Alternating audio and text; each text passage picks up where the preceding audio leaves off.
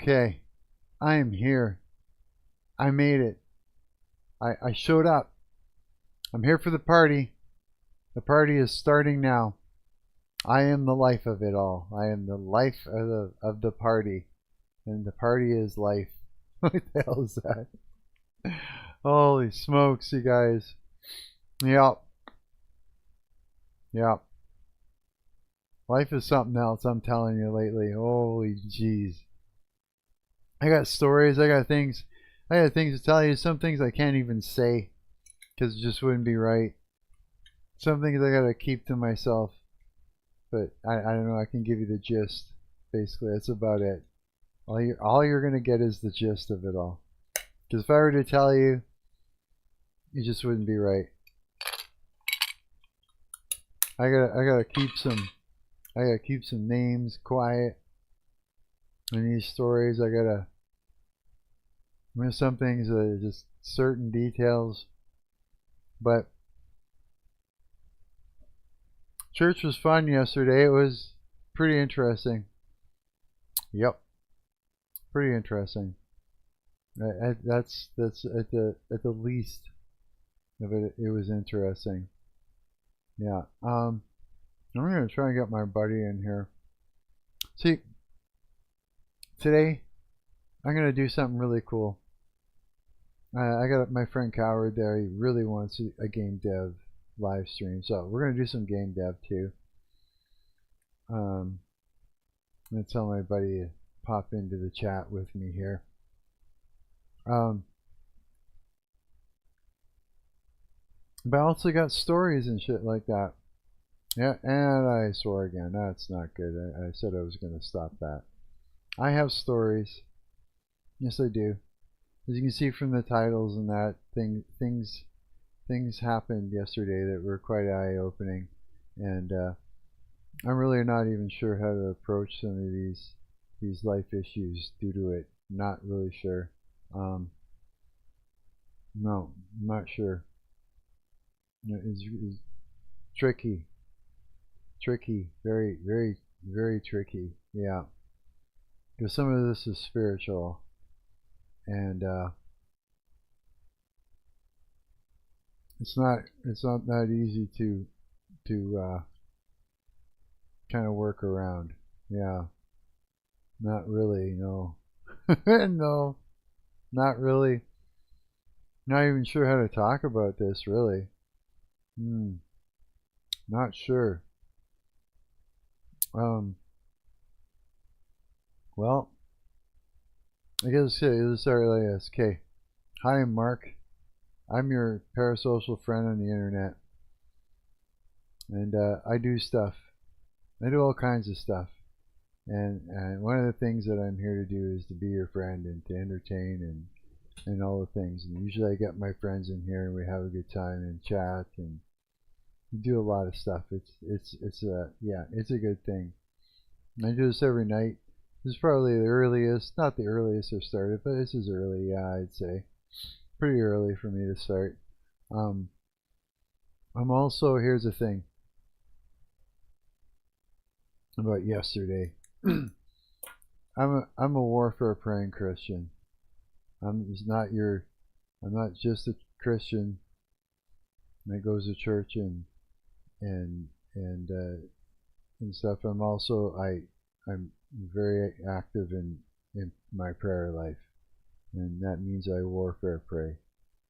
Yeah, because let's say this: we were spawned into a war zone. Yes, we were. This is why life seems so unfair and strange, and all the things, and you see all the evil going on and whatnot. And as you were spawned into a war zone, we were. And I've decided to pick up my cross and fight, right? And so that's what I do. And so now here's the thing. I found a new church, right? Got a pastor who I've actually had to go to and confirm with him the things that, I'm involved with, and that, like, just because I went to him and I said, look, I said, I feel like I'm going nuts. I try to talk to other Christians about this, about, about the spiritual realm and the dangers in it, and that we're in a war, and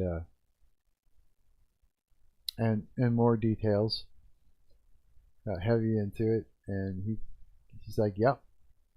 He goes, you're right. Yeah. It's been corroborated, like it's true. But when I talk to other Christians about this, they don't know. He explained to me it's just that not everybody's been in the face of malevolence as much as I have, right? Not everybody's familiar with it and had that run, and it's a good thing, he says. And not everybody is educated in the things that I'm talking about. And that goes for the Christians that go to church too. And so, but here's the thing that I noticed.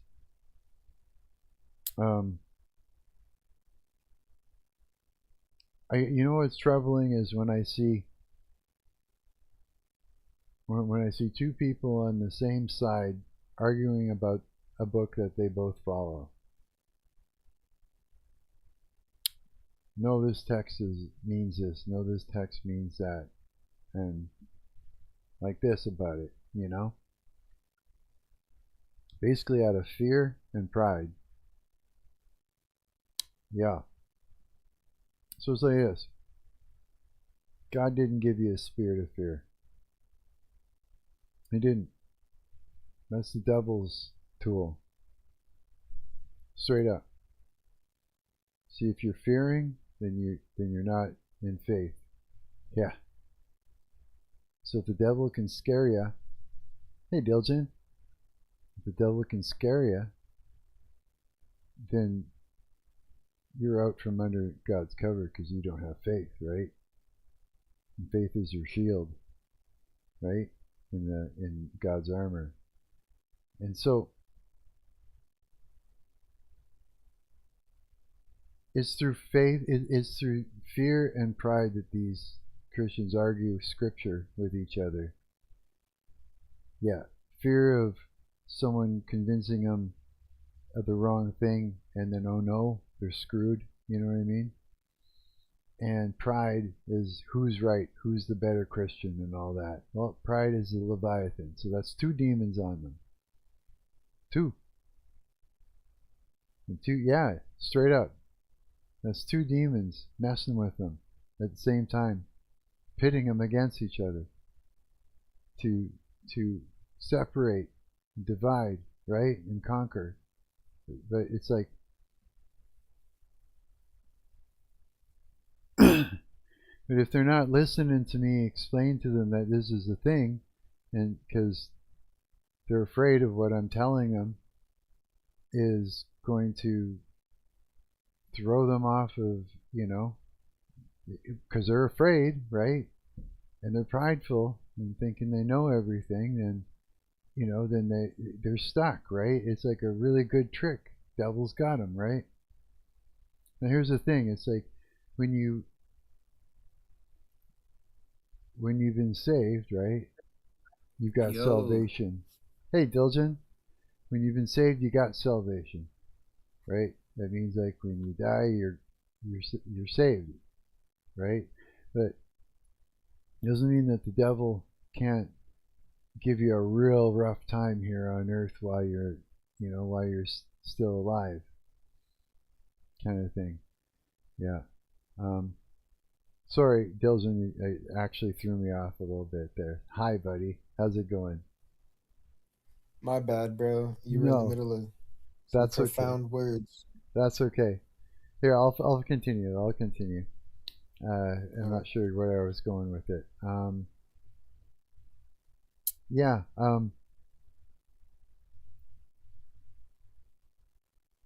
Yeah. So it is a thing, and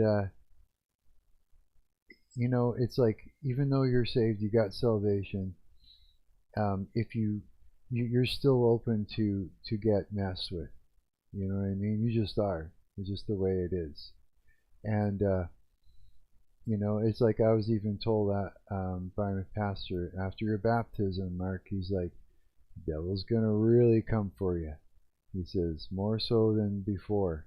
He says he's gonna be coming to you saying you're a hypocrite. Who do you think you are? And this, and that. Make you doubt. Doubt is another one of, you know, Satan's tools, right? So seeds of doubt in there. And it's true. You know, he wants to, even though you've got salvation, doesn't mean that you're not going to get attacked, right? And so it's important, you know. I think when it's like this, when a Christian knows the gospel, he's supposed to spread it, because if he doesn't let someone know, you know, their blood is on your hands. It doesn't mean go out and thump your Bible around all over the place, you know. Doesn't mean that. You're not supposed to force somebody into believing something either. It's like it doesn't work anyways, you know. Like if I were to force an idea into your mind, right, and it doesn't fit like a puzzle piece with what you got, then it can actually make you crazy if you tried to shove it in there and just jam it in, because we're mappers. We map is what humans do. We map our environment. We map the people around us. You know, we map everything, and we make a map of reality, a map of ourselves, and it's and it needs to be, when you add something new in there, you know, it has to go in there in a way where it's going to fit, or it's going to break everything. And if you break the whole thing, then you can lose your sanity. You can come off kilter, and, you know, it can really throw you off, right? It's a delicate process. And so when you try to throw something in there that doesn't quite fit, like with what you got already set up for, then it's the brain goes into anxiety and defensiveness and sort of like a protective state to keep your sanity. It's just the way it works, right? And so you can't force someone to just stick something in there. It's not good. It's not good to do. It's not good for the person or anything. Yeah, that's the truth. That's why going around and thumping your Bible around and saying you're gonna die if you don't do this and that or whatever is just, it's just, all it does is put the brain into a defense state in order to protect your sanity. It's just, yeah. I mean, it's true. But I mean, it doesn't mean that you shouldn't say something. You know, you kind of gotta let them know, and that's it. And you go from there, and you just be like, hey, this is what it is, and it's all good.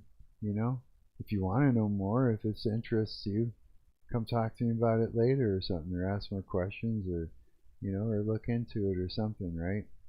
You got to respect that about a person's sanity. You have to respect their sanity.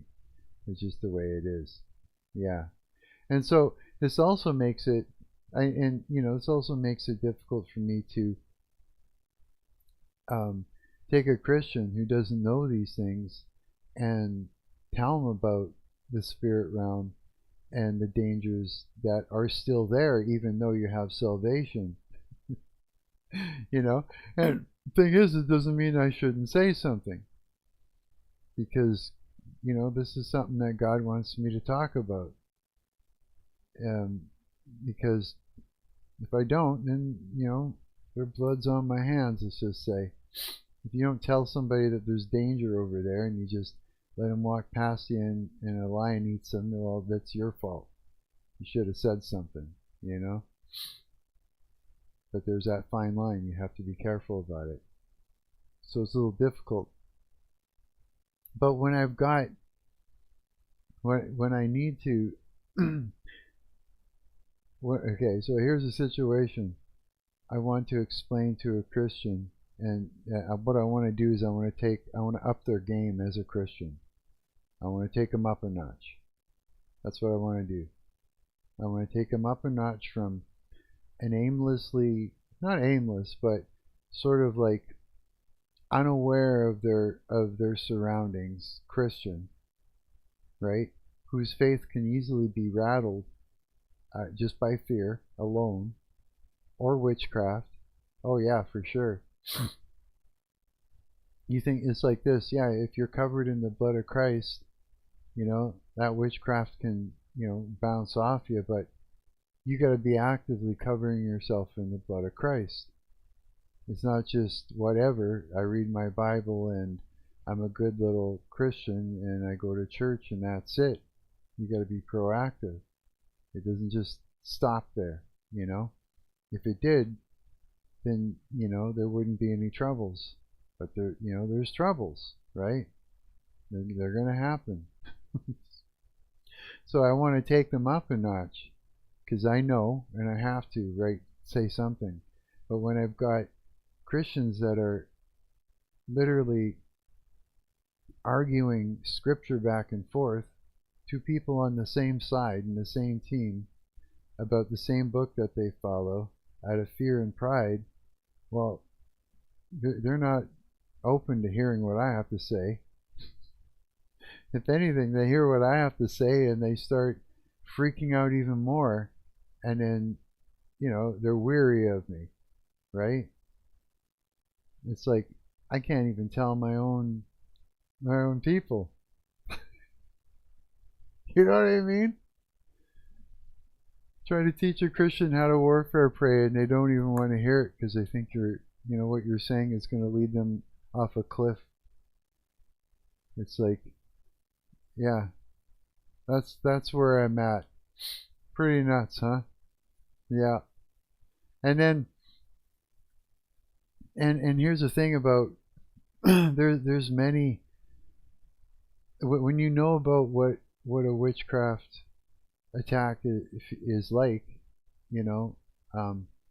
there's many types, and if you understand what to look for, and believe me, it's not hard to notice once you know what it is. It's like, it's happening, because it's just this, it's happening. You know what I mean? When it happens. And when you know when it's happening, you can pray against it, and then you got it. You're done. It's over for that. And then you pray against, you pray for the person that's doing it. Like you do a whole thing. Like I've got a whole warfare prayer video up that I put up there that Satan was not happy. He was big mad that I did that. Yeah, he completely destroyed my editing programs. So yeah, he thought, I'm not going to let this get out there. I snuck it past him. Yeah, and then I got it up on YouTube, which was hard. Yeah, it was hard to get up there, and then I had to use the YouTube editor in order to cut all the silence out of it, right? Because, yeah. But I mean, I got a whole warfare prayer video up there, what I do. I do when I wake up, right from when I wake up. I do it 6 times a day sometimes. Anytime I know something's off, I'm on it again. You know what I mean? It's very proactive about it, absolutely. But I mean, so when I notice something is happening, I pray against it. And boy, last night, there's somebody was pulling some shit. Yeah. And you'll know when someone's doing stuff on you too, because you'll see them in your dream. They'll attack you while you're sleeping, and stuff hits while you're asleep. Yeah. But thing is, it's like you wake up in the morning and you go at it right from there. As I'm waking up, my eyes are further open. I remember everything, right? That's something I asked for from Christ. That's one of the things I ask for. I ask for discernment every day, more discernment, more and more every time. I want to know more. I want to remember my dreams, because that's when I'm getting attacked the most. That's when they come for you. That's when you get called to the altar.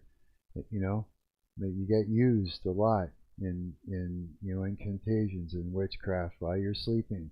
If you're unaware of it, or if you're smoking pot and you don't remember your dreams, then you don't know that this is happening to you, right? But one of the things that they do is they'll feed you as a way to to gain ownership of you. Let's just say, they'll get you to come in agreements with things, and that they'll manifest. The people that are actually doing the things will manifest in your dream. You'll see them. You'll see them chasing you and stuff like that too, right? But I seen a lot in my dream last night. I'm quite aware of who's doing what and what's going on, because I've seen them. Yeah, I've seen them in my dreams. So, and they fed me a lot. Oh, they fed me a lot of stuff. Ooh, I was eating so much food. Oh yeah, holy smokes. Yeah, so the first thing you do, oh yeah. What did you dream about? Oh, it was quite lengthy. Quite lengthy. So the first thing I did when I woke up is the first thing you do is you say, first thing you want to do is go, you want to submit to God first, so that you've got, and you repent for your sins again, right? Whatever sins you got left over, or anything that you might have missed out from the last time you repented, right? So I'd be like, I submit myself fully to you. Lord, I submit myself fully to you, and I repent for all my sins in the mighty name of Jesus Christ, Son of God. Amen. And then I go, and then here's the next thing I do is I say, I spiritually vomit everything that was fed to me in my dreams while I slept, in the mighty name of Jesus Christ of Nazareth. And it's like, and if you, now here's the thing. The next thing that happens is you'll start to yawn uncontrollably. And I know you're saying, okay, well, you're waking up in that. If you do it in the middle of the day, you remember to do it, and you're not tired, you'll start to yawn uncontrollably. It's a sign that it is working. Believe me, there is a spiritual war going on out there. There is things that you cannot see that are happening. This is only probably 5% of what is really there, is what you see every day in the, in the solid. That's probably about 5% of what's really going on. Okay? Now, you don't have to believe me. I don't expect you to, right? But I mean, this is a thing. And then you go and you run down the list, and I go through my whole warfare prayers from then on, from that point on. And then I've taken care of it. That means I've prayed against the witchcraft. I've, shut it down. I've canceled it. I've bound it. I've burned it. I've sent it, like everything. Every single thing. I lock it down. Lock down myself and my home, everything. Lock down till I'm done and I'm good. And then it's over. And everything that happened in that when I was sleeping there, it's done. Yeah, it's gone. But the thing is that if I didn't know this, just as a Christian, they would have got me. It would have caused havoc in my life. And even though I'd have salvation because I was saved and baptized again for a second time, right? Double dip. They would have caused havoc in my life, all leading all the way up to to the day I die. Yeah. And they could go out, they could get you in a million different ways, Witchcraft is no joke. When you do witchcraft, it's like you're working with demons. And the demons will do the thing you ask them to do, and then they'll come back for you after that, for payment. Yeah, and they'll do the same thing. I think a lot about that. That's an interesting concept. Oh yeah, and the thing is like, yeah, you can manifest things, right? But I mean, it's like, it's not for no money. Not money, but you'll take a hit for it.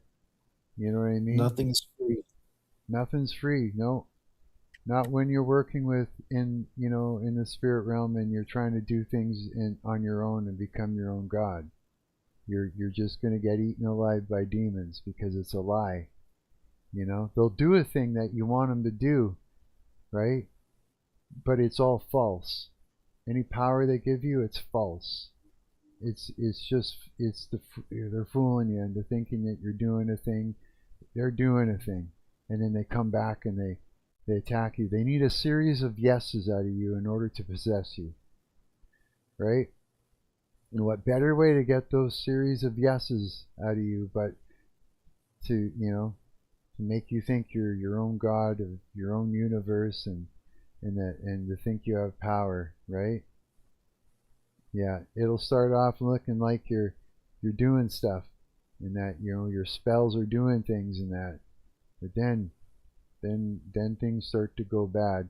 You see, it's like this. There's a whole court system in the spirit realm, right?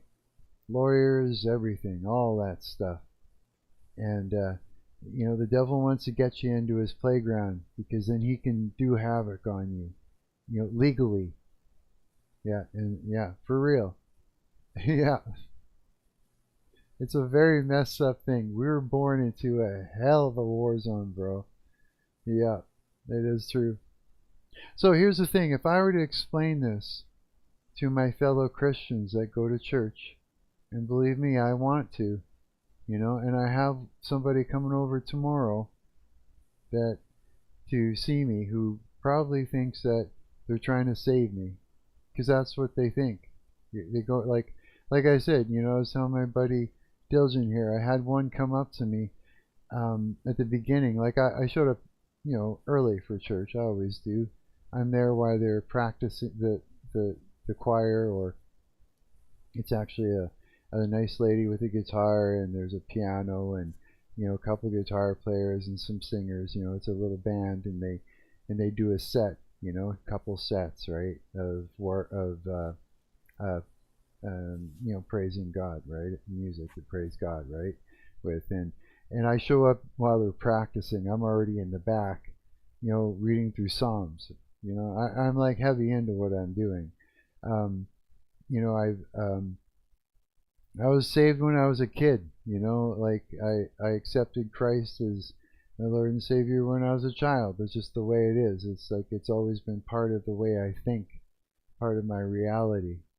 I've fallen out of He's allowed me to slip out from under His protection over and over and over and over and over and over and over and over again, so that I would know the enemy personally and intimately, so that I'd be able to see it when it's there in people, especially. And most recently, I've been asking for a boatload of discernment every day, so that I may know it better, And so like after being baptized and in that church, and I'm sitting there reading my Bible. I'm all saved up, I'm baptized. It's like I'm saved. I know the gospel, right? We're past that. You know what I mean? The gospel is something you bring to somebody who doesn't know anything about, doesn't know the gospel, and you tell them the gospel, which is basically, it's like, Jesus Christ of Nazareth, Son of God, was God that came down in the flesh to die a brutal death on the cross to pay a price for our sins, because He knew we were going to sin going on to the future. It's part of our nature too, and the sins right?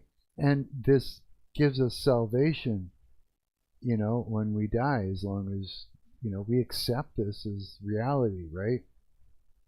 Yeah. And so, it's like we're past that. Obviously, but I had a Christian come in and in the church and hand me a pamphlet, and I looked at it and I'm like, this little book, and it says the gospel of Jesus Christ. Here I am with my Bible open. I'm nose deep in the Psalms, right? I'm praising God.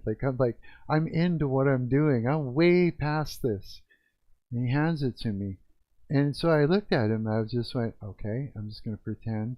And I said, thank you very much. I not pretend, but I mean, I'm just going to let that go over my head, so that way, because I know what He's asking for, right? Is an engagement. to engage. So I said, so pretended that he wasn't trying to create a problem, and I said, "Thank you very much. I'm going to cherish this and keep this." And he goes, "Read it," and he walks off, and I'm just like, Pharisees demon. Yeah, because that's what they do. They play a game. They play games, right? The Pharisees demon is there to make you think that you're, what they do is they play a game where it's like, I'm a better Christian than you. I know the Bible better than you. I am all this, and you are not that, and you're not saved, and you think you are, but you know what I mean? It's like he's trying to start me over from the beginning, but in the way he sees it, not the way I see it, you know? So I'm like, right there, I'm like, oh, okay. So there's one. I'm like, how do I deal with that? And I'm like, well, I don't know. I don't know. I don't know. Pray for him. That's about it. Because it's like, that's all you can do, really. You don't want to give them what they want, which is, a battle, a fight. They want you to engage so that they can launch their attack, right? And just know that's what it is. I think that's the best you can do is afterwards, when you're at home, you pray that God loosens the grip that it has on him. Plus, there's pride working there, so then we got the Leviathan, right? Those two right there. Is he afraid of going to hell if he hasn't got it right? I don't know. When pride is speaking loud enough to the point where you got a Pharisee's demon on you, working through you, maybe not. Maybe there is no fear. Maybe it's all pride, right? Not really sure. But again, it's like it's not up to me to. There's no sitting down and coming into contact with that and starting up a thing, right? Yeah, there isn't. But I am going to do my best to speak to who I can and try to give them a little bit of a insight, into what I know, and if it's not right for that person, that they can't fit it into, the reality, then that's not for them to hear, I guess. But I have to at least pass it on, do as many as I can, right? And I think that's basically it. Yeah, that's basically it. But that's just the way it goes. Yeah, that's just the way it goes. Yeah. So there you go. There's my story without naming any names, and without doing any real gossip. It's more like I'm explaining this so that anybody else that goes through this kind of thing doesn't feel alone on it. If they come across this video, they're like, they get it, and they're hearing somebody else talk about it, and that's good, because you need someone to corroborate these things. And it makes it a little easier, which is why I'm here, and why I'm taking the time to talk about this, and yeah, that's basically it. That's basically it. Yeah, because I know that what it's like to be alone on that. You know what I mean? It's not so good. It's just not at all. Yeah. So yeah. So I mean, today though, we're gonna do some fun stuff. We're gonna be doing this for a bunch of hours. We're gonna be doing some things and that. And I got my buddy Diljen on here, and on my website, my Yes, sir. cool website that Diljen has built. Yeah. W Christian, W story, and W mission. Thank you You know, very I'm not much. I'm not necessarily I wouldn't say I'm Christian, but if I did identify with the traditional religion, I would be Christian. But I just love that you're out here trying to press that message. Oh, thanks, buddy. Thank you very much. Yeah, I hope it works for some people. You know what I mean? I do, yeah. And yeah, man. I'm not going to be that kind of person that's going around, you gotta this and that and stuff, because it's just not the way you you do that kind of thing. You know what I mean? Right. Yeah. It doesn't, like, again, you gotta respect the person's sanity. You know what I mean? You have to, or else they're, because here's the thing: if you try to pound it in there, you know, and that it's not only can you make someone lose, go insane or whatever, but it's not gonna. You're just not helping them. The message will not fit, you know. But the thing is if you've heard it, um, now you've heard it, and as you go through life, experiencing life, in that you have that piece of information, and you can refer back to it or see if it fits somewhere, or something might jump out at you in life and go, wait a minute, that actually fits into this information I picked up earlier, and that's how it works its way in if it fits, right? It's like that's kind of the best way. Honest, I think that's the only way. Yeah, it has to. If it's gonna work with a person, it's gonna be over a period of time that it will make sense, you know. And if it doesn't, you can't shame somebody into anything. You shouldn't shame anybody. Here's the thing. This is what I was explaining. Here's another thing too I noticed is um okay. So we're living in the age of exposing individuals for attention online, and we make everyone the judge and jury of a person's fate, right? Like, look, we all make mistakes. We're constantly all sinning and screwing up all the time. We all are, right? That's just the way it is. Um, Not only is it not right for anybody to judge someone, like Christians aren't allowed to pass judgment on people. They're not. A Christian isn't allowed to go to pass judgment on anybody. That's not. They're not allowed to do that. God does that. God is the one that judges people. That's for real, right? If a Christian is doing it, they're not in the right, and possibly they're being influenced by a Pharisee's demon when they're doing that, or they just don't know any better, right? But usually that's what it is. If they don't know any better, it could be out of fear, because they think that if they don't say something, they're going to go to hell themselves. The blood is on your hands kind of thing. But again, that's another demon on them.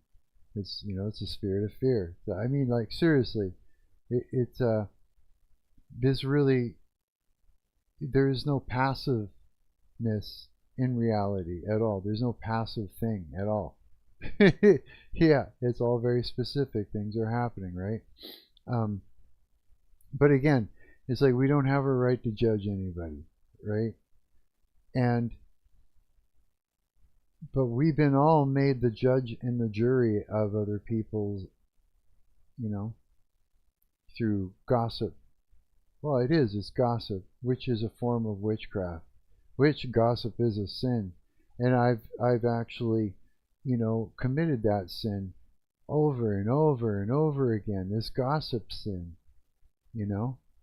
I've made the mistake by thinking that the right thing to do when I notice that the Leviathan is on a person in my friend group and has noticed that I see it and is already starting in on me, and that it is about to go around and gaslight the group and turn the group against me.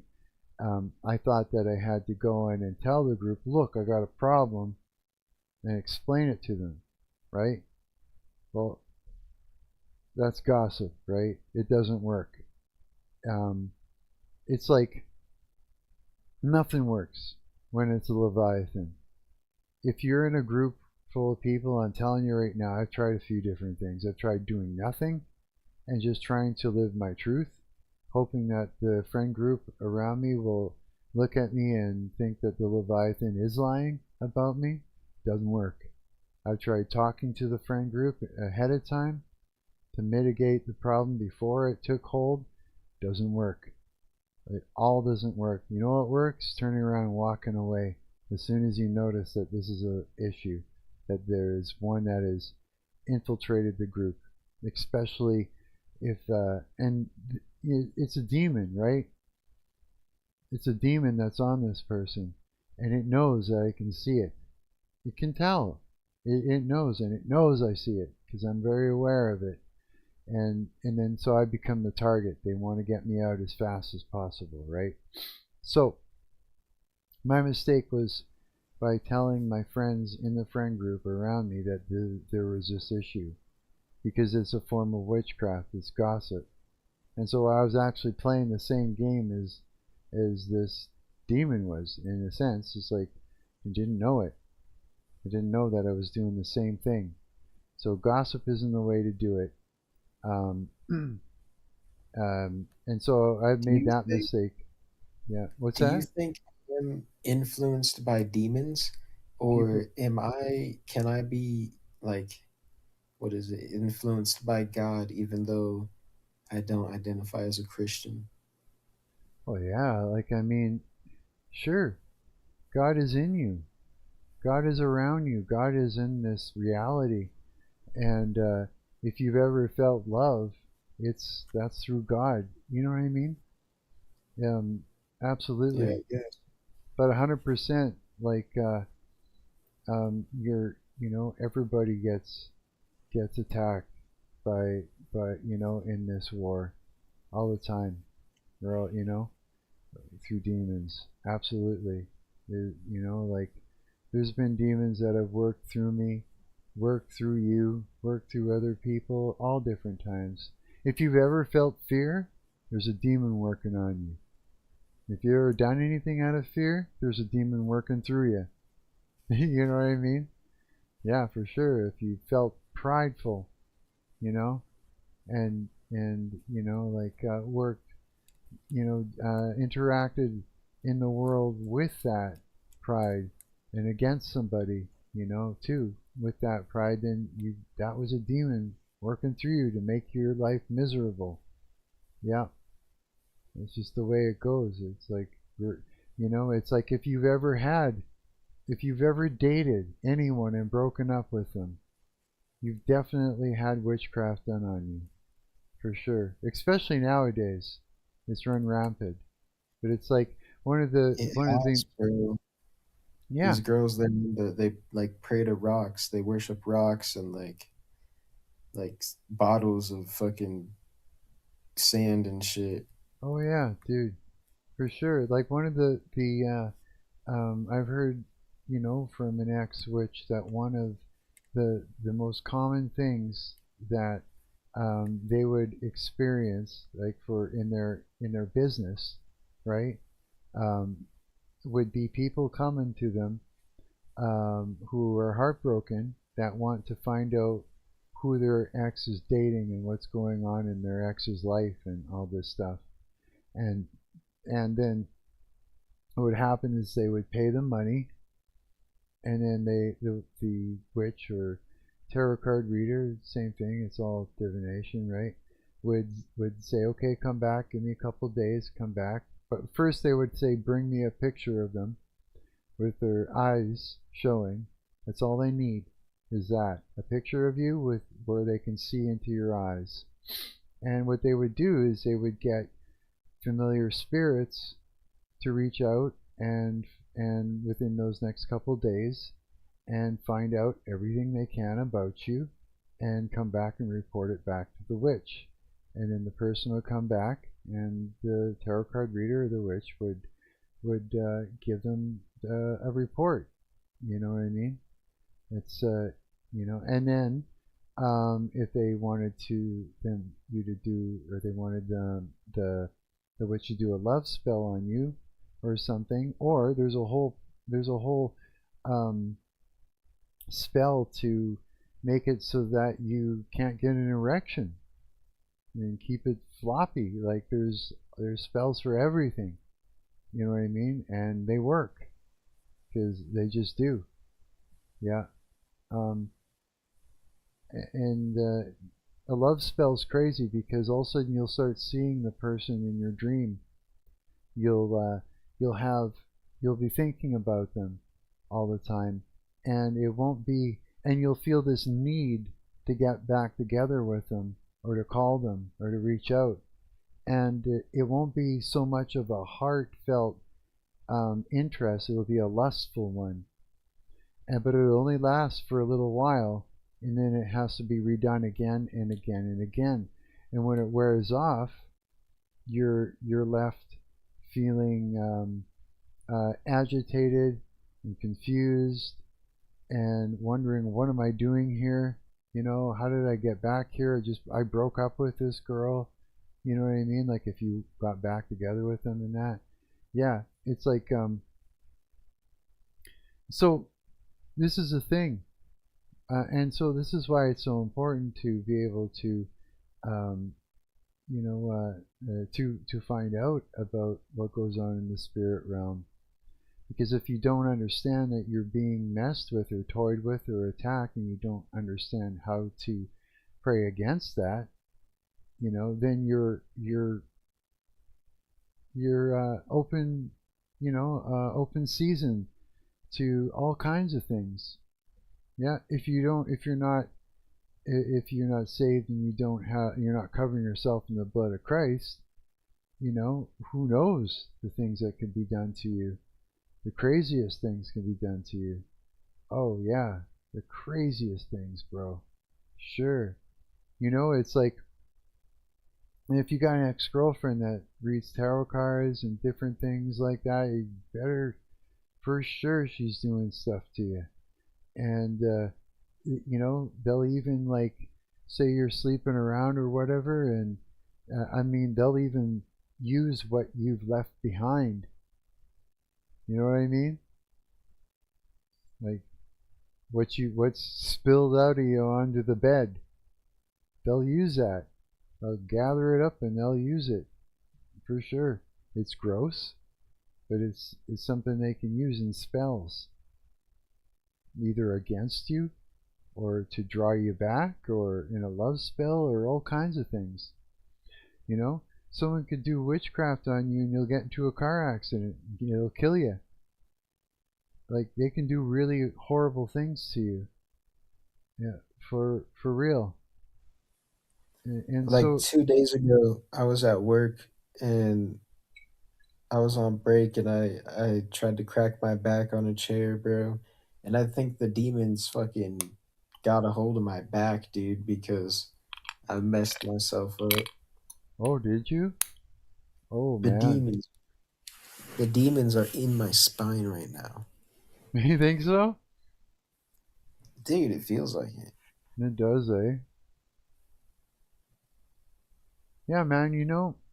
Think of it this way: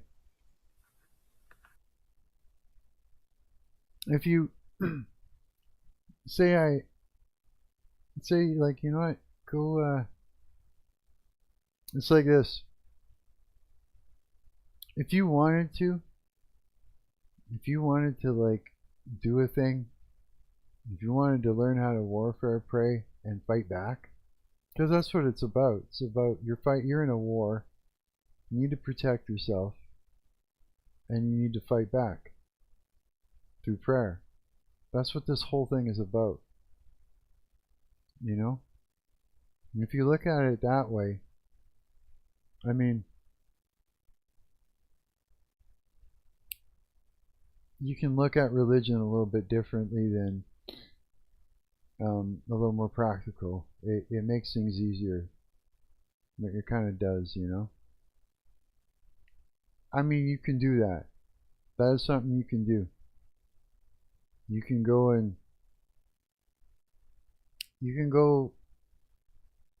to a Christian church, ask to have, for the pastor to explain the gospel to you, and you can accept it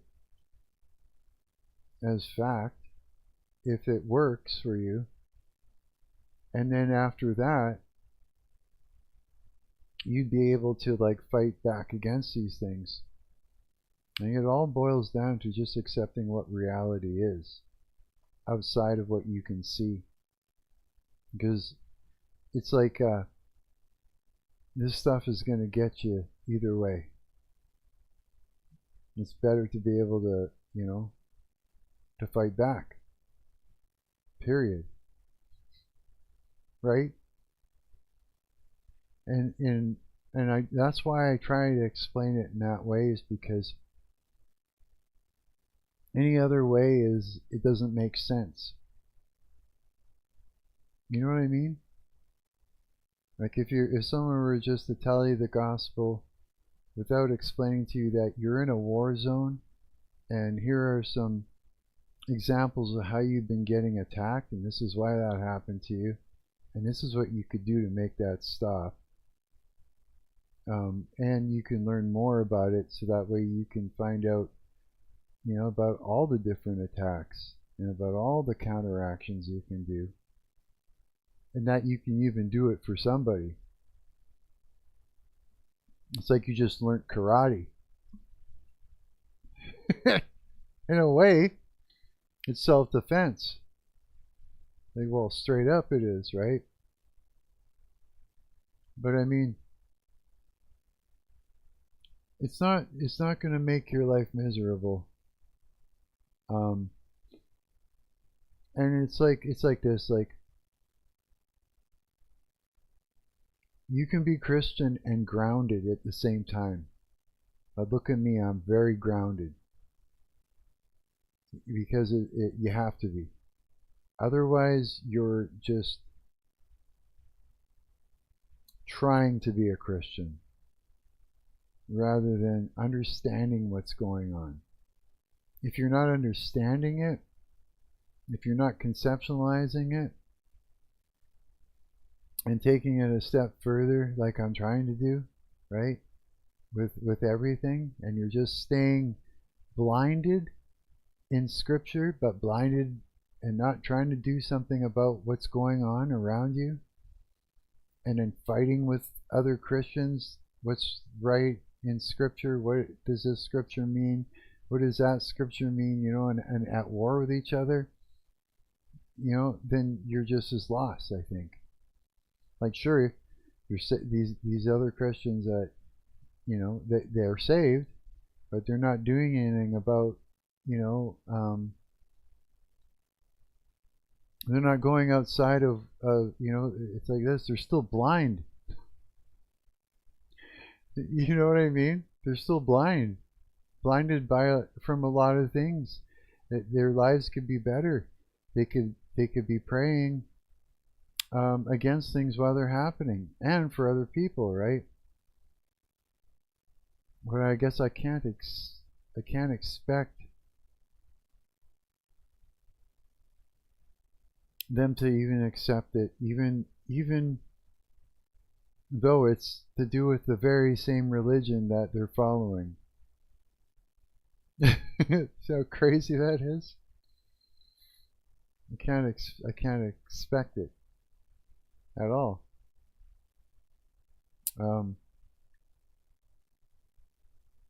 It's a thing, isn't it?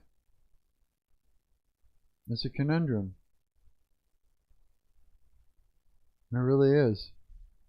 What are you going to do about it, right? What are you supposed to do about it? I don't know. I'm hoping God will make that clear to me. I really hope so. Because I'll be trying to talk to somebody tomorrow. One of the people from my church, and it's coming over tomorrow, and I'm gonna try. And this is gonna be my first real attempt. I don't know how well that's going to go. Yeah, I really don't. What are you doing? Hey, What are you doing? I'm going to be talking to one of the Christians from my church about Oh, the stuff we're talking about here. Yeah, give him an upgrade, I guess. But I don't know how he's. I don't know if he's going to be able to handle it. I think he's going to shut down. Um, and if it's and here's the thing is like there's still demons that even though he's saved, it's like there's still demons that attack Christians. They do. Um, my pastor wouldn't tell me that the devil would come for me and do some spiritual warfare on me after being baptized, even harder than before. You know, if that wasn't true. You know what I mean? You may not lose your salvation, but you're going to get attacked. Oh, yeah. You're going to get attacked. The devil hates us. And he hates Christians just as much. Maybe even more. Who knows? Yeah. And so that means that not only have I got a Christian coming in here. Oh. I just thought of something. Okay, so I got a Christian coming here. And for sure he's got a demon of fear on him. For sure. Oh, here, this is what I was going to say. Remember I was talking about gossip earlier, right? Anytime we're watching these videos that, the ones that I would say, hey, let's do a sanity check on the internet, and we're watching somebody show somebody at their worst, or somebody, you know, exposing somebody for their sins and mistakes, and then everybody judges and they condemn or they whatever it is, but it's like the world is being called to be judge and jury for these people, even though the very people that are doing the judging and the being in the jury are committing sins themselves. You know, and even you know what I mean, it's like they're still doing it, right? And I when I was around a couple of my fellow Christians yesterday, they were actually bringing up some something that was going on in the world, and that there was a scandal and all the things and stuff like that. And it's like that's what I mean. These are Christians that are, you know, they're making the same mistake as I was, right? Which is committing the sin of gossip, right? And being, you know, being in the jury, right? What I said was, I said, I basically brought this whole thing to attention without calling them out for a sin. I just said, you know, with this whole call out culture and exposing people culture or whatever, you know, I said, this is the thing that, you know, we're all being called to be jury and judge and stuff like that by watching these and everything. And I said I actually don't appreciate being, you know, presented it by the internet and being called to do jury duty and to be a judge. And I said it is not for us to judge anyone. That's for God. And the one who had the Pharisees demon was trying to right away wanted to intervene and say, well, actually no, you know, because and that also told me, and he shut up, but it also told me Pharisees right there, because that's also what the Pharisees demon does, is they judge, right? They'll judge you. and because that's part of making you feel that you're not good enough for God and stuff like that. But I mean, it's corrupted everybody. This whole exposing people thing. Um, we're all sort of corrupt. We're getting tricked. You know what I mean? Wake up, Neo. Exactly, Pharaoh. Pharaoh's here. Yes. Pharaoh's my profound chatter. Yeah. I appreciate. Pharaoh is my schizophrenic alter ego. I knew it was you. I knew it was you. Hey, you're Yeah. not supposed to say anything. What do you weren't s- mean I about don't Pharaoh? know. Yeah, it's not you. It's Pharaoh. Right, Diljen? You're just screwing around. That's not you. Right? It's a glitch. That was a glitch in the matrix, bro. That was a glitch in the Matrix. Yes, it was. Yeah. Yeah. Yeah, you see how complicated this gets, though? It's super complicated. Yeah, like I said, there's a whole court system. There's all these rules and stuff like that. There's all these little things. Yeah. And so I haven't done a look, the internet is going crazy thing recently. I think because I don't want to be part of the gossip, culture. But that doesn't mean that there aren't some things that we should look at as far as, getting an idea as to some of the spiritual activity going on in that, you know what I mean? If we do look at things, I have to say, look, we're going to have to look at things that aren't gossipy, I think, you know what I mean? I think we're going to have to, yeah. And that's going to be difficult because that means I have to, like, sort of look at stuff and curate it and figure out what the heck we're looking at. I don't know if there is anything there that's not based around gossip. Well, you can add like a little notice in the fan videos tab for people to just say like try not to post things that are like, gossipy. Yeah, you say no. Oh yeah, it'd be like, Speaking of that, I put a it's an hour long video, bro. I don't know if you want to watch it this stream or if you want to watch mm, it off stream or what, but it's a really good like introduction tutorial to Minecraft. oh really? Oh cool, dude. Yeah, because we're gonna have to do some of that too. Yeah, soon again. Yeah, It's a great absolutely, background game. Once you get your footing and you know how to play it, it's very chill. You just like you could farm, you could do whatever. It's life simulator. dude. That's cool. Yeah, you know what we'll do is we'll put a note in here that says, um, like, no no videos that expose people or gossip or you know oh you know what I'm saying, eh? Like, I'll have to figure out how to actually present it exactly, but yeah, Just we'll tell put if you tell Lovable like to give them like a notice to avoid posting videos that would be non-Christian or promote gossip, it'll kind of find a way to word that for you. yeah, okay, yeah, we can do that.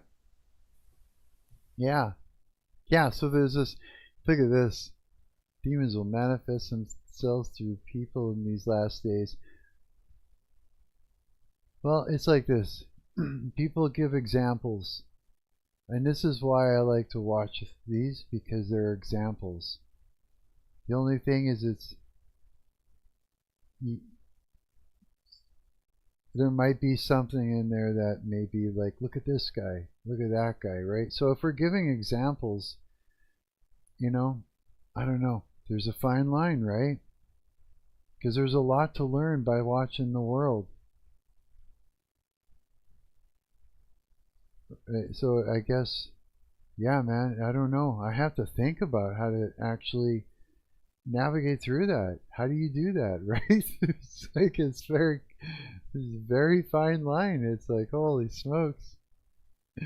Yeah, yeah, we'll come back to that for sure. Um, yeah, it seems like everything is so gossip based now, though. Everything is. Well, or at least, geez, even the news. Back in the day, the news, just the news on TV itself. It's like it all is gossip. Did you know this about them? Did you find out this about what? You know, he who speaks does not know, and he who knows does not speak. Oh, that works with it. He who knows does not speak. This is how you said it, eh? Holy smokes! I guess that one. Yes, I did. I need to make myself some coffee.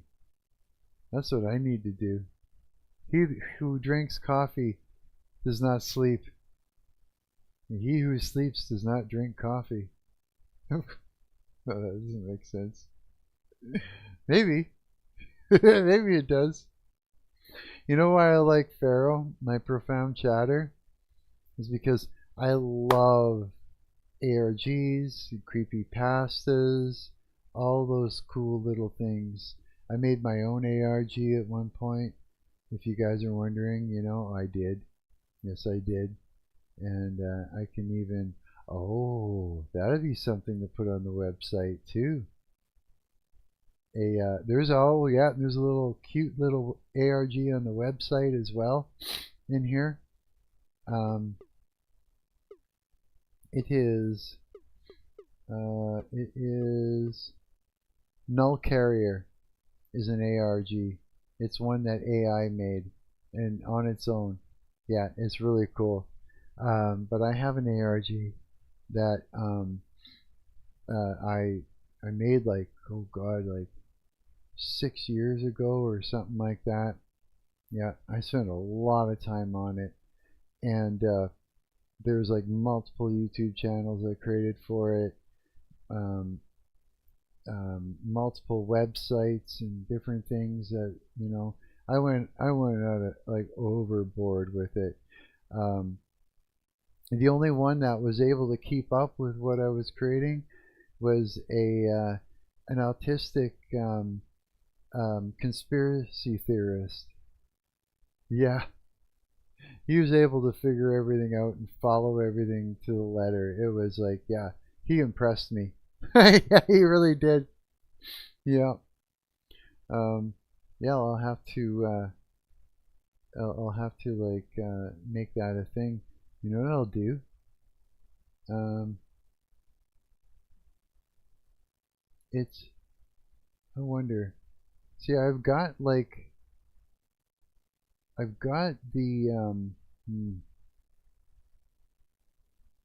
okay, so I've got a Reddit here. Let's find it. If you go over to here, and we go over to, I'm gonna go over to Reddit. I've got a Reddit thing here, and not too many people have. I'm the only one that's posted on it so far. I wonder if I've got it on here. No, but I've got it. I've got it on my profile itself.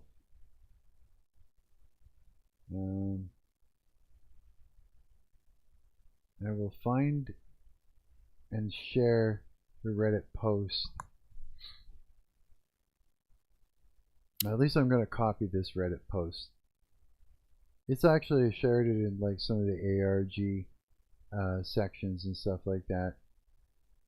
Those crazy Reddit moderators, they're constantly banning me. Oh man, I've been banned from almost every Reddit subreddit that I've joined. Like almost every single one of them. It's just been madness, bro. Like big time. Let's see here. What have I got? See if I can find it. I got a ton of stuff on my Reddit, dude. I went to town. But yeah, I really appreciate the ARG stuff. So when my profound chatter Pharaoh comes in here, it's always a lot of fun. Okay, let's see here. Can I share this? Save, pin, hide. Wait, there's got to be a way to share it. Oh yeah, share. Copy link. Of course, I'm going to share it to here. And post that. I'm going to take that and let's go. Where are we going to put it? I'm going to share it in the chat. Of course. Paste. Marc's ARG. There we go. So it's in the chat. And let's see here. I'm going to put it. I'm going to actually go here. I'm going to go to my socials. I'm going to pop it in the feed here. And then maybe what I can do is, I wonder, can I post videos in here like yet? In the social feed? No, I was actually trying to do that today. We haven't added that feature yet. No? That'd be cool. That'd be amazing. I almost need a picture here. Oh, I know what to do. Go like this. Let's see here. If I click on this, and then I'll go like I go like this. We'll do like a print screen. I'll grab the selection and make this, make it look cool.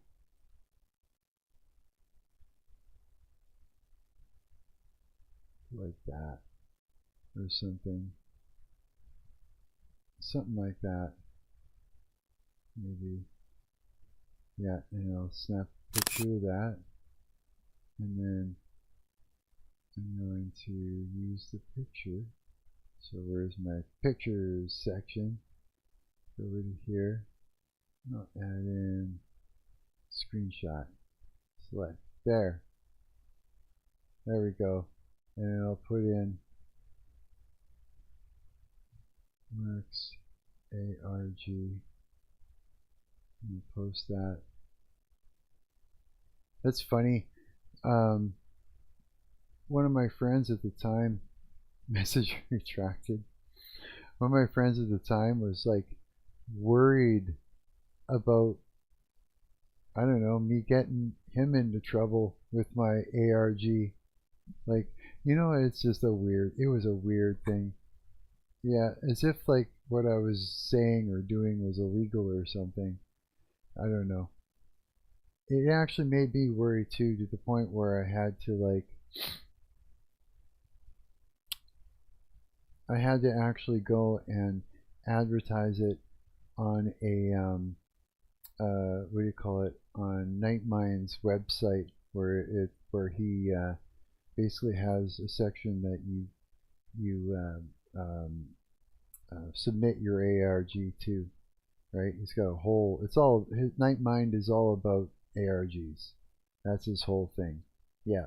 So I went and posted mine on there because I was worried that, someone might reframe some of the things I had online to use against me to make it look, or like I was crazy or something like that, right? And then I'd be able to point at the ARG that was already, being advertised, saying, well, no. I mean, it's right there, you know what I mean? Kind of thing, yeah. But it's pretty rangy. There's a lot of stuff going on in it that is pretty heavy duty. Your world is not the first layer. It is a layer, though. Yeah. Which one is the first layer, Pharaoh? They built the cradle to keep you sleeping.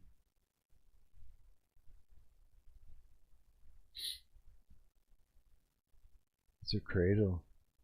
I like that. That's interesting. I don't know if you guys can see that. Hang on.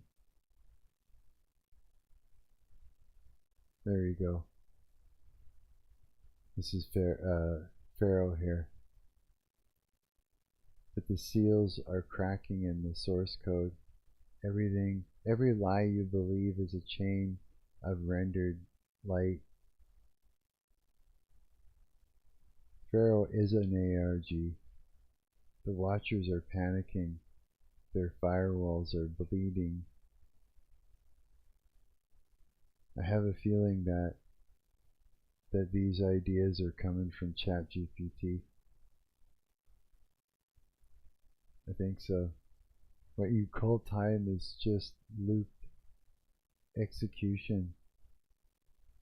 This should be a feature on the website. You want to build this into the website? Yeah, I do. A knock knock Neil one. The Matrix experience. Maybe it's like a game. Like, what was Neo doing when his whole screen went black and he was like working, and then he fell asleep at his desk, and he woke up to his screen fucking talking to him. Okay. So, what would be a good way? Just have the It would whole. be interesting to do like an animated pixel art room with like someone sitting there sleeping at the thing, and then the words just like type on the screen. Or, while you're on the website, well, I don't know, it might be kind of jarring, but while just randomly, every once in a while, this can happen where you're on the website and all of a sudden everything just, the website goes black, and up in the top left hand corner, the whole thing starts. That's a great idea, actually. So that way you get the full experience of it going haywire like that.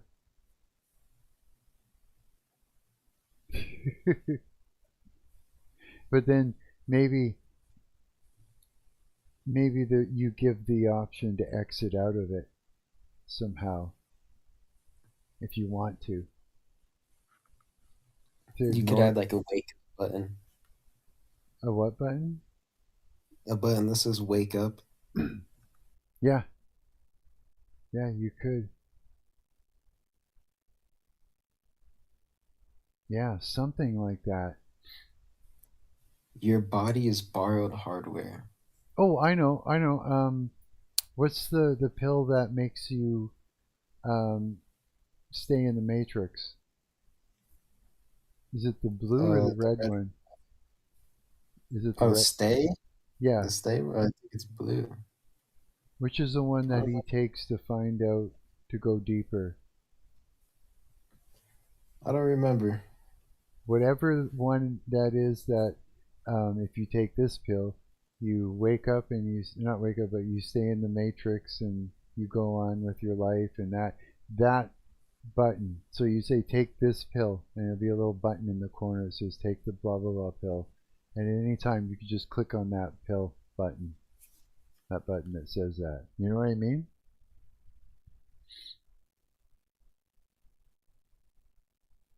That Yeah, way, that's a good idea. yeah. And then it's right back to where you had left off. So almost like it would almost have to be like an overlay that takes over top of it, so that way it keeps your place when you come back to it. That's exactly what the pill does. I just looked it up. It's the blue pill that represents the easy way out. And if taken, the subject's memory is erased and they believe whatever they want to believe. Right. Exactly. That would be sick, hey? I think that's a great idea. He sees every idle thought you tried to delete. Whoa, I missed stuff. What you call time is just looped execution. The lamb is walking through the data. He sees every idle thought you tried to delete. Your body is borrowed hardware. That's sick. Borrowed hardware. I love it. Heck yeah. My face looks shiny. That's not good. There we go. Kind of.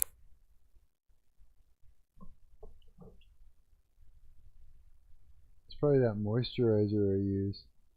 They say it's not greasy, but it kind of looks like it is. A little bit.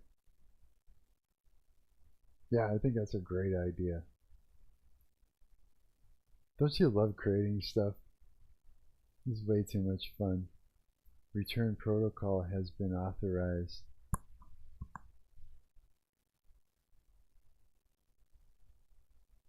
Right. I love that. Is it again? Wake up, Neo.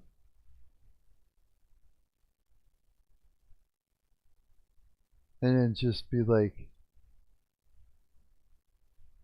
and instead of Neo, use the person's name that has an account on the website.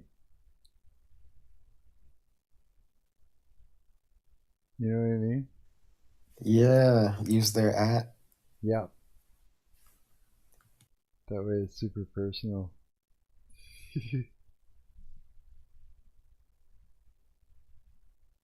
I think that's cool.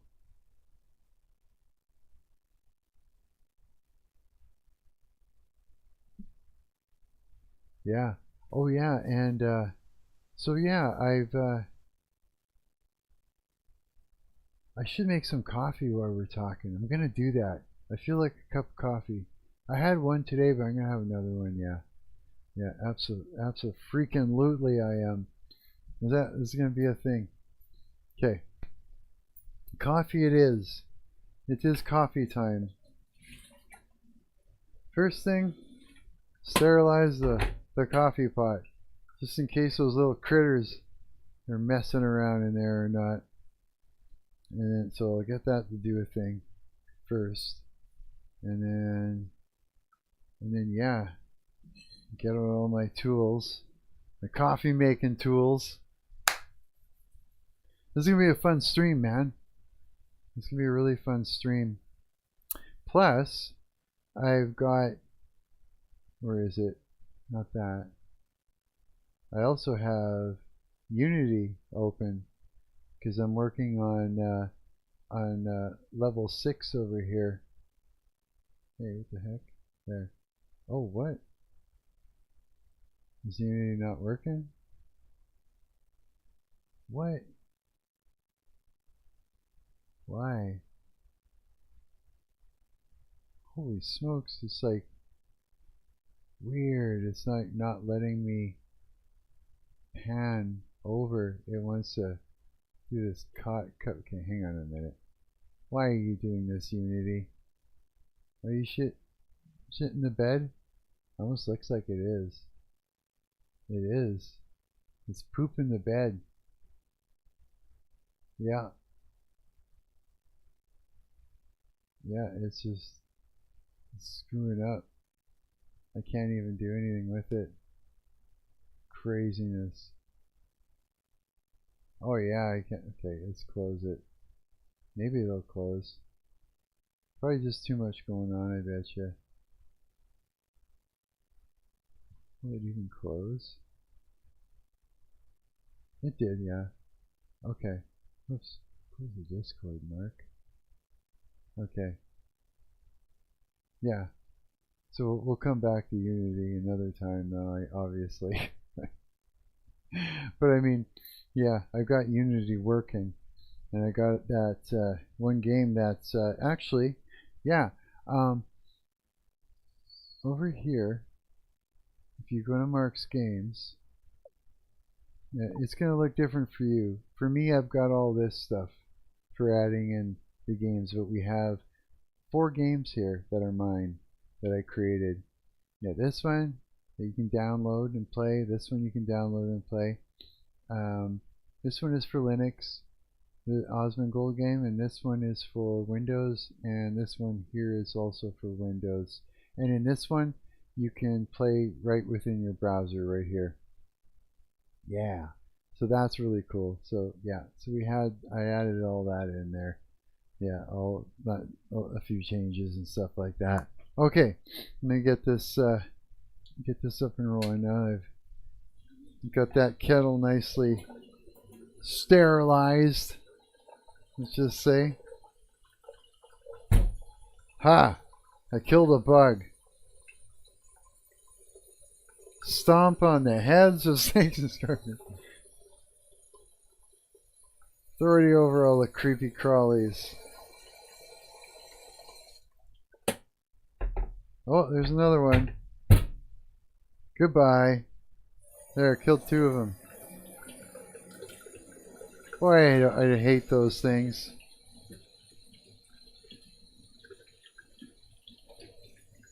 Yeah, it's like, get out of here. Can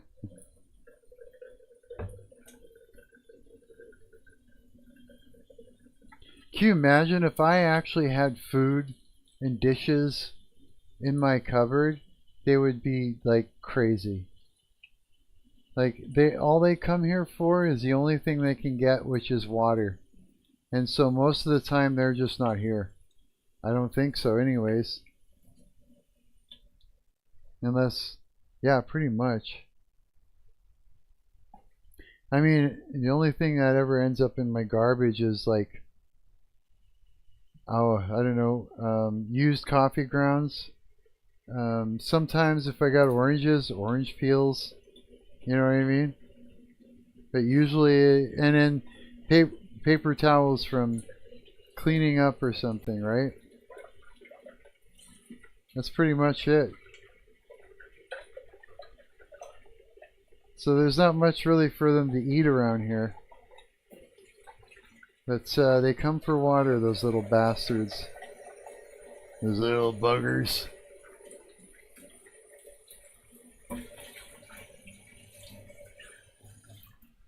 I have a hate on for them. If it weren't the fact that there was cockroaches in this place, I would have a normal kitchen. I would like be cooking meals. Yeah, that meal I had yesterday for lunch, it was like spaghetti and stuff. It was the first cooked meal I had in months. Yeah, first one ever in months. I mean, yeah, I cook like oatmeal, but Is that what you've been surviving off of? Is oatmeal? Oatmeal, eggs, sardines, vegetables, sometimes beans like chickpeas, you know, and stuff like that. So it's like I eat pretty healthy, pretty much. That's a solid diet. That's good. Yeah, it's a decent diet. It's all good stuff. And then, you know, I'll get like a snack, and not every day, but sometimes every day. You know. And for a snack, it's like very rarely I'll get some chocolate, right? And but mostly I'll get something that has a lot of salt in it. Like I used to buy bags of Doritos. Remember that? Now and then I stopped, and now I buy these small bags of Hawkins cheesies because I like them. They're really crunchy and they got a lot of salt. I like salt. I do. The only thing about salt is it makes you retain water. And so, yeah. And so I'll see it on me, and then I'll stay away from salt, and within a couple days, I'm like, right, it's like I won't see it on me. Because it's like just been water retention. But it'll trick me into thinking, oh no, am I getting fat? No, just too much salt, Mark. Too much salt and a bunch of water. Yeah. But yeah, that's kind of my diet is. I'm like, I'm like, what do you call it? Uh, I live like I'm living in a dorm, like a dorm student. You know what I mean? I cook with a kettle, and I keep everything in a fridge, except my fridge isn't a small mini fridge. It's like a full size fridge, so that's better. You know, could be worse, right? Kind of thing. Hmm.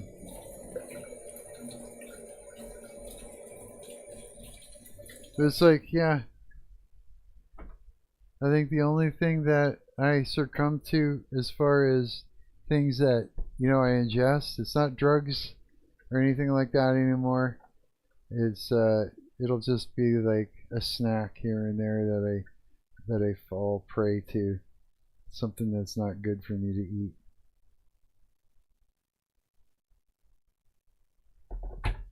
Before that it was weed and cigarettes. Boy,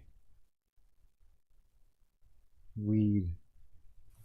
I used to love that. PCP. That's what you're PCP missing weed. out on. Yeah, the PCP weed. Remember that? Dog dust pills. That's real. I actually work there. But where does it actually the it's not dogs. What is it that you do exactly? Bro, it is. It's called dog dust. And it, it's like a supplement.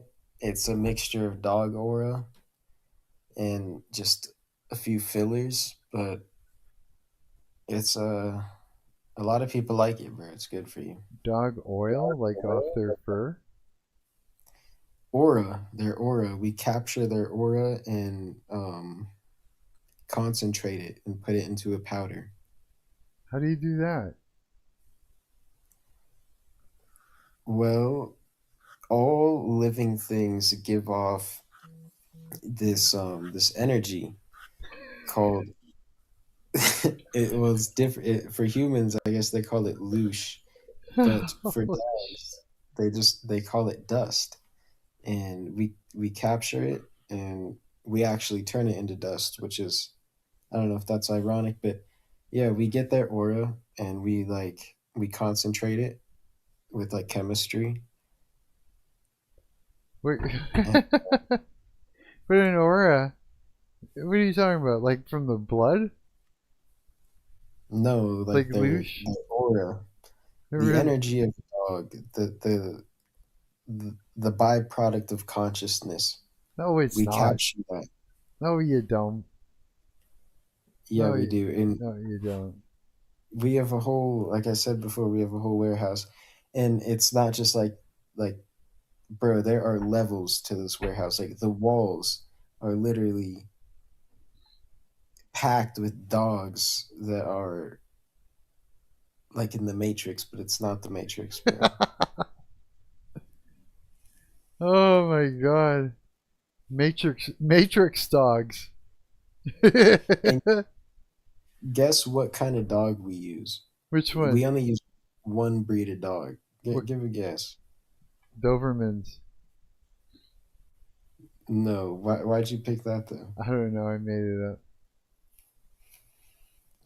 We You, use border collies. border collies? Why?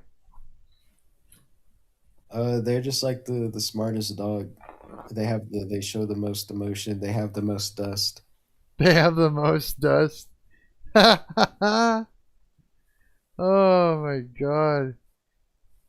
That's crazy. What That is, about you, bro? What did you do for work before you were a rock star and a streamer?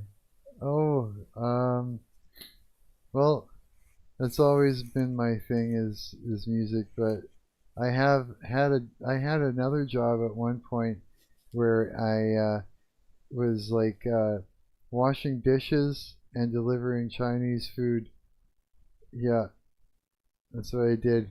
I delivered Chinese food and in a car and almost killed myself a bunch of times in the winter doing it. And yeah, and I'd wash dishes in between orders and get yelled at by a Chinese man that spoke broken English, and he was angry that I didn't understand him. So he'd yell. Yeah, it was crazy. Yeah, it was nuts. And everybody there that was, I guess, Chinese, and they thought it was funny. They all kind of had their own little clique there, and they whisper to each other, make jokes about me, and it was like I was just like, yeah, I was this white guy working at a Chinese food restaurant full of racial, discriminating people. Yeah, it was pretty bad, and so yeah, I didn't work there for a super long time though, but it was stupid. I worked too hard for what they paid me. They The paid me. Asians were mean to you. Hey, The Asians were being mean. oh, they were just. It was they were. It was just like, yeah, it was just a very racist situation. You know? Yeah, it was terrible. Yeah, it was a terrible thing. It was stupid. Yeah, it's no fun working in a place where they don't like you because you don't speak their language and you're, of a different racial, you know, you're a different race than they are. It's kind of like, okay, well, what the hell, man? It's like, I didn't do anything wrong. I'm sitting here trying to understand what you're saying, trying to do the job, right, that you're paying me for. And it's like, you know, getting in shit just for trying to work. Yeah, pretty much. Yeah, it was stupid. But yeah. Oh, if you ever want, bro, we have a warehouse in Riverdale, and it's not dogs. It's horse aura. Horse But or yeah, bro, you could work at the horse aura factory if you want. the horse aura. Horse auras. It's just a bunch of assholes in there sucking horse cock for aura. Yuck. No, there's no cock involved. We removed the cock. You remove the cock. You ever Yeah, see? the Jewish people, they like to buy it. They buy all of the cocks that we supply, dogs, horse. They buy all the cocks. Oh, that's funny. Yeah. Just cock buying cocks. That's great. You cock buyer. Not me. Don't call me that. No, not you. You're a cock buyer. That's funny. I'm a cock seller. We sell the cocks. You sell the cocks, dude. Have you ever seen? Oh, you have actually. Um, that guy, the guy that eats the bones there on he's a food blogger on Instagram. That Yes, showing us that. That's fucked up. That's insane, eh? Well, he eats. It's like he. I don't know what kind of animal cock it is, but he cooks, fries up these big old cocks and eats them, and it's just like, yeah. I'm like, what animal is that from? Where are you getting this huge pecker and cooking that up and eating it from? So the guy eats like the craziest stuff. He'll eat like a full goat head, or like a full on a leg with a hoof on it. Like, yeah, he's a very interesting eater, I'd say. Maybe that's just normal out there, wherever he is. I think so. I think it's just part of their regular cuisine, you know. But I mean, Yeah, but I used to date this girl. She had a cleft palate, and dude, a cleft I mean, palate, yeah, she wasn't eating bones, but just the way she would consume items was like just crazy. really? Yeah, have you ever Seen a cleft palate? Yeah. Isn't that where... Oh, not a cleft palate. What's a cleft palate look like? You'll have to look it up. Oh, yeah. We got the internet. We can actually do that. That's right. Okay, hang on. Okay, hang on. I'm just, just rinsing off my cool little coffee filter that I use. Yeah, bro. I've showed you the way I make coffee, eh? I think Yeah. I've showed that on stream a bunch of times. Yeah, it's my dorm room way to do it. The dorm room. Yeah, like my Christian friend that's coming over tomorrow. Because he called me, hey, we get together. I'm like, sure, buddy, absolutely, And I told him, I said, yeah, you can come over. I said, let you know, I'm like super bachelor here, though. I mean, I don't even have a couch, bro. I'm like, I got a bed. The place is loaded up with music equipment, a workbench, one chair, and a stool that you could probably sit on this stool. I told him, you could do that. And he's like, yeah, okay.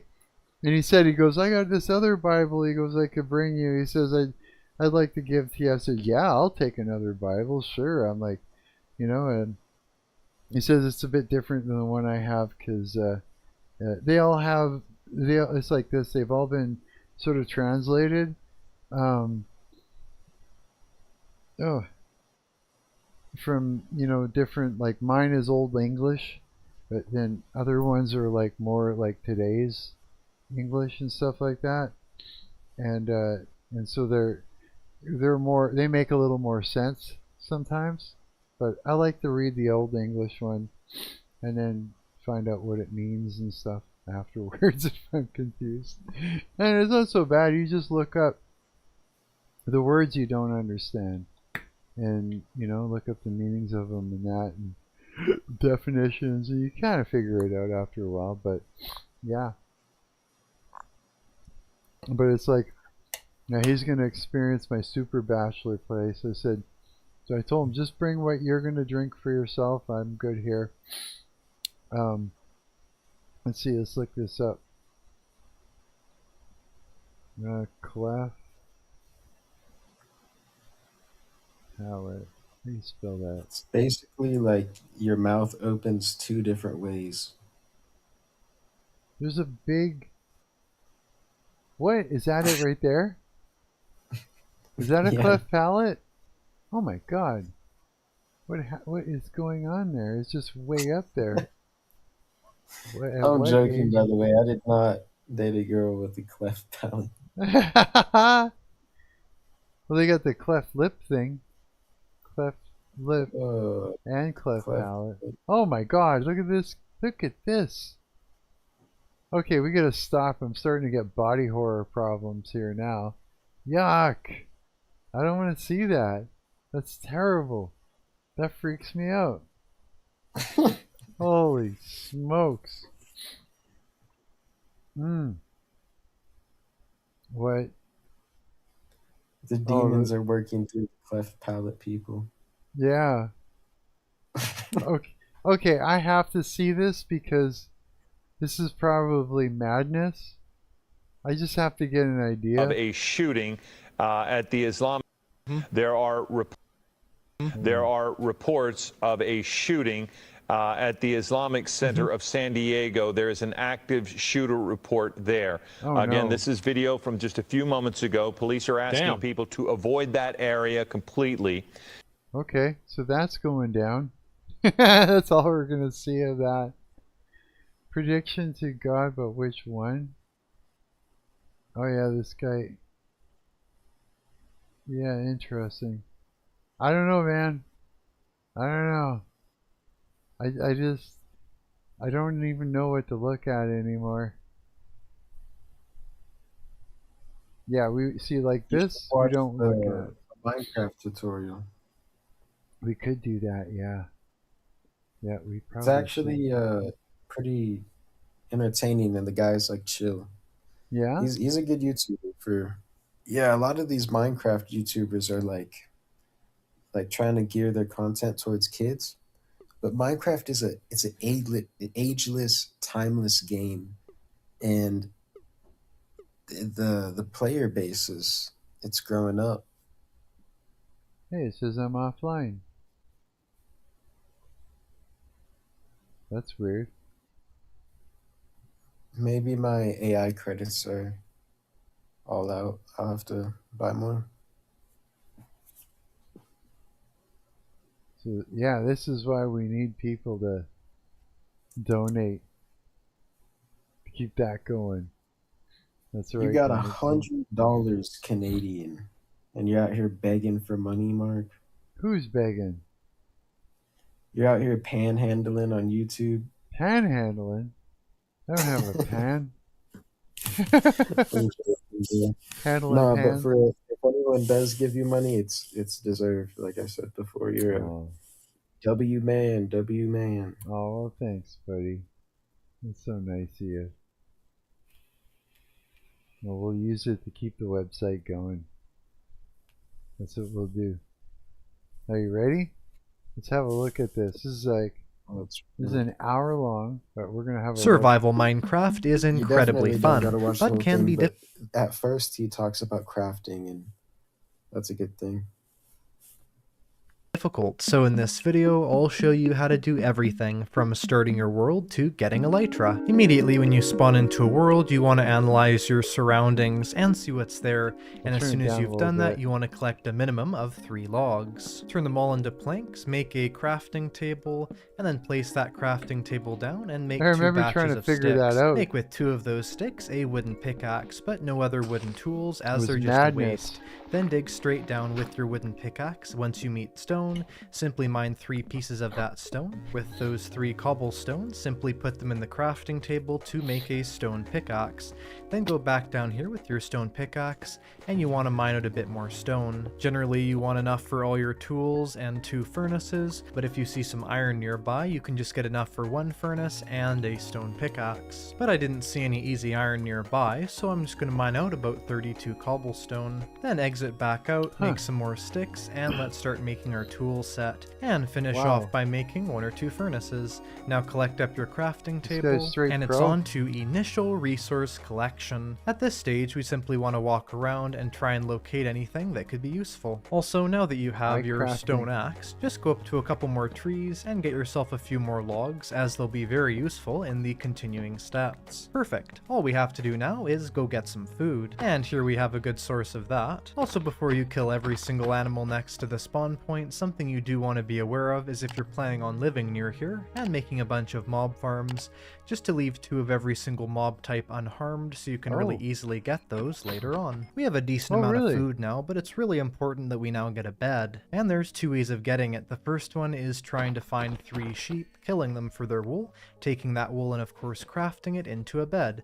But the second one is something that we very luckily found in this world, and that's what's right in front of us, a village. Villages are really common in Minecraft, so it's quite frequent to have one right in front of you when you first get into the world. But be sure before you go rushing off too much to get your food to start cooking. And of course, if you haven't found any coal yet, you can always just use planks. And a really great idea is to actually start off by using your first wooden pickaxe, as it can smelt 1 item for free. And we've now acquired our bed through the village method. But now that we can skip the night as well as having a decent food source, it's on to the next stage, and that one is my personal favorite, exploration. There are many things that we should be looking out for as we go around this Minecraft world, as they're going to help us later on in the run. Some big ones are, if you see any endermen, be sure to kill them for ender pearls. And of course, you can very easily do that by going into a 2-block tall area and then just hitting them a few times with an axe or a sword. As soon as you get a decent supply of logs, you definitely want to craft a couple boats, because these can save your life in a bunch of different ways. Also, if while caving you happen to see any hostile mobs, you definitely want to get a good supply of arrows from skeletons. Try to successfully kill as many creepers as you can by hitting them and then getting out of their explosion radius, as gunpowder is also really important later on. Alright, we're going to pick up all of our items now and start exploring. We were lucky enough to instantly find a village next to the spawn point, but generally you want to explore around and find one. You definitely want to have all of your important items on you at all times, as at this point you wouldn't have a base. Some things you especially want to look out for when exploring is some villages next to your spawn spawn point. But another big thing is any large cave entrances. That's because those can give you a super good route to iron, coal, lapis, and even diamonds. If you do happen to find a village, some really important things to look out for is the blacksmith house that could be in any village type, as of course there you can get diamonds and other great loot. But also if there's hay bales, melons, or... Hold on, I just realized my chat just disappeared over here. Let's see. The tunnel of light. Don't sleep is here now. The tunnel of light is not salvation. It's a recycling chute. Hey, all those messages that Pharaoh put up is gone. Heaven is not a destination. It is a processing facility. A processing facility. Holy smokes, any I other just like food just missed laying all around. These can give you a super amazing long-term food source, which can help you not have to make a food farm super early. And lots of villager houses have loot chests in them, and it's always worthwhile to take a look in there and grab out some of the things you find. And make sure to trap 2 villagers inside the village so that they will not die from zombies later on. This is really important, especially if your village is near spawn. As you're exploring around, make sure to grab a little bit of sugarcane if you see it, since you're going to need to get exactly 1 book before long. And if you have you ever eaten that? Have you ever eaten sugarcane before? Ah. Have you ever had sugarcane? No? Yes? happen to pass by any forests, be sure to chop down a couple stacks of logs. Yeah? Sugarcane, bro? I used to eat sugarcane all the time. No way. Have you had it? I've had rhubarb, but I don't think I've had sugarcane. I'd like to try it. Yeah. Sugarcane is really good. It's just sweet plant. Wow. Where does that grow? I don't know, like near the ocean. Really? That's where that stuff grows? That's how they make rum. They make rum out of sugarcane in a lot of like Caribbean countries or whatever. No way. Sugarcane. Hey, do they make alcohol from maple syrup ever? Is that a thing? Someone's definitely done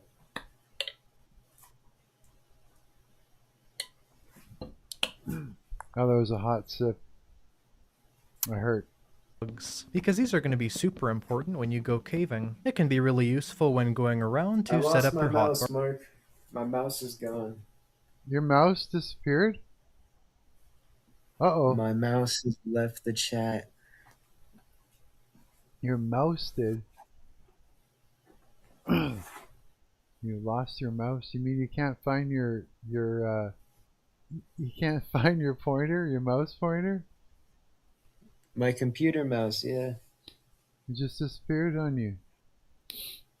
Oh shit. No way.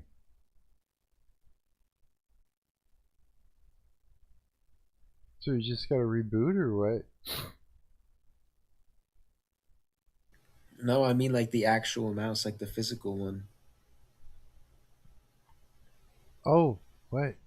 You mean the actual physical mouse? It's just what? Did it fall off your computer and just fell through a hole in the floor? Well, I'm using a laptop, and I don't always use my mouse. I have a wireless mouse that I just have around. And oh, wireless. Right, and you can't find it. Okay, that makes sense. It'd be easier to lose a wireless, yeah. It would be.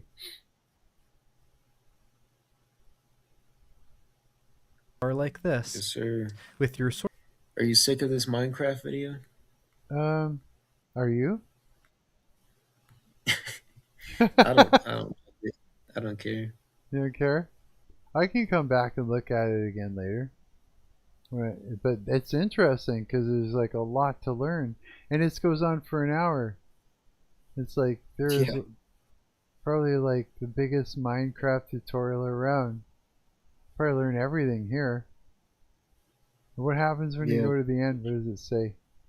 And if you brought a lot of both, then you can get yourself a massive amount of all these great items, and go back to the overworld with elytra, diamond armor, shulker boxes, diamond tools, treasures, dragon heads, and so much more. Even straight up diamonds can be in the loot chests here, and it ends up being really quick. And so there we have it, full diamond armor, 3 pairs of elytra, and really as much more as we want. And of course all you have to do to head back is go through one of those end gateways, then go through the main portal, and you're done. So that's the guide to survival in Minecraft. I am going to have more guides like this going through mid-game, late game, and hopefully discussing the entire Minecraft world in general. I really hope this massive guide helped you, and I'll see you in the next one. Goodbye. Yeah, I'm going to look back at that and see what's up with that afterwards. Mark, pick a random word. Just say a random word.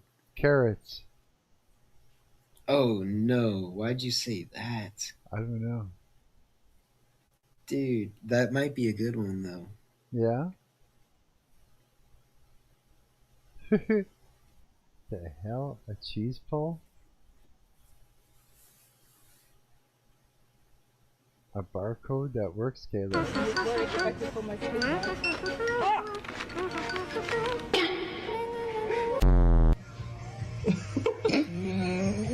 Oh my god.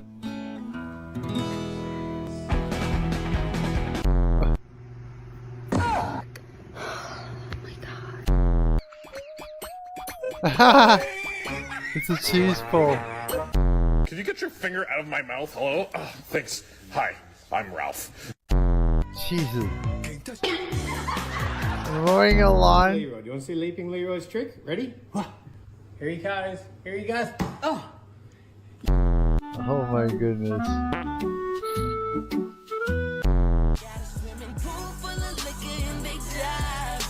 Can you imagine tattooing that there? Bye. Bye. Bye. Bye. Bye. Bye.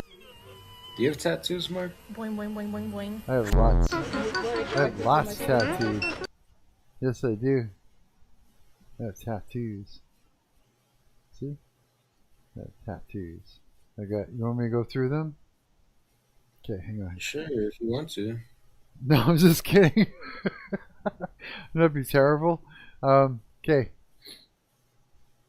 This is the first one I got when I was 19. It's my name, full name, and the Harley Davidson symbol. Yeah, a biker did it for me. Yeah. Have you ever had a Harley? Yeah, a little one, a Harley Davidson Enduro. It's like it's like a street legal dirt bike made by Harley Davidson. It was the heaviest dirt bike I would ever try and pull a wheelie on. It wasn't easy. I had to reach right around and then it stood right up. Yeah. Yeah. 20 or 40? Oh God, I don't know. I don't know what it was. I'm not really sure. I can find a picture of it. Oh no, I don't mean the bike. Just pick 20 or 40. 40. 40 cents. No, I'm gonna spin. I'm actually. I just entrapped you, bro. That's kind of fucked up. I didn't really think about it, but I just made you gamble. Basically, now I'm gonna do 40-cent spins on a carrot slot. You think it'll work? I don't know. Maybe you're divinely led and gambling. I haven't been lucky in the past gambling at all. It's like probably divinely, purposefully put that way so I wouldn't become a gambler or something. I think. I don't know, something like that. I think so, anyways. I don't know, Yeah, gambling's not good. It's not good at all. No way. Well, I hope you do well, like, because you need money. I'll use some more. I'd rather see you win than not win. What? There's all these videos. People are so interesting. How I became paralyzed at 16 years old. Oh, that's terrible. I wouldn't want to dig into that so much. What in the world? Are those toothpicks all over those chickens?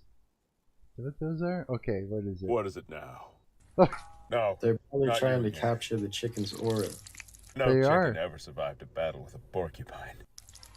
That is entirely too much oil. Is it I'm oil? genuinely surprised that fit. Is it oil No. or is it broth? Kind of surprised that worked out. Oh, bitch! That's pure aura. No. right there. Oh yeah, it's oil. Just a straight up fire. I guess that could have been a lot worse. Yes. Finish what the porcupine started. Can you imagine like frying up whole chickens like that? This isn't a meal. It's a warning. Okay, this guy's trying hard. Speed holes. They make the chicken cook faster.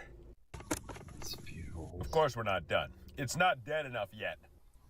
That's actually my job, bro. I work at a fucking You could grocery have just store. put the abominations deli, in the bowl and instead of I make- pouring the bowl up. I make like 50 chickens every day. At Really? least. No way. That's your real job?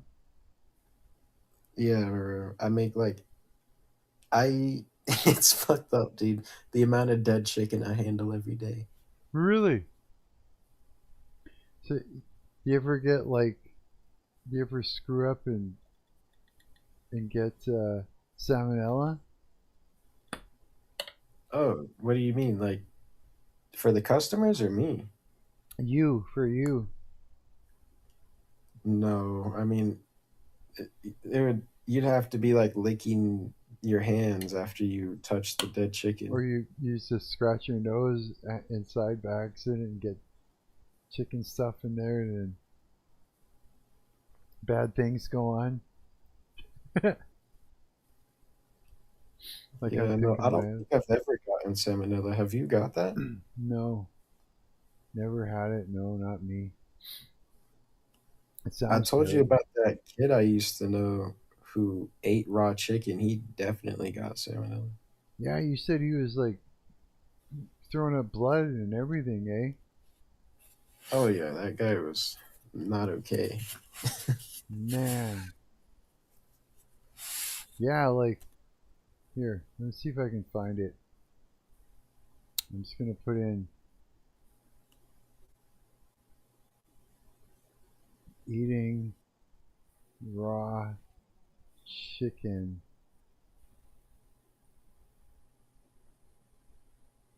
Eating raw chicken till I get sick? That's a thing. What? That's what it said in there. I was just like, eating raw chicken every day to disprove germ theory? Disprove it? What in the world? Wait. This guy's just chewing on a chicken here? What is this all about? Oh, look at that.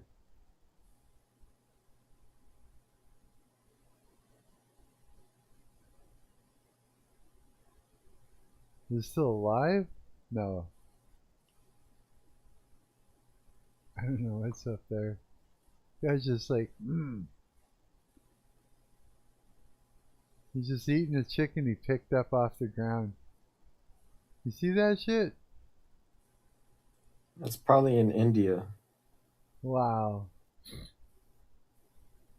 Okay, let's see here. Oh, this is the dude. I always see him eating. Look at this. From Whole Foods. Check this out. I like it when it doesn't have retained water.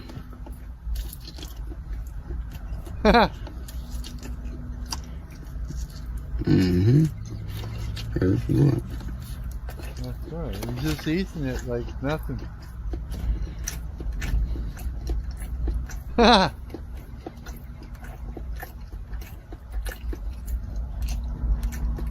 Wow, eh? Retained water makes it disgusting. It's just like tap water and then they put stuff in it. It makes it slimy. Very unnatural. Very natural. Wow, look at that.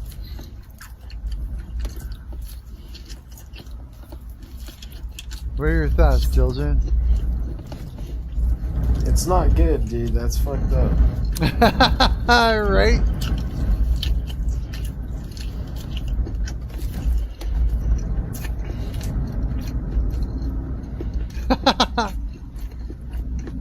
Look at the comment sections, all these memes.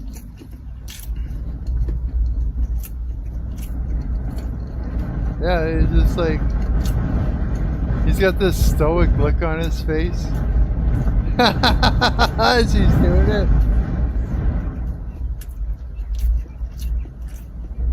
It's like, you know what I mean?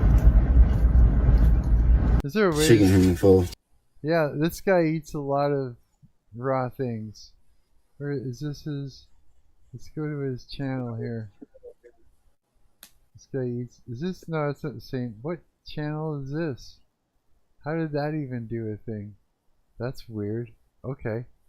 Alright, what else we got in here? You should look up Kurt Kaz. Day You know who that 100. Eating raw chicken every day till I get... Day 100. Eating raw chicken every day until I get a tummy ache. What? Well, guys, can you believe we made it this far? Big rotisserie is going crazy. The science deniers don't want to believe it, but here we are. You guys knew. You guys knew we could make it.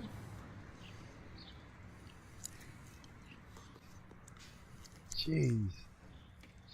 Science will never be the... What are the raw eggs? Yeah.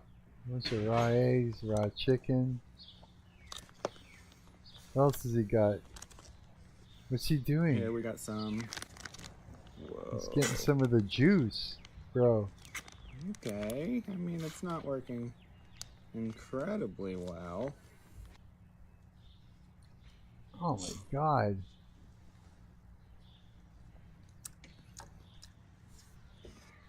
Exactly how it's supposed to be. And more of it? Well, guys, we made history. They wouldn't believe it unless I did it. 100 videos in a row. 100. That takes some work. I'm a busy guy. But we had no choice. We did what needed to be done. I haven't decided exactly what the next experiment will be, but there will be a next experiment, and it will be soon. Wow. Day 100. Dude. How about this one? You got rid of the music there. What? He's just straight up.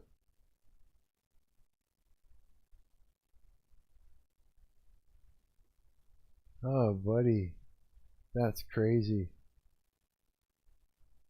And the reason why chicken is so much more dangerous is because it's porous. See, with red meat and stuff, it's surface, and you can sort of flash it and burn it off the edges, you know, or off the surface, and then eat what's inside. No problem, raw. But when it comes to chicken, it's super porous. I looked it up. That's what it turned out to be. Yeah, so eating raw chicken to see my husband's reaction. It's Jell-O. It's Jell-O. It looks like chicken too. That's funny. Holy smokes. The carrot slot rinsed me, so I'm switching to a chicken slot. Are you? No way. Okay, let's put in. Let's try something else. Oh, notifications. Let's see what's up here. Oh, one of my favorite content creators here on Instagram. Yeah. Let's see here. Let's do a search. Let's go eating raw meat. Let's see what we got. Holy cow. A lot of things. This chick's eating a raw steak. This guy's dressed like a zombie eating a bunch of raw meat.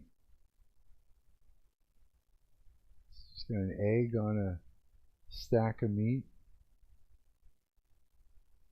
This guy's eating raw chicken. Huh. Is this hamburger? No. No, it's just something. Raw meat. Rich people eating raw meat. What?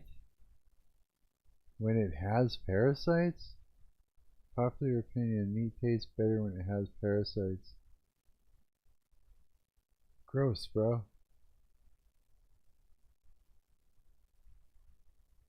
What is that? A brain? That's brain. What is it? It's brain. It's a brain.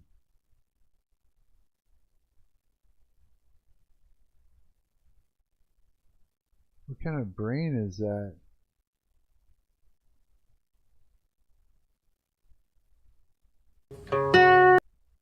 Of course there's music. I'll definitely get copyright strike for even that other little piece of music there. I get hit hard with copyright strikes from Instagram videos. Like crazy, man. I play YouTube videos, no problem. But yeah, some of this stuff I'll have to cut right out of the VOD for sure. So, eats a bird. That'd be crazy. Wow. So, eating, holy cow. Look at that one. What in the world? Yeah, a lot of people eating raw meat. What is this? Noodles, egg, and raw meat? God, I'm getting hungry looking at all this raw meat eating. It's is that a hamburger? With an egg in the center? Can't just eat hamburger, that's crazy, right?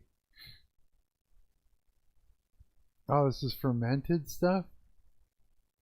Meat. Here I have some raw rotten steak. It's 3 weeks old. I'm gonna first eat this, and after that I'm gonna tell you why the hell I'm doing this shit. Okay, let's open this jar. Let's see how this bad boy smells like. Okay, smells better than I thought actually. It smells a bit sweet too. Oh my god. Wait, let's try this. Let's see how it tastes. Okay, it's kind of bitter. It's also spicy, it burns my tongue a bit. But it's not that bad. It's better than what you would expect from some raw rotten steak. Here you can see it's also green like this. Let me swallow, okay? Okay, I swallowed it. So yeah, the whole reason I'm doing this challenge, this experiment, because I want to try out high meat. This is what it's called. It is said that fermented meat would help you with your microbiome basically, and also it gives you a state of euphoria after you eat it, like you were on something, you know. So I wanted to try this out and see exactly what happens. Tomorrow I'm gonna do an update and I'll tell you how I felt after this meal. So if you want to see exactly what happens from eating raw rotten steak, then follow me, like I said, and we'll see each other next day. Bye bye. Day 1 of eating raw. Okay. So it gives you euphoria for eating rotten meat? That's interesting. If I remember like the whole rotten meat or fermented meat thing, but holy cow, the anatomy of a cow or beef. Oh, look at the crazy looks on their faces. What the hell?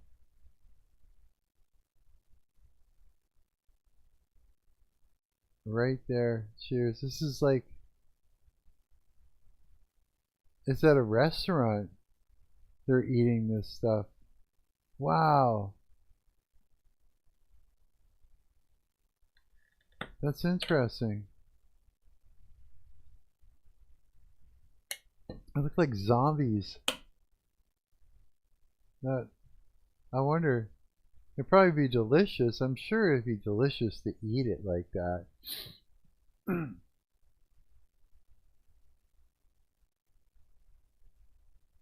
POV, your auntie convinces you to eat raw meat, now you're obsessed.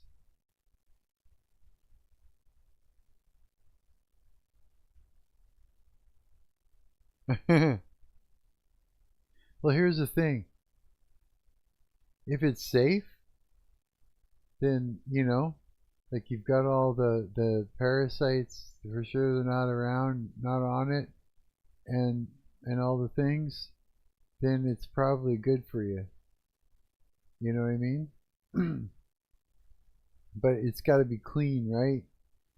You can't have a bunch of nastiness living on it or in it, because or else you're just going to just make yourself hurting, sick, you know? Yeah, for sure. Like, I don't even know how. I guess you could eat raw egg, right? People do that all the time.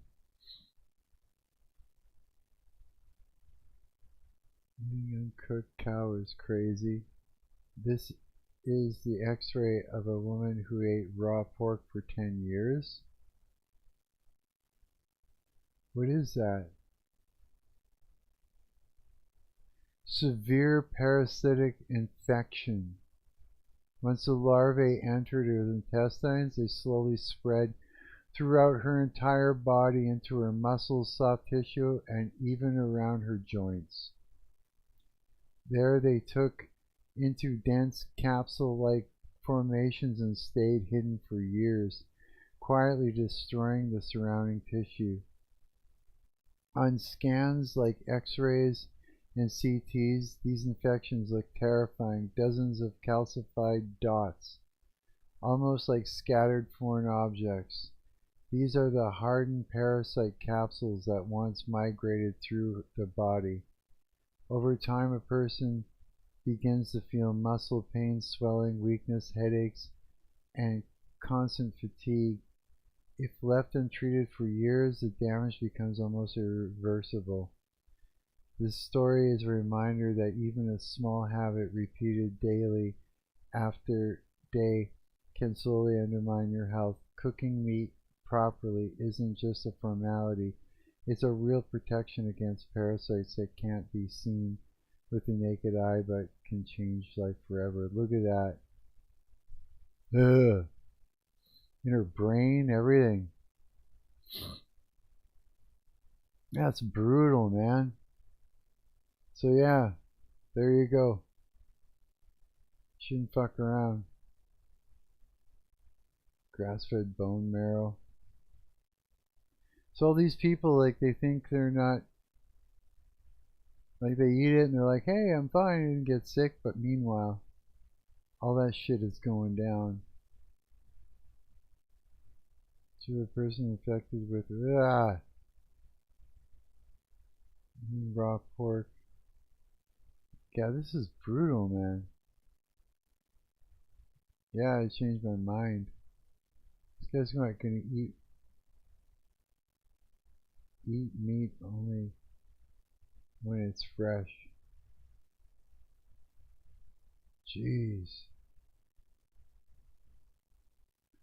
Yeah, I just I rarely eat meat.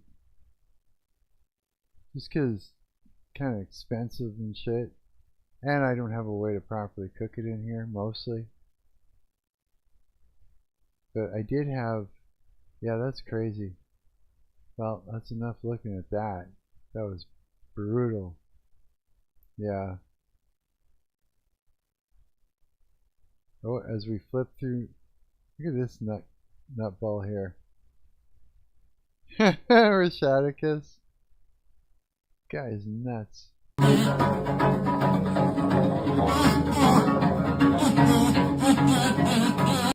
Yep. That's him. This guy eats oh, he made Jell-O with it finally. Dude. This guy just eats stuff. That's his whole thing. Like, he'll just eat a whole something strange. But he drank a whole thing of this thick water, and he had a hard time getting it down. He said he wanted to make Jell-O out of it. I'm actually curious how that turned out. Let's find out. We're just gonna like hope that it works. No, we're not gonna listen to your song. Sorry. They'll give me a copyright strike. 4 hours, and it's completely liquid.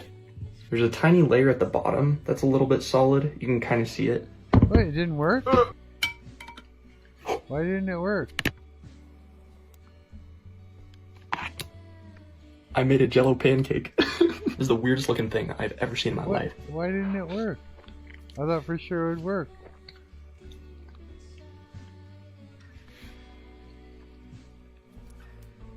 Probably because of what was in the weird water. aftertaste of the thick water way overtakes the taste of the Jell-O. So it's like kind of sweet, but really, really weird. I think that when I was boiling it, all of the steam was just water releasing from the thick water. So it condensed the part that isn't water, which is the part that tastes weird. And so the thick water got extra thick and extra weird. And that's what we have here.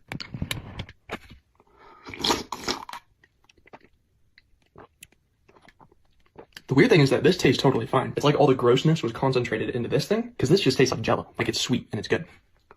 Well, that did not go how I thought it would. I don't really know what I learned here, but don't try to make Jell-O with thick water. It doesn't really work. Yeah, that's all. Have a lovely day. Because of what's in it. I think thick water is like full of like something like cornstarch or something like that, I think. I was curious about that. Yeah, I was. What in the world is going on in my chat? The tunnel of light is not salvation, it's the recycling chute. Heaven is not a destination, it's a processing facility. The angels waiting for you are not divine, they are employees. Oh, don't sleep. You nut. You absolute nutball. That's why we get along. Because we're all little nuts around here. Yes, we are. What in the world? Check out this bicycle. This girl found a strange bicycle that used to belong to her grandfather, and what happened when she tried to ride it, she did not see coming at all. She took it outside, and the moment she tried to pedal, she almost went headfirst straight into the ground. This was not a normal bicycle. Whatever her grandfather had built or modified on this thing made it behave in a way that every instinct a rider has works completely against them, and figuring that out the hard way in the first 5 seconds was just the beginning. She decided to start over from scratch, putting her feet on the ground and just moving with it slowly instead of trying to pedal, using that to understand how the bike actually wanted to move. And she started to figure it out. The key was throwing her weight backward instead of forward, fighting every natural instinct that riding a bike had ever taught her. She kept at it. Each attempt looked a little closer than the last, a little more controlled, a little more like she was starting to crack the code. Then she tried to pedal again, and fell straight forward just like the first time. This girl found a strange bicycle. How did it turn out? I wanted to see. Like, did she figure it out or not? That was not fun. That was a tease. I would have liked to see her ride the damn thing. Entire family arrested. Yep. It is gossip. It is real gecko skin. Climbing walls with real gecko skin. Really? This $1,000 sheet of silicone mimics gecko skin to literally stick to walls. But can I actually climb with it? Like a normal piece of silicone doesn't stick at all, but the gecko skin sticks to it like tape. But it's not sticky like glue. Instead, it uses these tiny microscopic grooves to get as close to the surface as possible to stick using the van der Waals molecular force, just like how real geckos stick. But to hold my weight, I need more skin much cheaper. To make my own gecko skin, I started carving tiny grooves into a wax mold. I programmed it to cut slices at 60-degree angles, 50 micrometers apart. That's half the width of a human hair. This CNC machine is essential for keeping everything super precise. Weird. Once the mold was made, I took it out and poured silicone to transfer the microscopic pattern. It seems to work, not quite as well as the original, but it's a start. Stay tuned for my next version where I build a suit to try and climb. This $1,000 sheet of silicone mimics gecko skin to literally... Wait, you should have just done it right there. No. Oh no. See, here we go. The whole internet is calling her ass out. In other words, Judge and jury. There is a perfect example of what I'm talking about. Is this. Yep. It's like I have to not get involved in it. There's just no way around it. What is this? How soon can you recognize him? Oh, neat.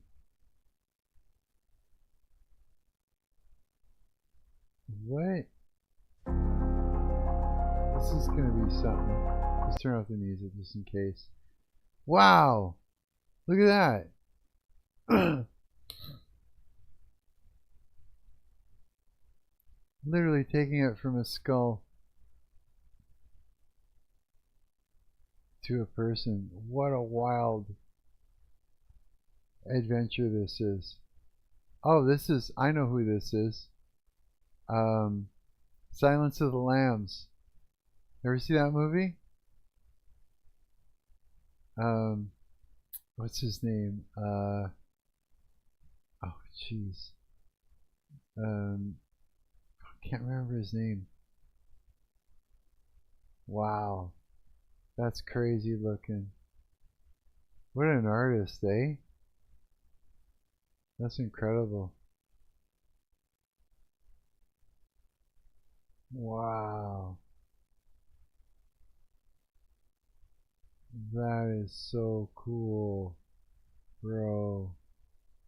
Wow. Look at that. What an amazing artist. Yeah, that is really cool. I enjoyed that.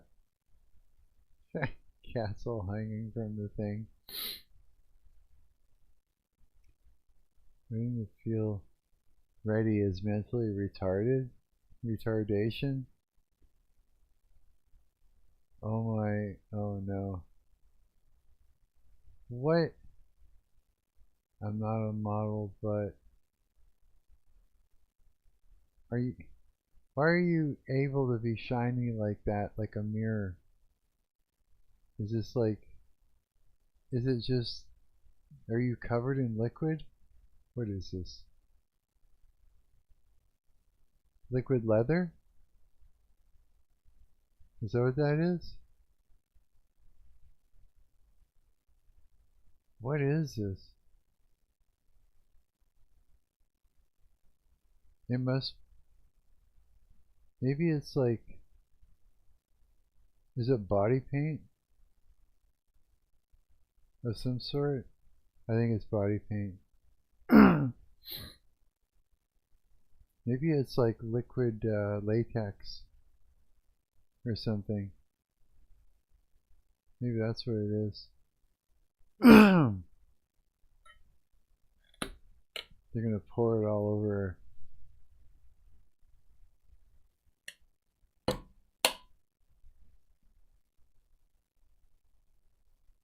Okay, but this isn't the thumbnail that we were seeing.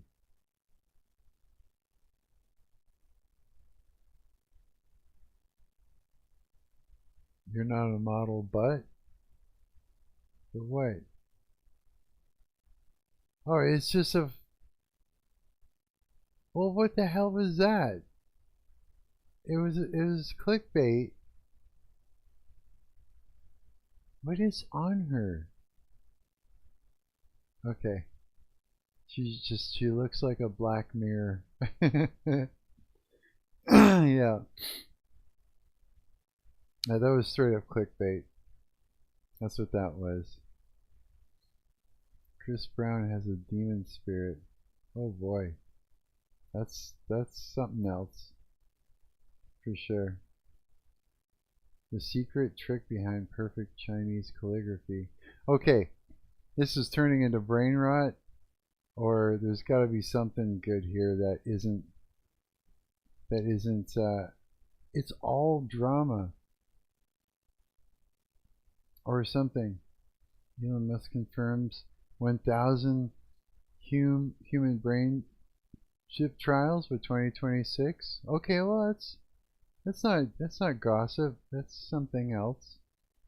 There are moments in the history of medicine when a single demonstration changes the way an entire field thinks about what is possible.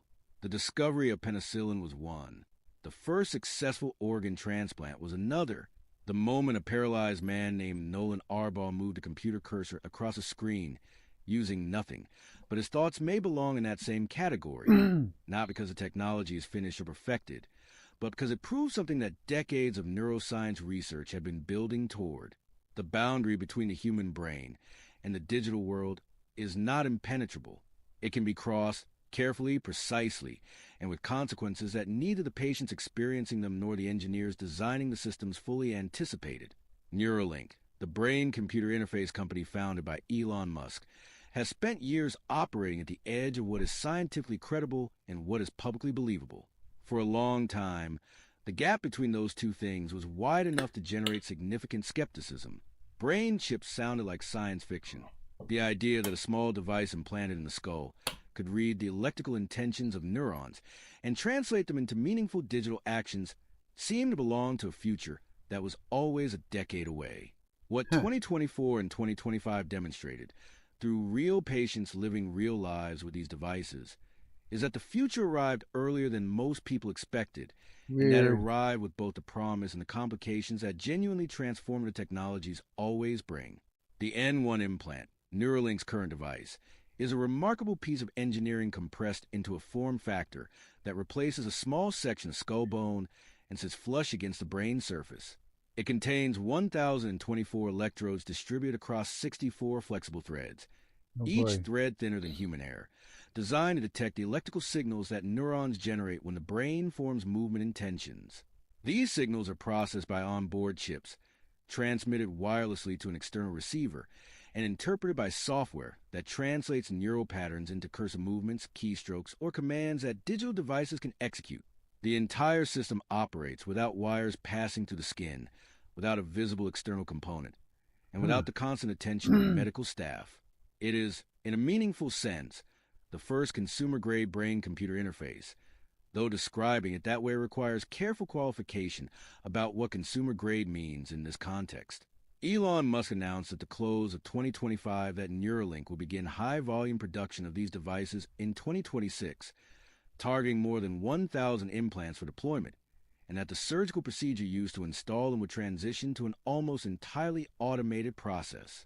That announcement represents a significant escalation in scale from where the program stood when its first human trial began in early 2024. Understanding what that escalation means, what it makes possible, and what questions it raises requires starting with the patients who have already lived through the experience of carrying one of these devices, and whose feedback has shaped every subsequent decision the company has made. Nolan Arbaugh became the first human to receive a Neuralink implant in January 2024, and his story contains more complexity and more honest information about what this technology actually involves than any press release or investor presentation. Would you get one of those, Diljen? Where'd he go? Says he's there. I don't know what's going on. Here, I'll leave and come back.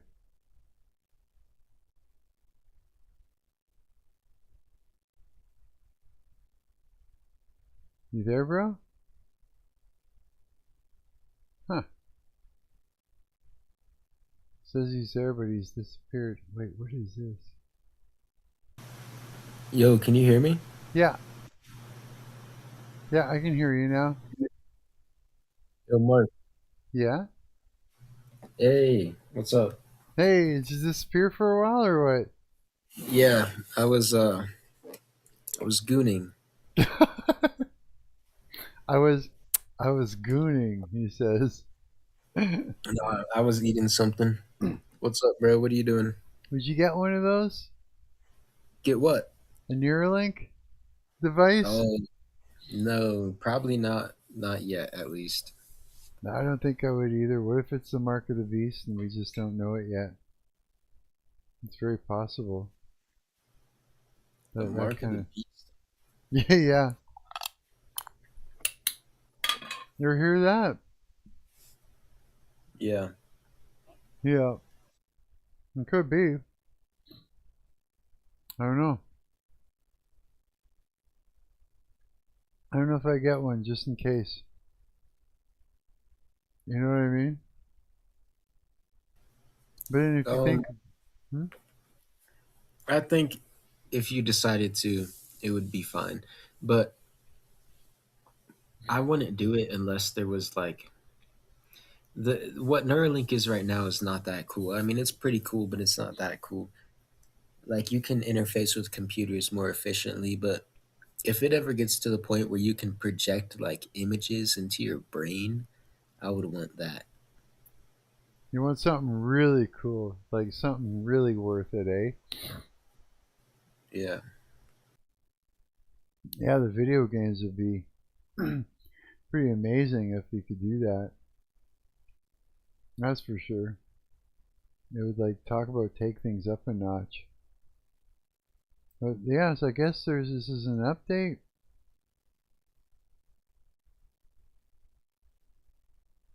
I don't know.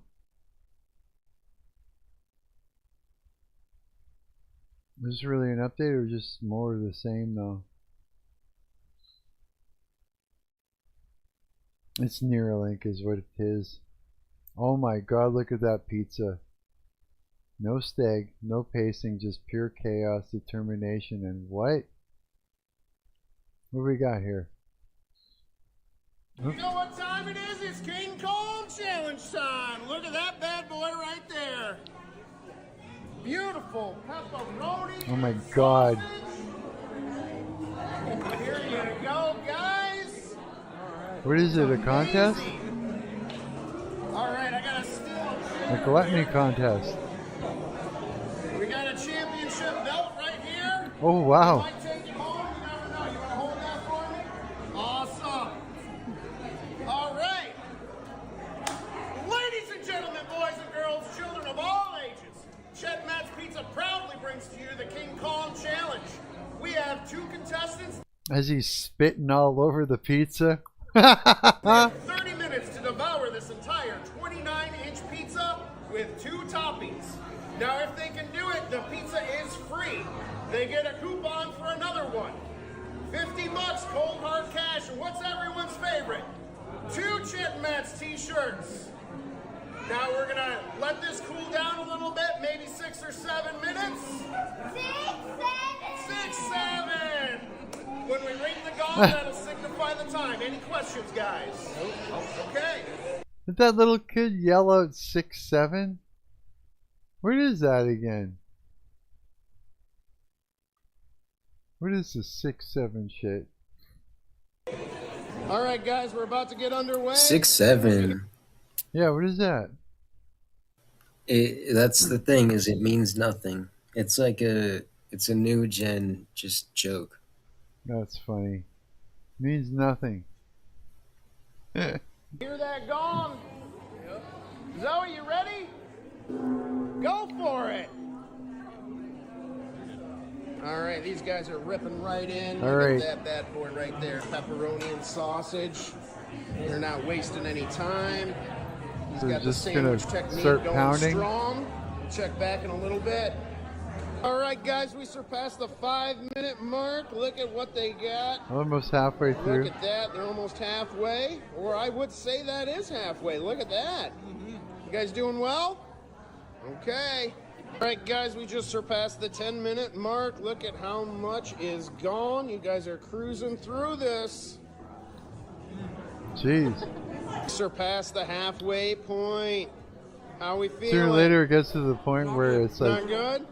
Horrible? Okay. brutal. They're like Check this back in a starting to little hurt.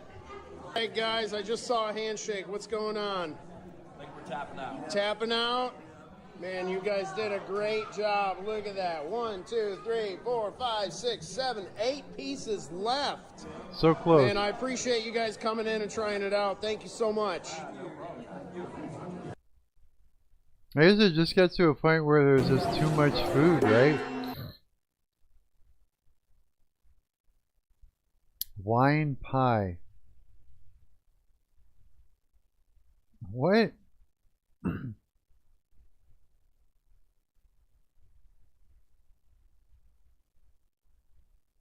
You just add lots of flour in there until it gets solid. So what are you making, Mama? A wine pie. Okay, I was thinking it's Angel's birthday today. You think she would like this? She would. She would. He looks like a little man with his arms up. You know wine already got a lot of sugar in it. What? Well, I know, but... Oh. Yeah. You just keep adding in flour and Cinnamon. mixing. She said to cover Wait, the whole top. In the wine. So is that it? That's it. That's it. That's all. Oh! Oh! Oh! So how Wait, long does it have to cook for? how is this? So we're gonna do 30 minutes at 400, and then we got to drop the temperature to 375 for 30 minutes. Oh. So you just evaporate the wine until it's... Ooh, I smell it. Oh, you smell it, Jinjin? What is it? Look. Whoa. It's Cinnamon turning something? Kinda. It's turning into something. Look at that. And what's purple that that Angel likes? Wine. Yes. That's a wine pie? There's a whole bottle of wine in these pies. Is it really alcohol? Yes, a whole bottle of wine is in these pies.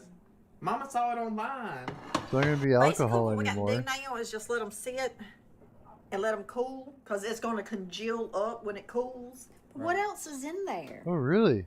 Flour, sugar, vanilla, and cinnamon. Mm-hmm. We're going to have an extra one if you want it for your house. Why? Congeals? You can take it to the bus shop. Let's see you I cut cannot into take that shit. alcohol there. Oh, I'm What did curious. you say when you walked in? I said something smells good. Yep. Mm-hmm. Right. What? Looks You know, like if you it's think about solid. It's really just like a grape pie. Oh. Oh, yeah, look at that. They did too. Come on, pie. Looks like pie. There. Wow.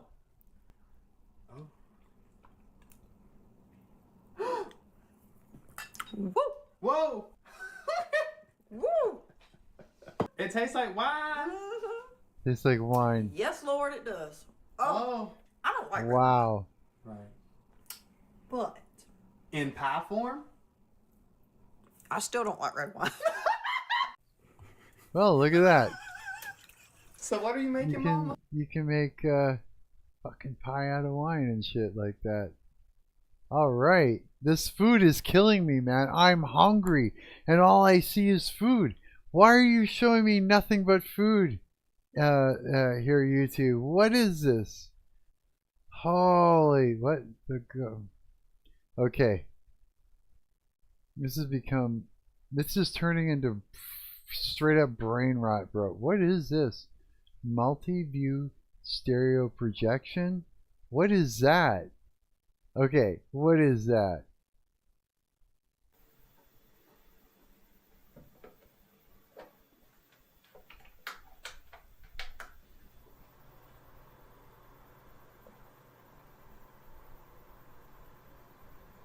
Using smoke to project onto? No way.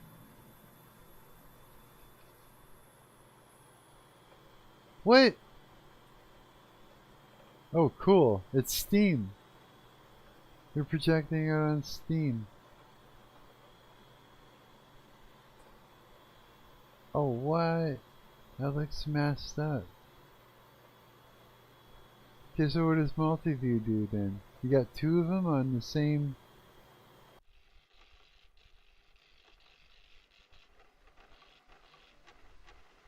What? Whoa. That many.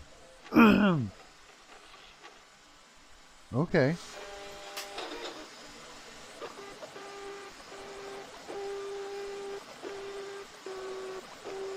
What? Is he cutting a mirror?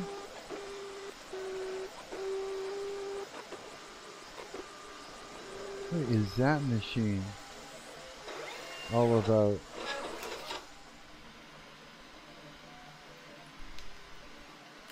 Okay.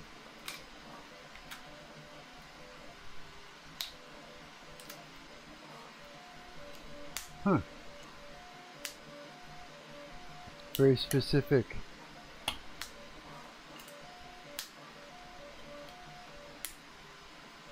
Oh yeah, I get it. Yeah, very specific cuts, right? Okay. Wow.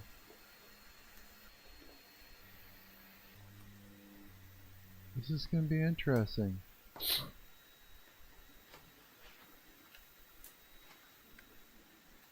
So is it all on one projector? That's what I'm curious about. Or couple.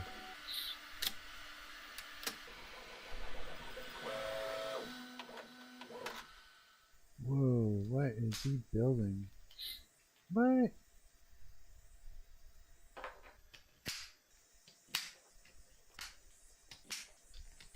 You know, cool 3D printers, you could like build the coolest shit with this. Whoa, what in the world?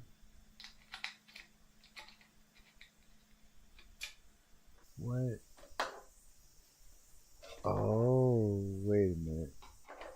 What are we talking about? How is this? How many of these mirrors has he got?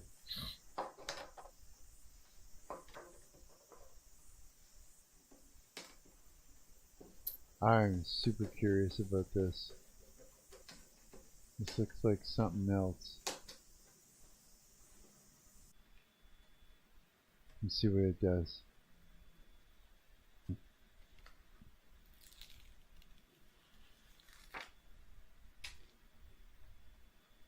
Stickiness.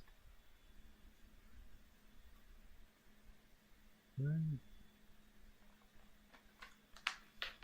Okay.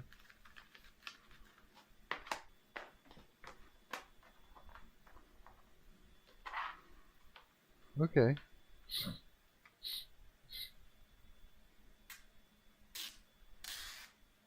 What in the world is this part for?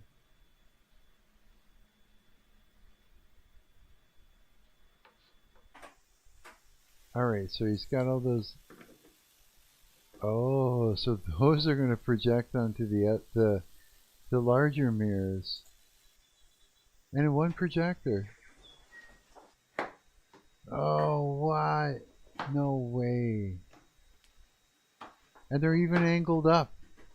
So they're gonna, it's gonna, whatever it's creating is gonna be up. Oh wait, no, they're all angled differently, however he's got it set up. Now what has he got going on?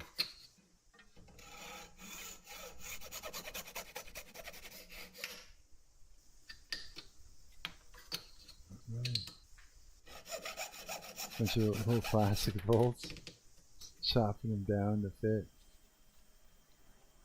Okay. What are these little guys?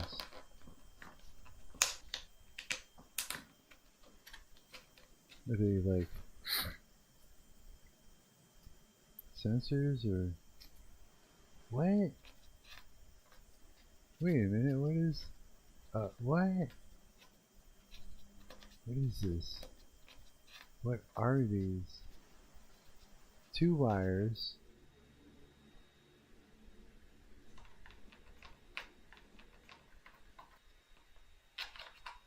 What in the world is going on? There's a bunch of these going to one thing.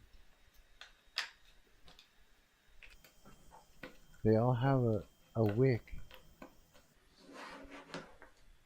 This is your smoke. Fan. So those are heaters. And on those wicks are going to have the vaporized OBS studio disconnected. What? How is that even real? Okay, hang on. Looks like I'm still on. Okay. Yeah, it just went out very briefly. Okay. Then we're so good. Okay, so and then a cap to put.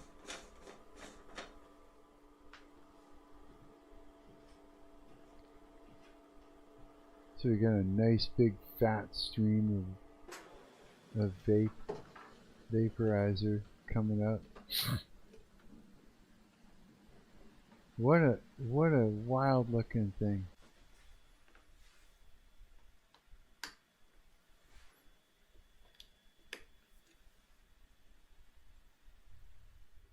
Let's see. Here we go. What's it gonna do? Exactly.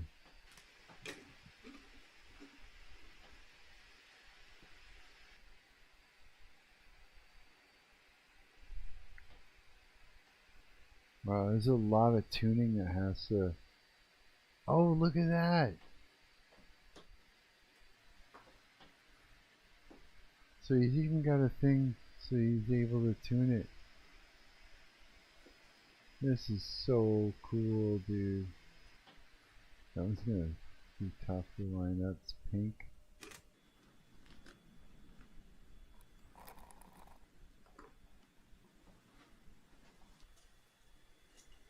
Okay. What do we got here? An exciting moment.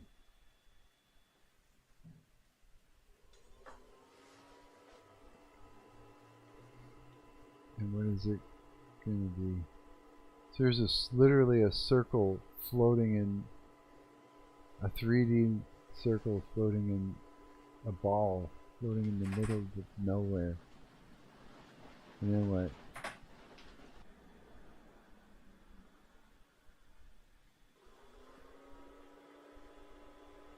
What? A donut. A torus. Spinning.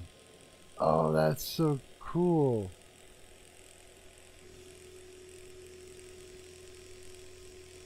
This is how they're gonna do oh, you know what this is a perfect example of?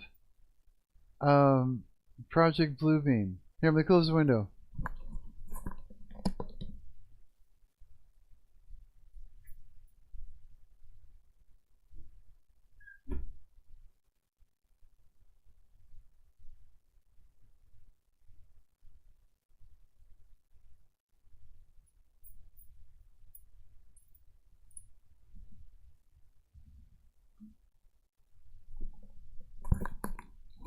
Sort of got cold in here, sorry about that. Yeah, Project Bluebeam. This is exactly what it would be like in order to create 3D objects. Coward, how's it going, dude? Yeah, Project Bluebeam, if you look at the design that they're going to be using, supposedly going to be using in order to create three-dimensional objects. It's satellites and imagery, and it's like, glad to be back, boy. You're back, eh? Oh, good, buddy. The game devin, that's right. Yeah, we're gonna be pulling up some Unity soon. Yes, we are. We're working on one of the levels we're gonna do today. Yeah. Yeah, for sure. Like, but yeah, this is what it would be on the atmosphere. You know what I mean?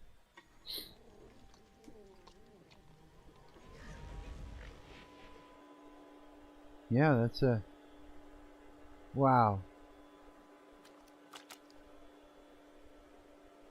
That's trippy.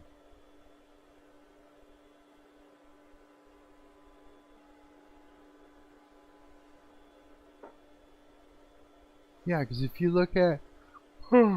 Holy shit.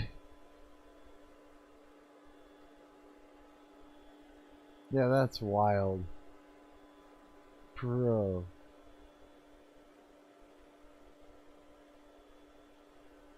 That is really cool. And coffee all over my nose again. Now,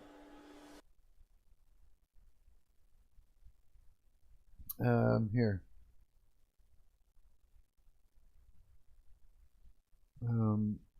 Project blue beam projecting image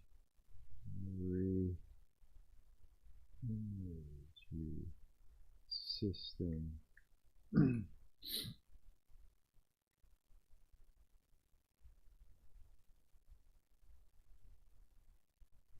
Is it this? I ain't trying to sound contrarian, but it might be my favorite of the 3 new Drake albums. Oh yeah, eh? Which one?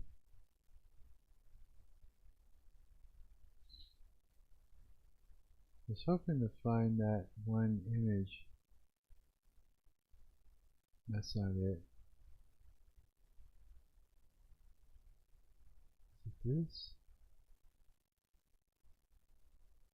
No.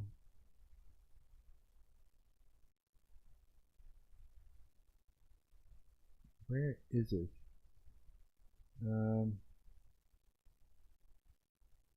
How the image projection works. Oh, Habibti? Oh, I've been listening to Habibti. Oh, I missed that one. No way, that's your favorite? Cool. Yeah, like...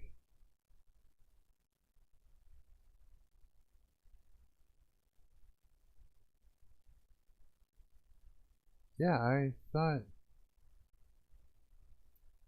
Damn.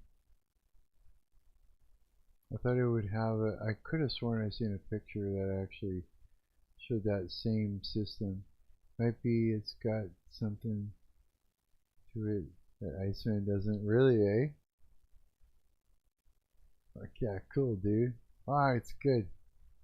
That's killer. Yeah, Drake just dropped a boatload, eh? All at once. 3 albums. The first half especially. I guess he just couldn't decide or something. I don't know where it is. Camera view. Yeah, it's kind of the same thing that we were looking at.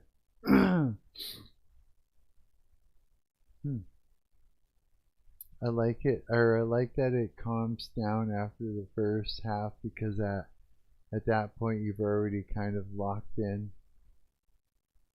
That's cool, man. Yeah, again, Drake, eh? Yeah, that's a lot of music to drop. Like I said, he was probably working his butt off in the studio and just, I don't know what made him drop all 3 albums. You can tell when a band or musician has a psychosexual need for every single song in the album to be a banger. Jeez.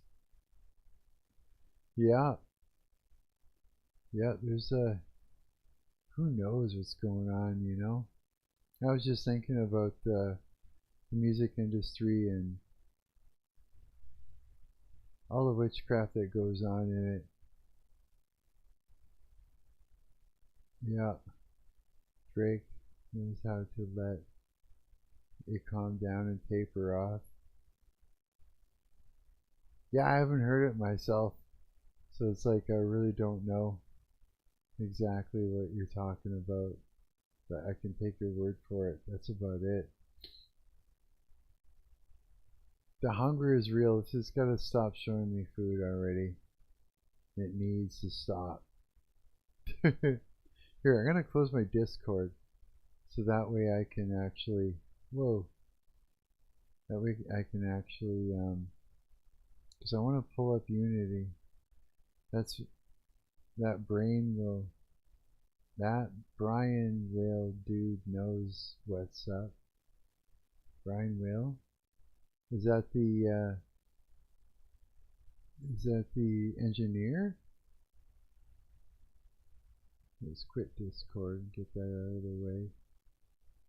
So free up some CPU.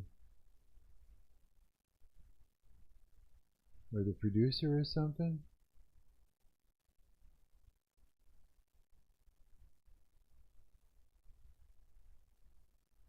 Damn this food. It's not fair. It's not fair. It is just making me hungry. Just eat that cat right now. This is okay. Is one of your recommended videos. What, Brian Will? Oh, shit. He's gone. I don't know who Brian Will is. Oh, this guy right here. Object-oriented programming. Oh, yeah. Isn't that what you do? I think so. Yeah, man. It's just been like looking around here online and trying to stay away from the drama videos. Yeah, trying to. Or from not drama, but gossip videos. Oh, it's all gossip. Yeah. Well, not all of it, I guess. This is actually a cool thing. Something new that they've got. Yeah.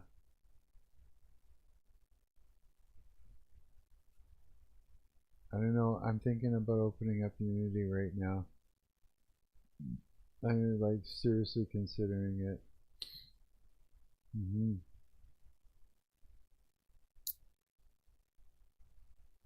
Let's see here. Yeah, I think I might.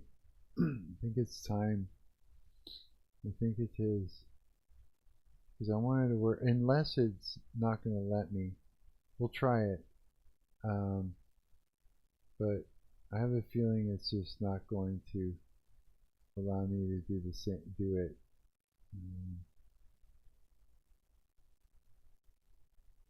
Let's see how it goes.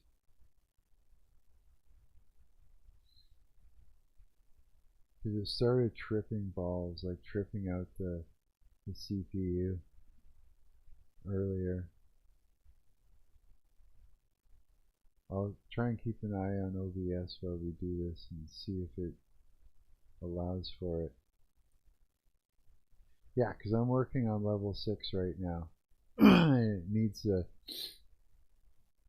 Well, I don't know, man. I don't know. Let's see here. Yeah, it'll work. Okay. Let's get down to this so I can continue building this out. Yeah, okay. It seems to be alright. Seems to be okay. Good, good, good, good, good. Yeah. So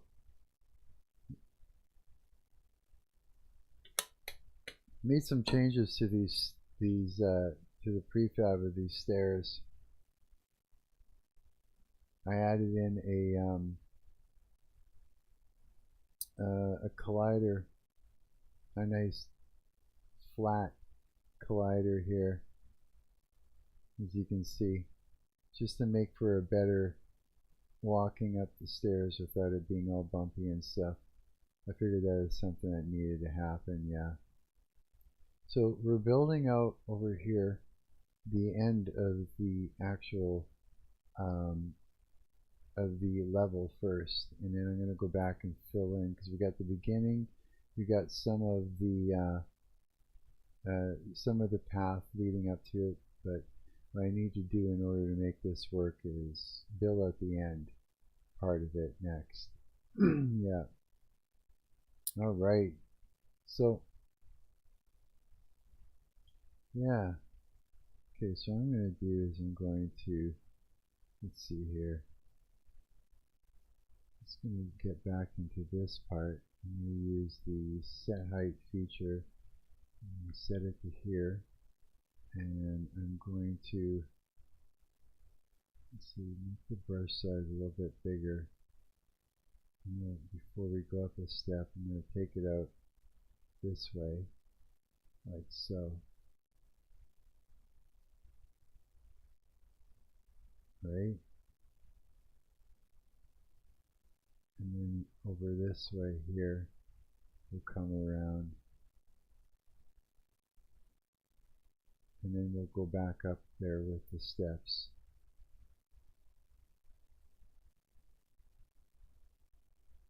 Yeah, so this is my Tron aesthetic 3D shooter game. Try to give it that grid, that whole glowing grid look to it.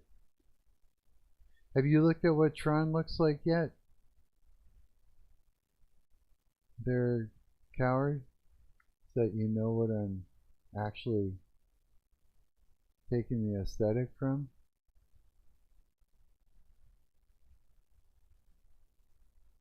It's to emulate like really old school video games, like minimalistic sort of wireframe glowing stuff. You know what I mean? Okay. So now what I want to do over here is I'm going to raise and lower the terrain, and we're going to get this to the size that first, the height that I want. First around there. Now what I'm going to do is I'm going to go to the set height. I'm just going to grab that. Yeah. Now what I want to do is create a sharp edge connected to here, so that way you don't actually so that you don't easily just run right up the side of it, like it, because it's like a hill otherwise, right? I want a really sharp edge on this.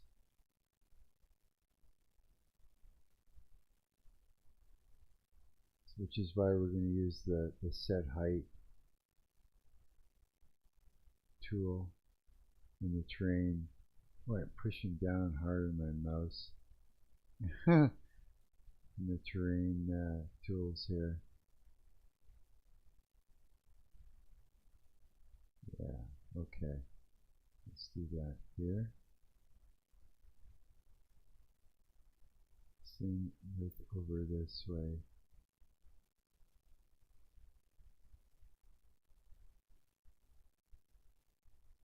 And then across. Let's get that out of the way here. Oops. Stop. Stupid thing.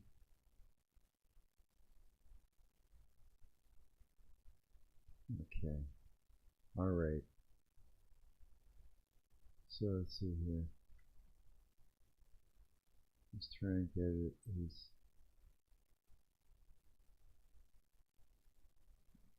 it's hard to get terrain like that because it's the way everything connects.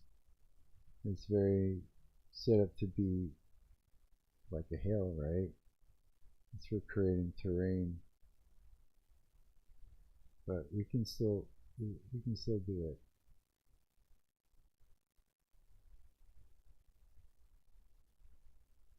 Yes. Okay.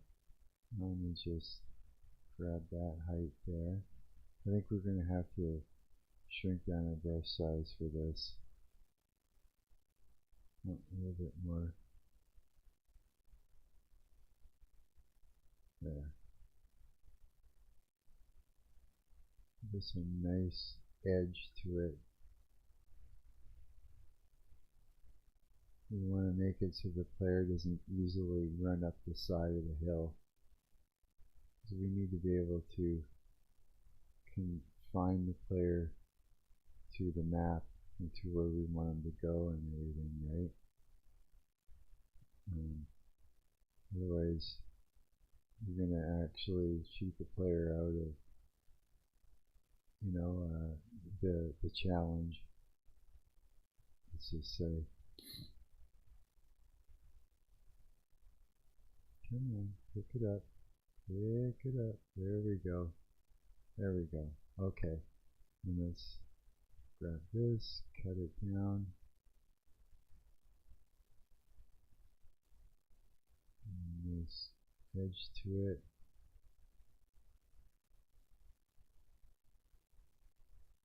That's pretty solid wall there, I'd say, nice and sharp. Okay, now here too, right? These corners are a bit of a bitch to get to go right. But here, all right.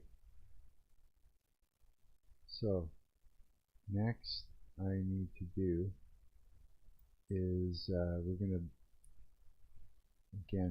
do the same thing here. Let's bring this up. Let's see here. We got that. Let's bring it up to about 9, let's say. And let's do the same thing along here. Because we don't want the player to be running up the side of this from the stairs, or it's just not going to be a good experience. So we want to add a nice sharp wall to this to make this work.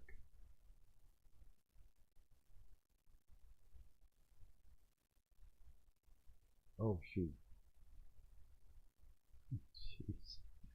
I have a better angle here to work with.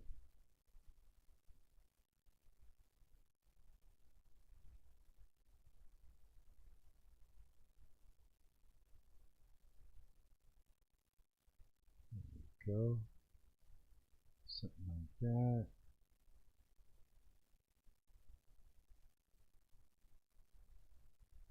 And make it very temple-esque look to everything here.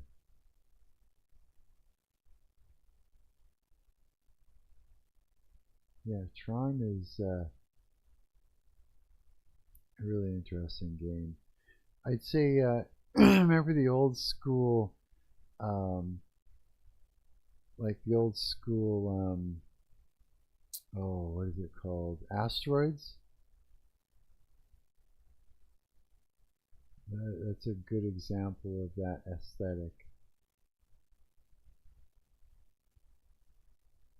Back at the old back in the day type thing.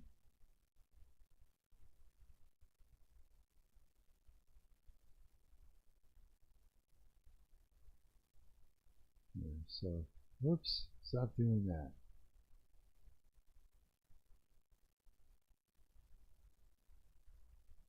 Okay.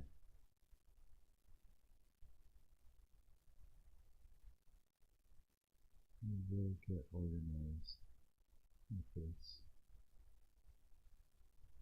Oops. Let's go look at this.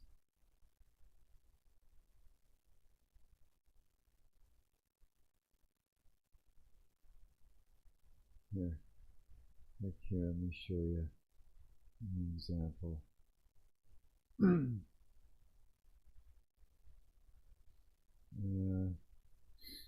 Tron.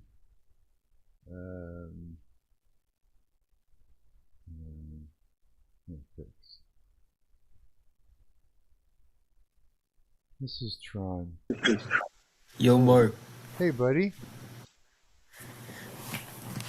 Bro, the Clarity Act. We need the Clarity Act to pass. What do you mean? The Jewish Act. What?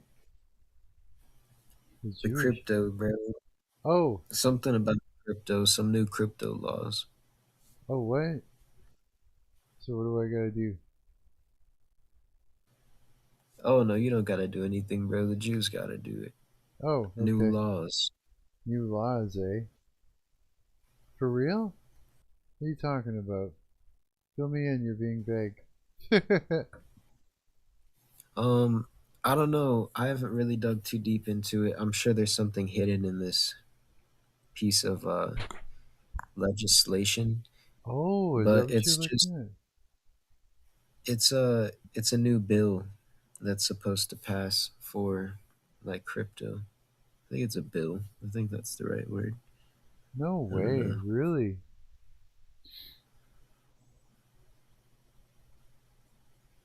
Well, What are you doing? You're looking at Trump. yeah, you see if you have a look over here.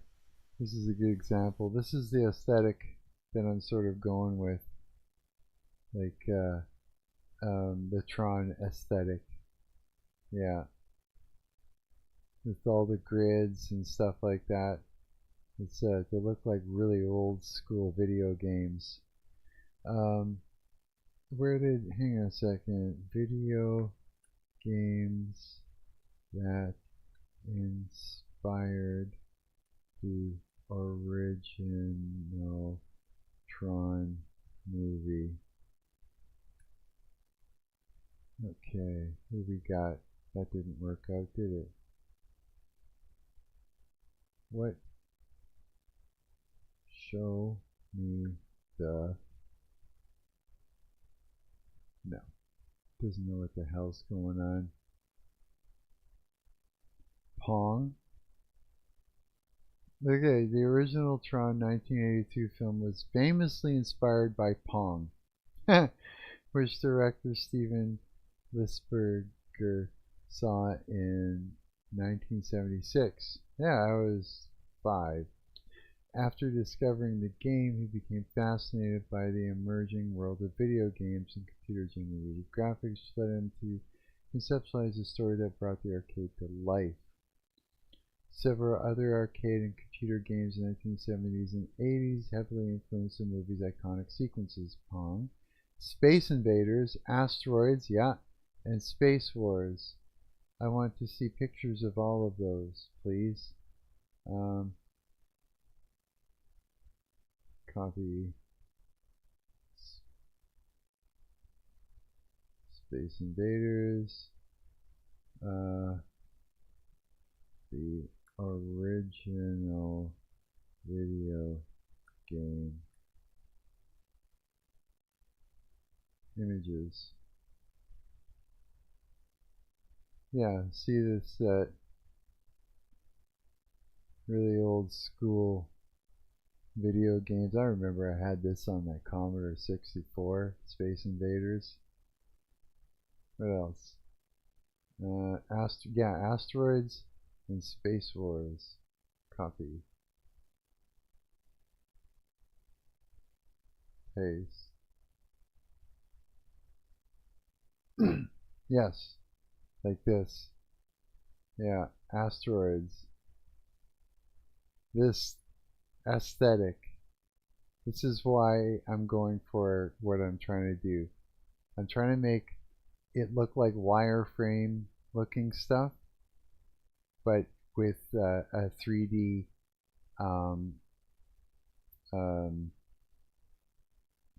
what do you want to talk? A 3D environment, right? Copy. Tank. So I'm mixing the two together, if that makes any sense. Vector graphics, thank you.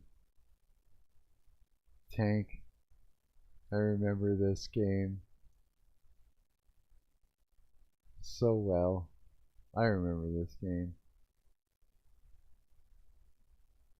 There you go.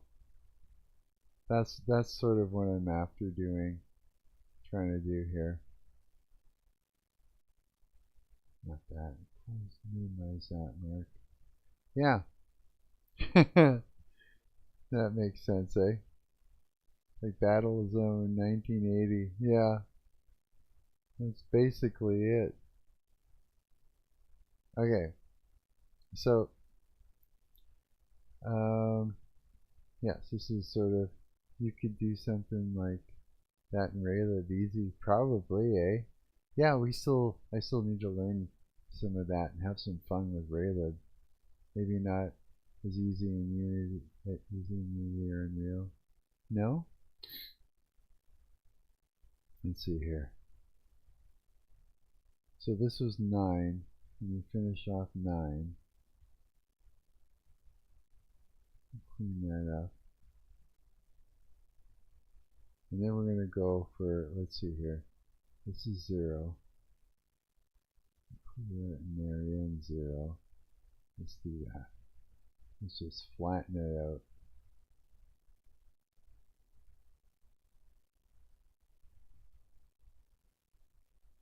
Oh, I learned something. I wanted to show you.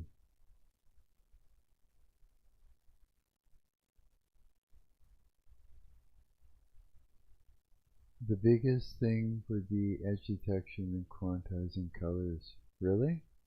That'd be the hardest part in Raylib?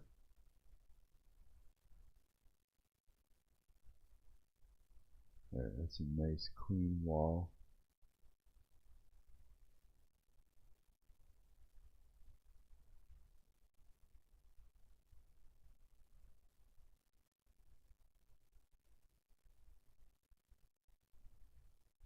Not the hardest, just the most important.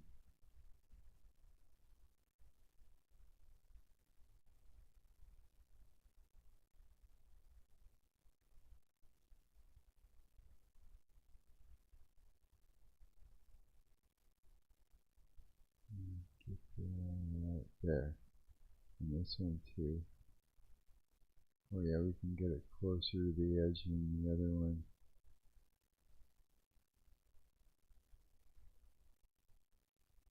No, this is actually off a little bit. Oh.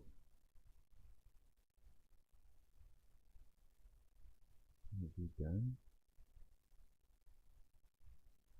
Can it be brought? Maybe not. Maybe brought in tighter, I was wondering. You'd want it to just be a single blue color and a single black color. Yeah, right? Like, that would be it. That would be the aesthetic. Absolutely. Coward is definitely one of the nerdier ones of the game devs. And I mean that in the best way. He gets right into the whole thing. Oops. Into some of the nerdiest of this stuff. That's a compliment. King of the nerds we are. We're all the king of the nerds, he says.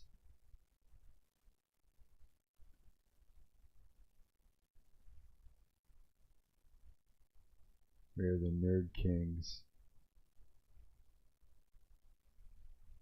What I should do is create some weird looking sphinx things. Sphinx looking creatures. Something that might help you, that you could do, is lowering the render resolution but keep the same window size. That's what I do for my games. I'll give you that kind of battle zone look. I know what you mean, yeah. No, I don't want to do that though. No, I want to go for as clean of lines and everything as possible. Plus, yeah, I don't want to go for that look sort of thing. Not low resolution graphics. Yeah, I thought of that before, but it'd be too much. Yeah, it'd be too much for what I'm doing. Yeah, it would be, I think. Let's see here, hang on. What if I went, so this is 9 here.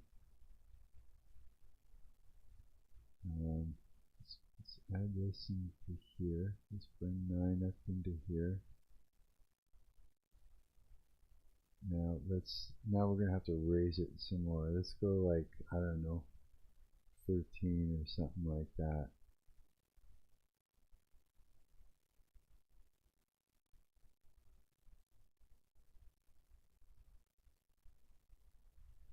Once we get up into this area, I gotta keep the player from being able to get up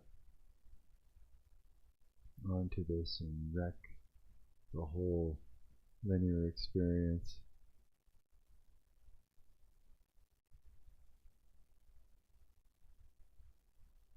There we go. Same here. Same goes for in here, yeah.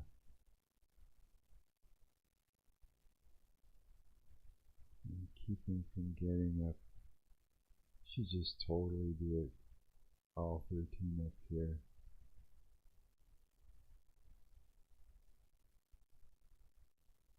Just keep the player from getting up on that. So even this is a bit of an angle, but it might not, it might be just right where it's, ooh, if I can just catch it on the edge like that. It's so difficult there, man. So difficult to not pull it out of the stairs and mess it up. It's just like getting it across just the edge of that. There. It's like here too, try and get it there too. The steeper the angle, the better it is, or else that player is going to run right up the side of it, and we don't want that. Or it's going to, or else it's going to take the character right off of the track. I actually had to go back to some of the other area there just to deal with it in that way. That same way. We'll make it make sense. Oh, careful, Mark.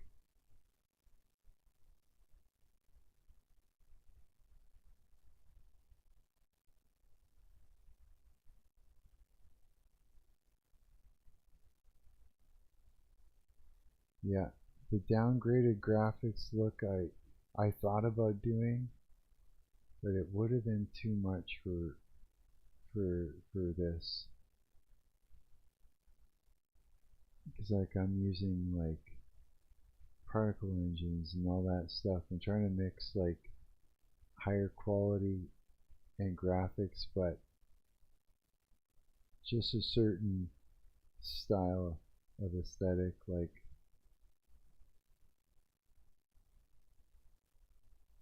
and also the reason I went with that too is because it's a WebGL game. It allows me to do simple, more simplistic textures and make them emissive, which allows me to stay away from using lights in Unity, period. So I'm not using any lights in this at all. No lights, no shadows, nothing. Yeah, just emissive everything. I go pretty extreme with it because my games run on CPU. But one of the biggest benefits that you tune into is activating the imagination with it. Oh, absolutely. Because the lower the resolution is lower, people end up thinking the game secretly looks better than it really is. Whereas they saw the game in full res, they'd probably be a little disappointed. No, they wouldn't. Not with what you're creating. But I know what you mean, though. It's art, right? It's art.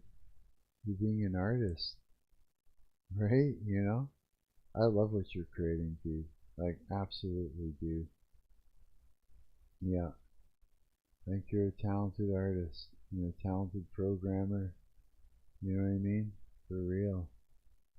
Yeah, I love everything you're creating. You're a very inspiring person. Yeah, 100%. And if you guys haven't seen any of Coward's live streams and that, you really got to join in for him. They're really chill. He plays like this sort of chill kind of music. Sort of everything is chill. He works on stuff.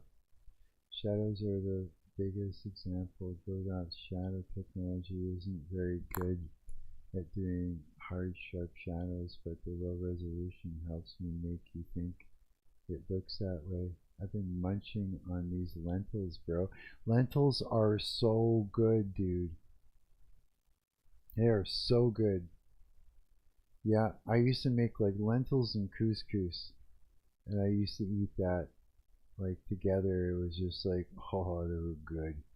Yeah, I used to love that. I haven't had lentils, I haven't had couscous in so long. It's like a tastier, smaller looking rice. Yeah, yeah, it is. $2 at Walmart and I'm fed for a week. Yeah, see, you know what I mean? Talk about, like, that's, I'm so excited to be for you are, eh? You want to challenge yourself. You just need to be put in that situation where you have no choice. Yeah, when you're moving out again. Have you got plans? All this talk about food, my mouth's been watering like crazy. It's just crazy. Whoops. I'll eat soon. I'll eat when I get off stream. There you go. But yeah, I've been meaning to do some game deving. I've just been literally, I was saying in my stream, I gotta do some game deving for Coward, and now you're here. It is time. You know what I mean? Yeah. It is absolutely time right now. So we can actually make this very pyramid-like, if you think about it. Pretty much could. Not fully. I won't do a full-on pyramid, but give it that sort of a look. No idea. I hooked up with a seasonal gig while I was in Alaska, but I'm not sure if I'll take it. No? That means you'd have to move out to Alaska. The guy seemed a little too excited to give me that job and tell me about the free housing and benefits and stuff. Really too excited. You get out there and it's just like hell, just some crazy ass shit. Or you get out there and it's like awesome. It's just nuts. You got some killer clown running around trying to kill everybody. It's just like hostile. Always rings an alarm for me when the employer seems like they're applying for you. YK. You know, yeah. I know, eh? It's like it's just hard to tell. Oh, Coward, you gotta let that one through. You're doing not Coward. Jeez, I got that mixed up.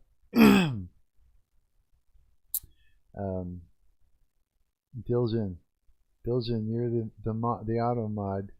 Are you gonna show that, or should I hit it before it's gone? Giving me a chance. I always jump on it before he gets a chance to auto mod or mod.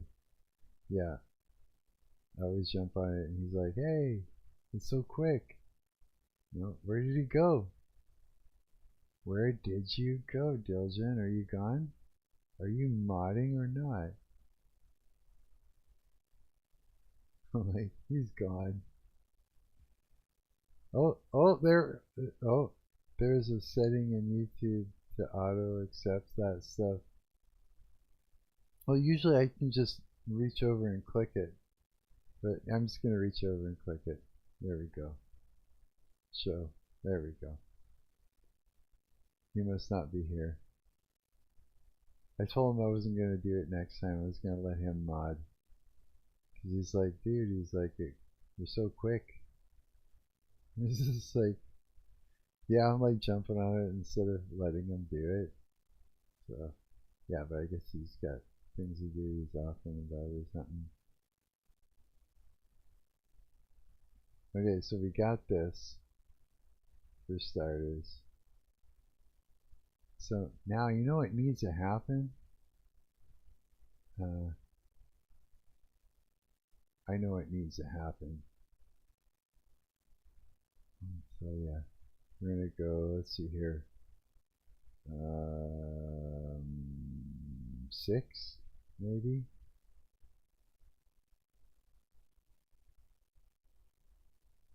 Maybe not 6. Let's do 3. Yeah. Oh boy, we gotta get into position for this.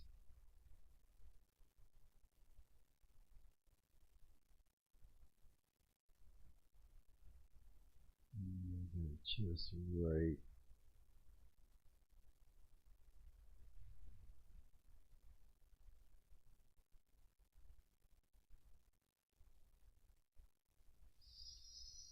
Something like that.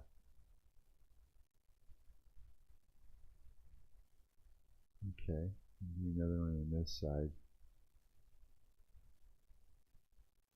And then, whoa, yeah, that's okay, I can fix it. What I'm going to do is I'm going to show you how I model things, make models in Unity, because we're going to model something.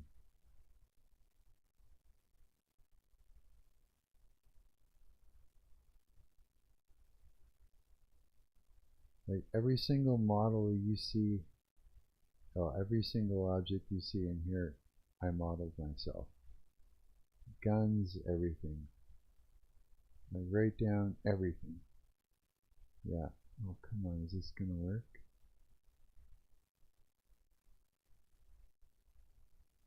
Seems like that side's a little trickier to deal with.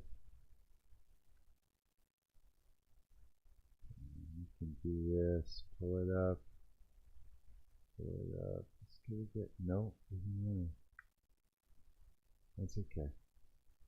It is what it is.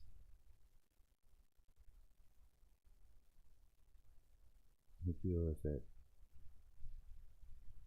Oh, I see, this side has to actually, really? Something like that? No. I'm not gonna let us do it. It's very ramped, like a ramp. We'll deal with it. It's actually gonna come in a little bit more. I'm gonna be a bit smaller. It's a little, yeah, that's very ramp-like. Whoa, careful. I think we need some sort of a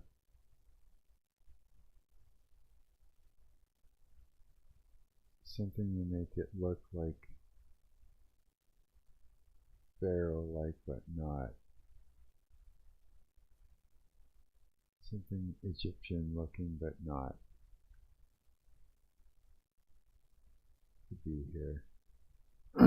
Oh, actually, could put something very Egyptian-like up there. Hang on, let's get this straightened out so it's the same. Oh, that's pretty close.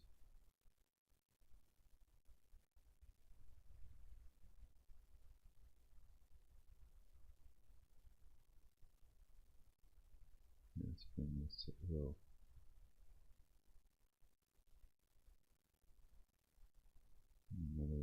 around here.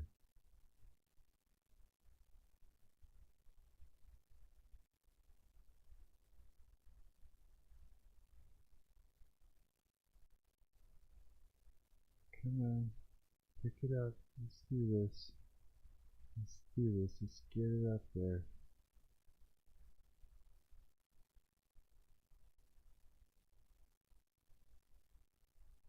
Okay.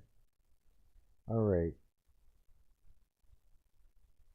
What can I create that would look like that, but not super Egyptian looking?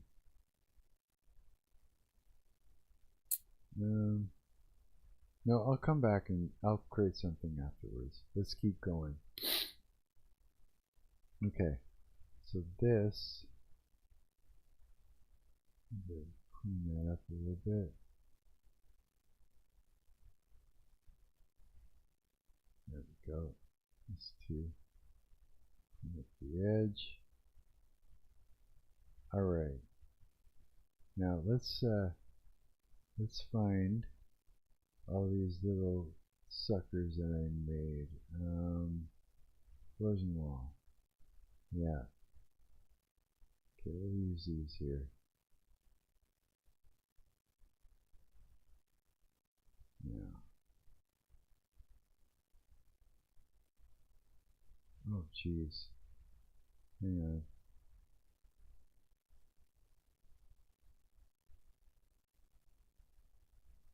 I have to, yeah, fix that. Landing to be more like so. Oops, that's okay.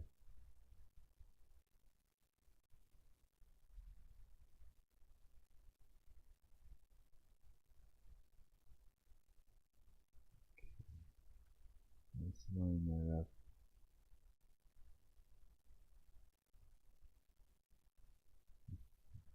This. Oh yeah, I see how this is offset. That's okay. That's what we'll have to do. Because the stairs, stop it. The stairs come up to here.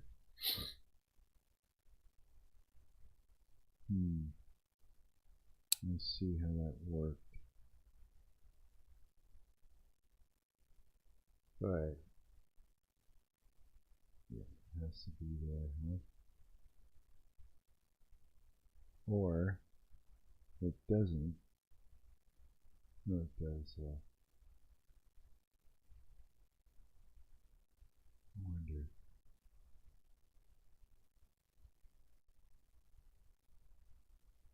No, that could work. Let's see what we got.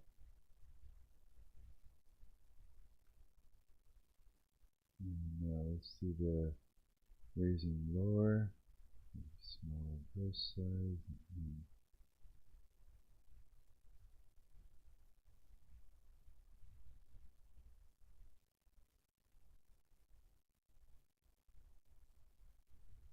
Okay. Now, yeah, that makes more sense. Now this,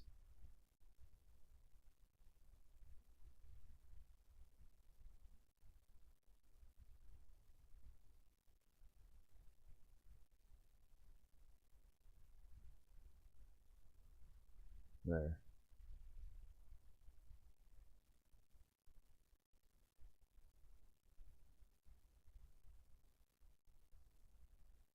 This will work.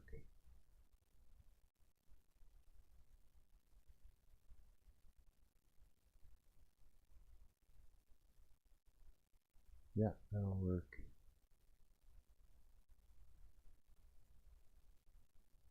Two.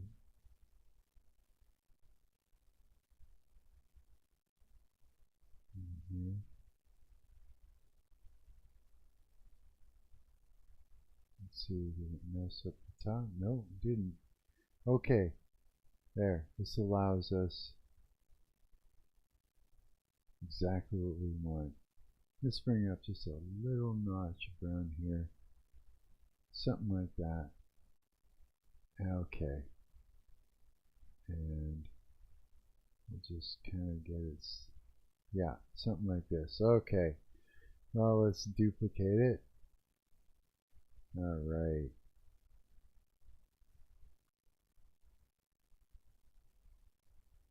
Let's do the thing. Yes, it will. Okay, that's what we want.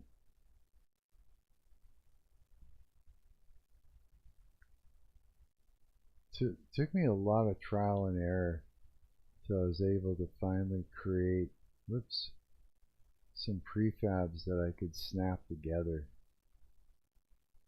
The first time I created this game, it was a nightmare getting everything to. It's like it was not snapping together like this.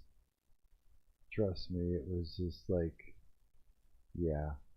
And then when I created, like, started recreating this, I realized that what I needed to do was get exact rounded, like exact number dimensions where they were rounded off, and not a bunch of point this, and to get them exactly the same on each side.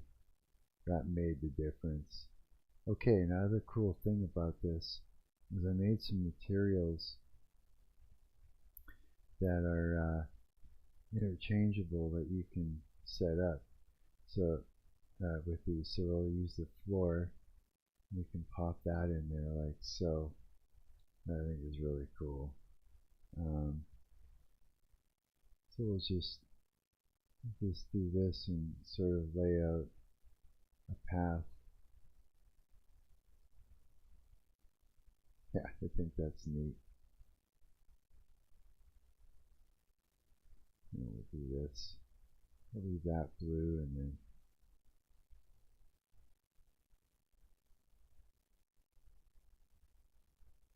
we'll do that. Maybe.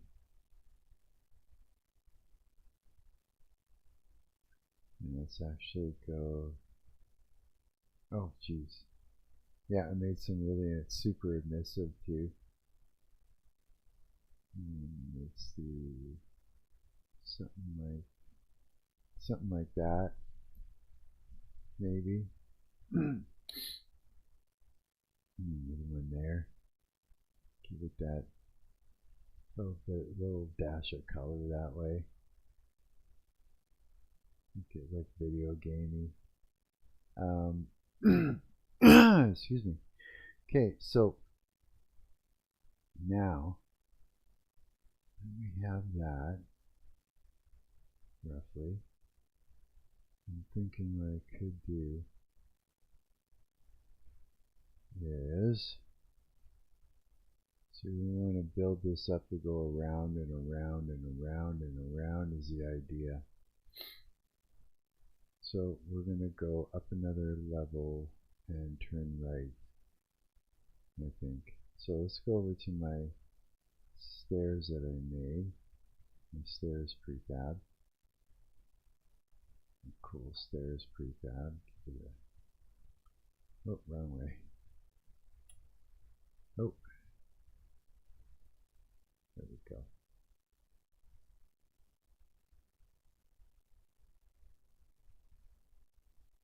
Get this to snap together. This is where I have to actually hold down the control button and take control over that.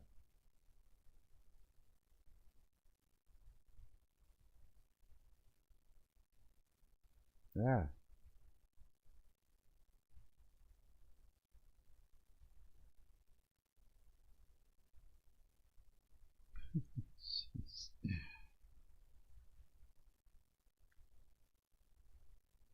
There, something like, back up a little bit, something like that. Oh boy, the old man's got to take his meds.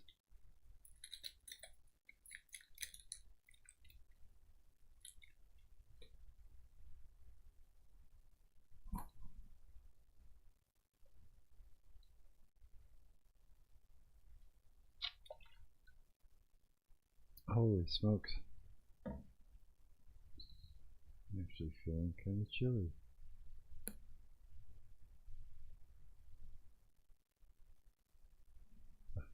Get my hair out from underneath all that.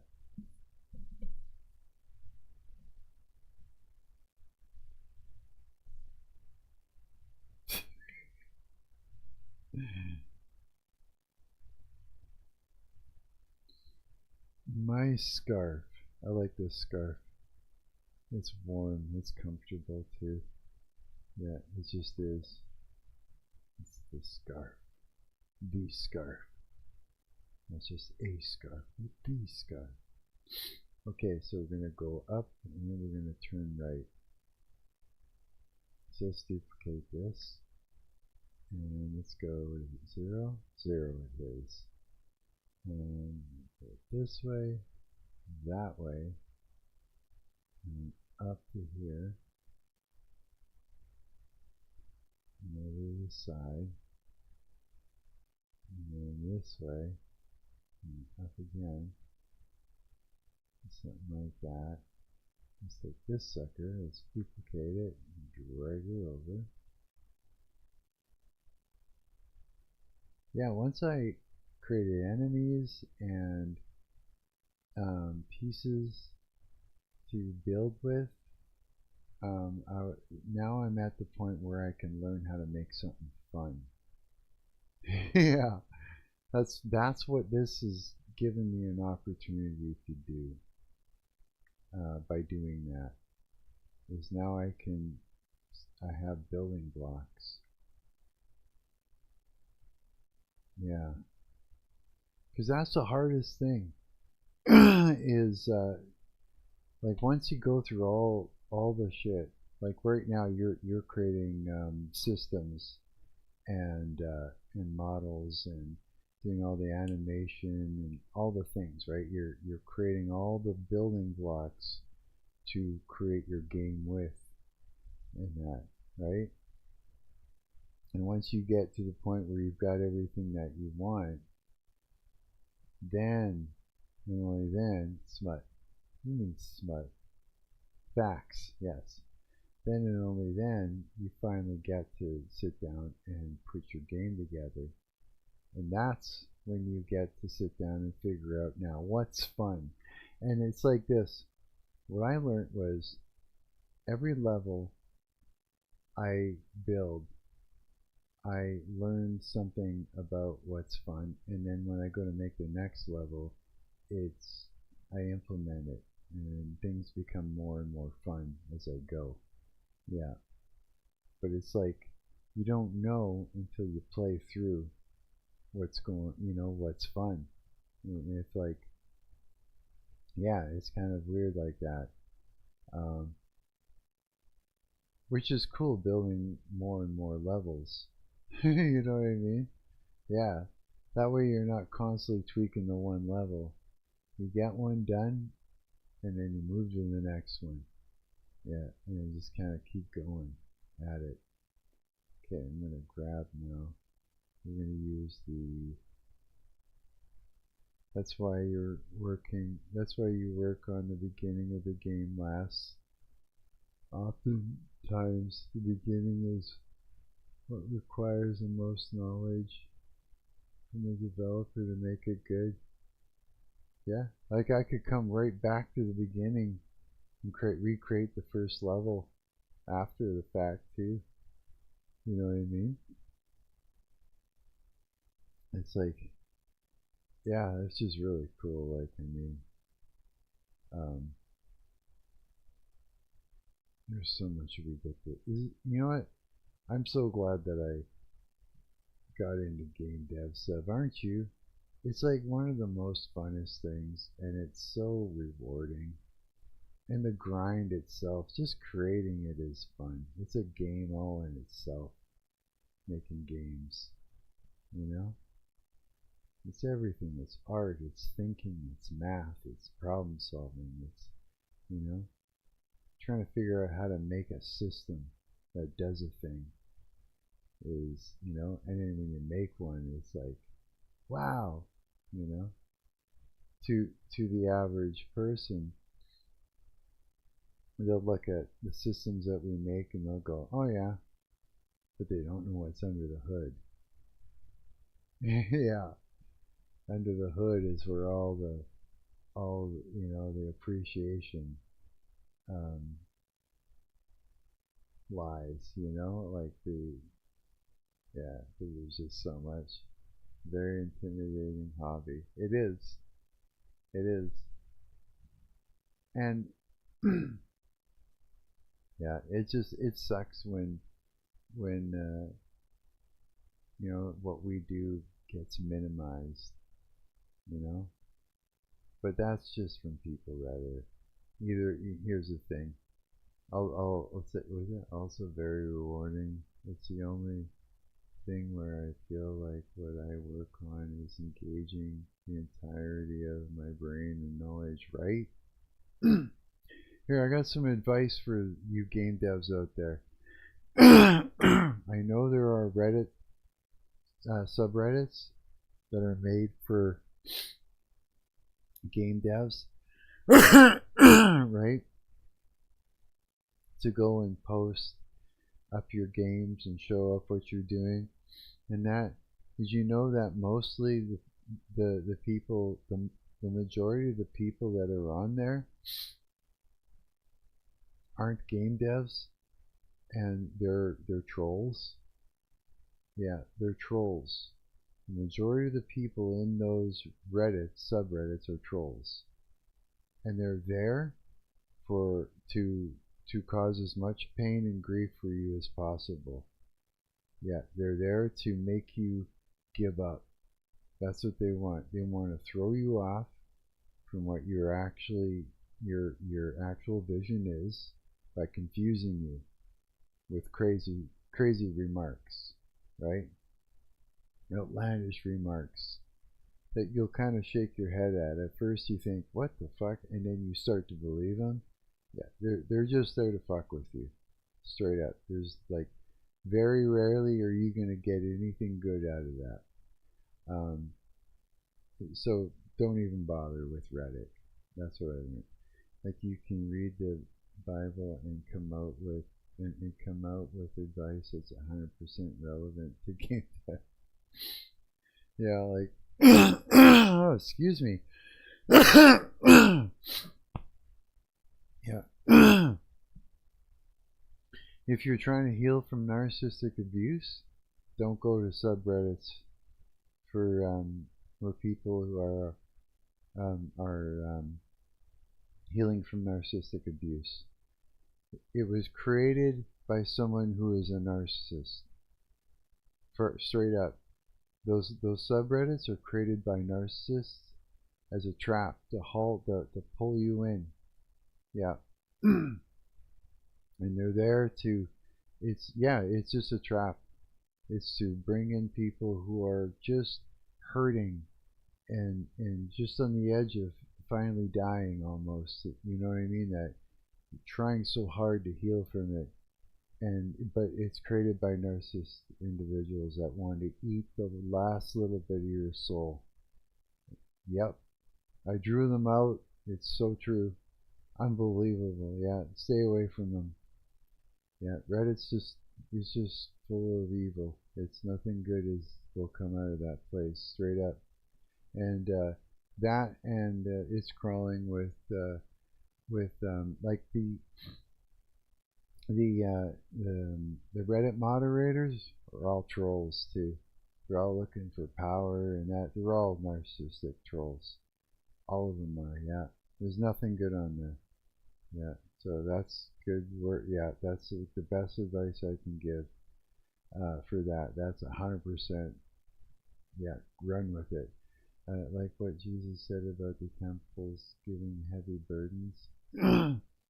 First thought I had reading the other day was that if he gives us light burdens, then we should be giving our creations light burdens too.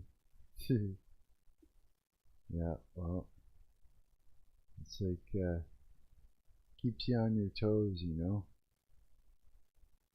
Sure, it's like this.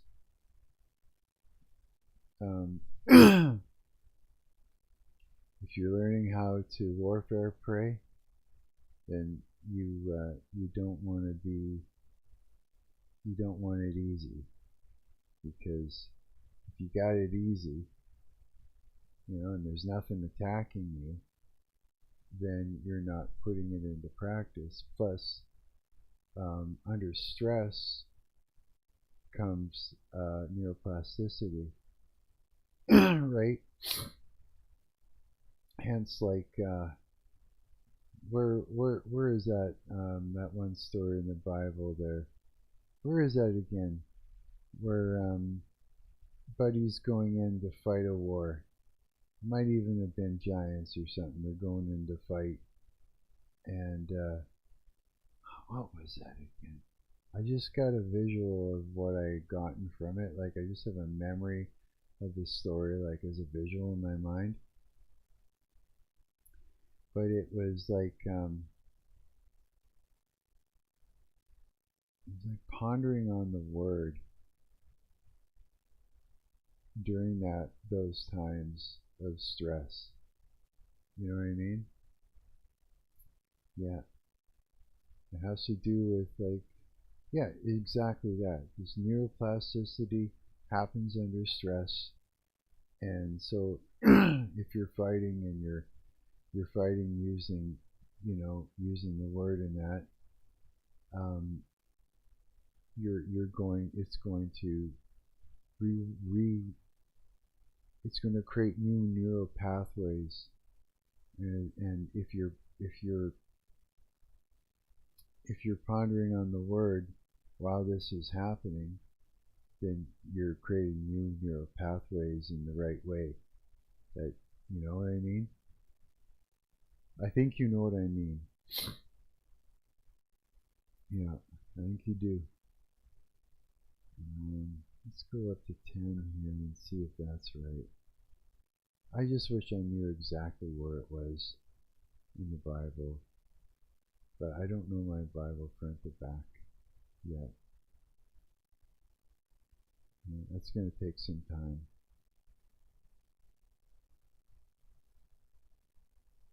But it was brought to my attention by somebody's post a while back.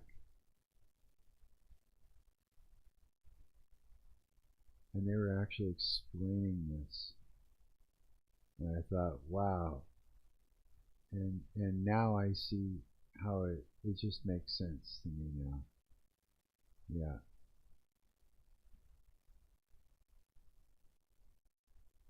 And it's like,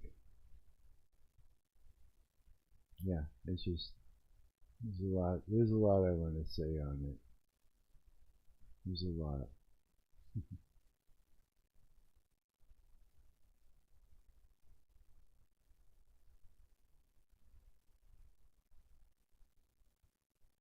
No reason to make the computer work harder than it has to.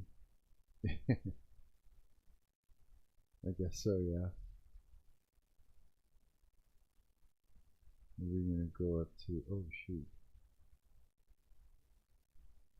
Oh yeah, I guess I can take this up higher. Let's go up to, what would be 7.5? Let's go up to, let's go up to 12 here. Let's see what 12 is. Let's go up to 18 here. Actually, what is this one?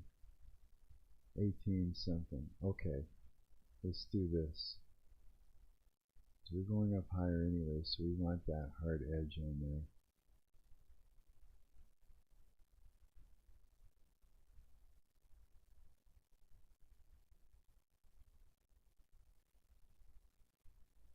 The hard R. That's such a retarded thing.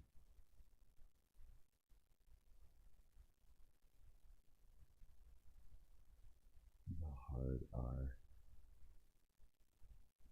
Yeah, there's just so much that I hate about internet culture. So much.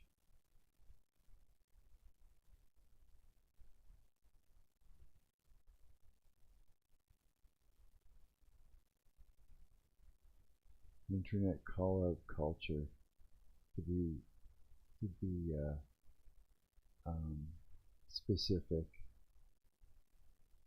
Call-out, exposing culture, you know, exposing and then making the rest of us the judge and the jury. I was like actually complaining about that earlier. Because as Christians, we're not supposed to be judging. Nobody should be. You know what I mean? Especially with the amount that we're all sinning, we got no right judging anything. Nor do we anyways, except to God. Yeah. The hard R.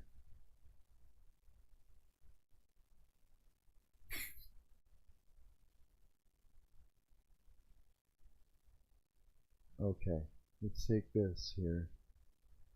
Where are we at here? This is 9. Let's just drag this way. Let's drag this out. And then 9 first.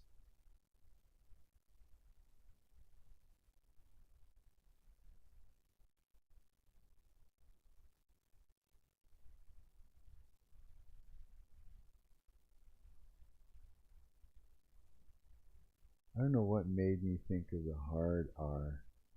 It was like it just irked me, the thought of hard R.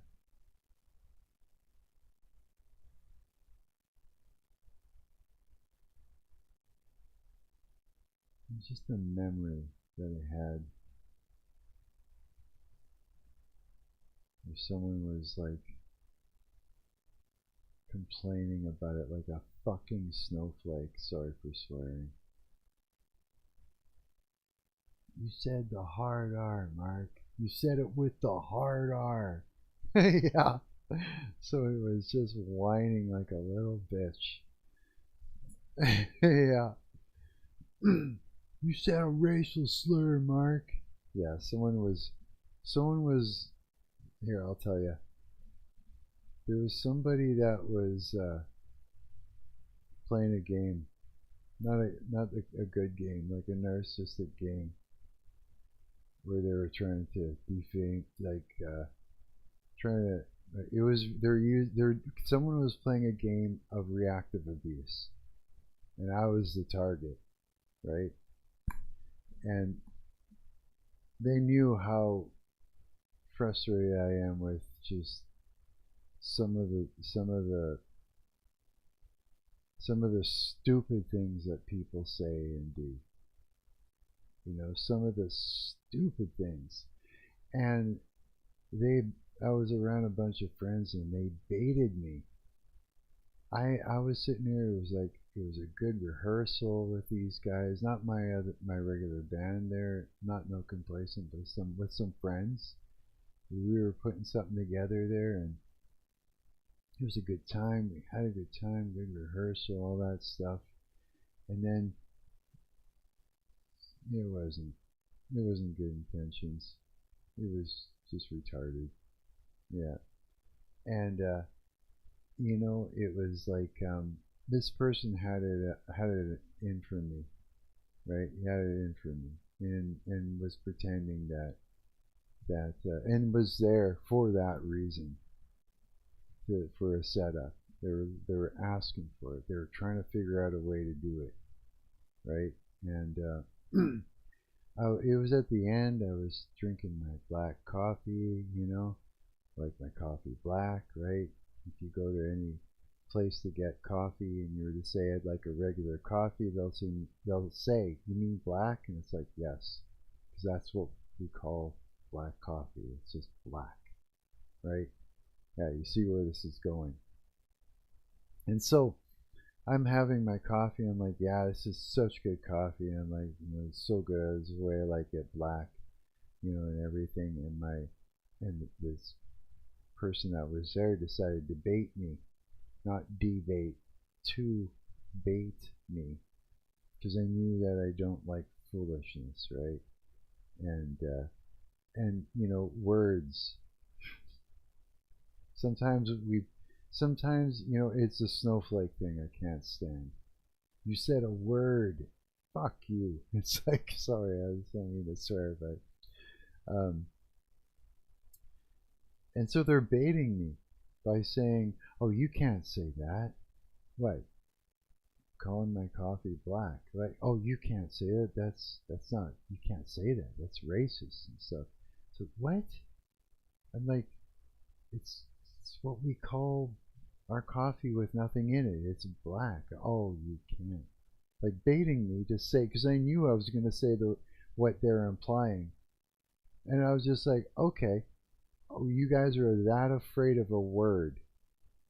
I said, okay, and I said, you know what I said? The N word. Out loud, and as loud as I could. I said it 6 times. No black people around, nobody, just the white crowd in the kitchen. You know, I'm trying to make a point. Like, the world didn't blow up. You know, there's no black people around for me to insult. It's a word, you know what I mean? We're putting, it's like putting too much emphasis on it, too much of a game around it. You know what I mean? It's like it's like being used and weaponized. You know, basically it is. It's just a word that's being weaponized. Is my point, and I said it out loud. So that they would see that the world did not explode. It's a word. And stop being like this. You know, stop acting foolish. Stop acting like snowflakes. Stop with this weird internet sort of thing that's going on in the kitchen right now. And stop baiting me. You know what I mean? But what happened?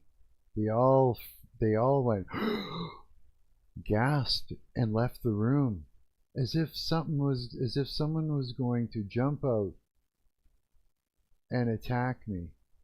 They left as if something bad was going to happen to me. Left me standing there as if something bad was going to happen to me, and they didn't have my back, and they ran away. There's nothing in the kitchen. What are you talking about? I'm standing there going, they ran away. From what? From what? There's nothing to run away from. I'm in the kitchen. Was someone gonna jump out of a bush in the kitchen? Like jump out of the closet or something, and they were gonna get caught in the crossfire? Is that what they thought? That someone was listening from the internet? And you know what I'm saying? That was a reaction. It was the weirdest thing I ever saw. Weirdest thing, yeah. Yeah.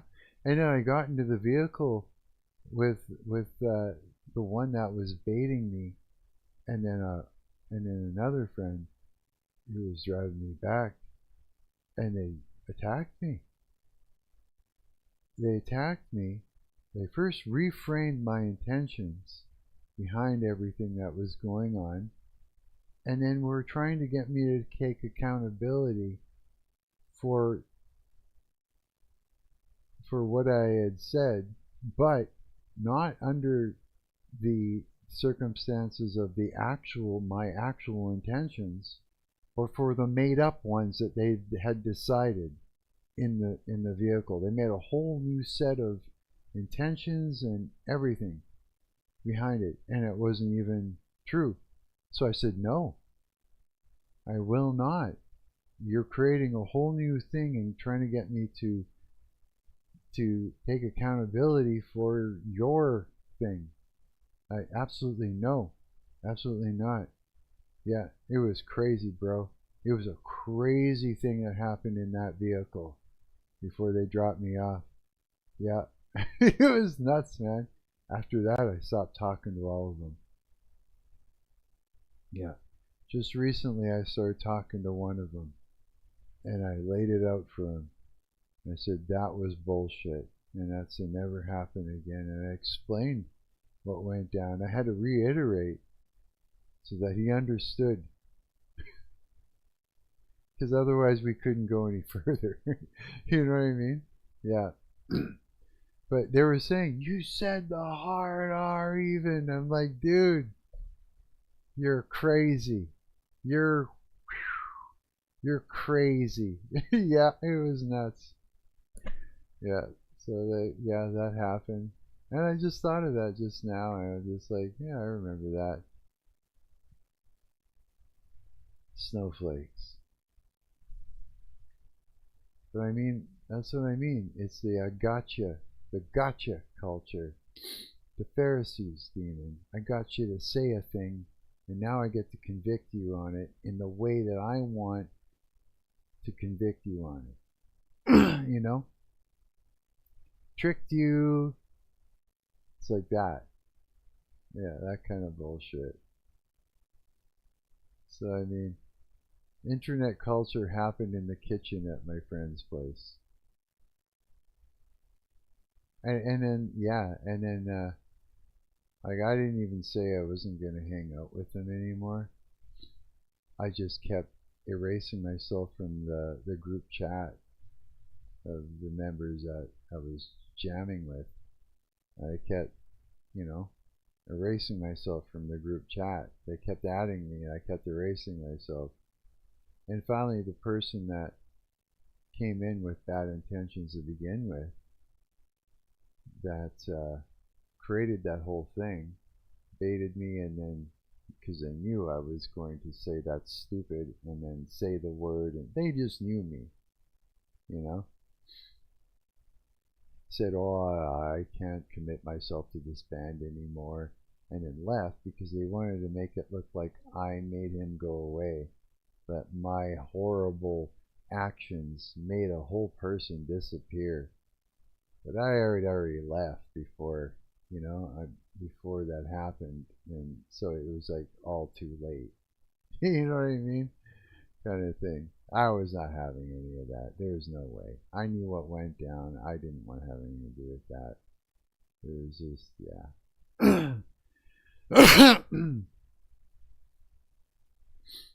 If we bear good fruit, then that's the only possible way for them to know us. There's a quote I like a lot. Preach the gospel at all times, if necessary, use words. Yeah, you know, it's like it was a trick. It was a trick. And it worked. It was a trick, and it worked. But here's the thing, is that that person is going to have to, I mean, who did they really trick, right? I mean, it was short-lived, you know. And who did they really fool? Oh, that's not the right one. Hang on. I mean, they're only fooling themselves. Let's just say. Let's put it that way. Like, really. It's like, was it really worth it? You know what I mean? To cause all that havoc just so that they can do a thing. Here's the thing, though, is like, the reason why they had it in for me is the same reason why it's like this. There was a band that I was following around, right, with a video camera. I was dedicating a lot of my time and effort into basically following the band around, recording their rehearsals, like videotaping their rehearsals, their gigs, backstage. I was trying to make a log of video that they could use later to either create some sort of cool documentary for their band, or to create content for them, you know, not just in the future but in the present, you know what I mean? And I put a lot of effort into it, and they were my friends, you know, and the whole nine, right? Now, everything was great and going well, and then the band split up in the worst way possible. Yeah, it was just terrible, and it was a bad time. And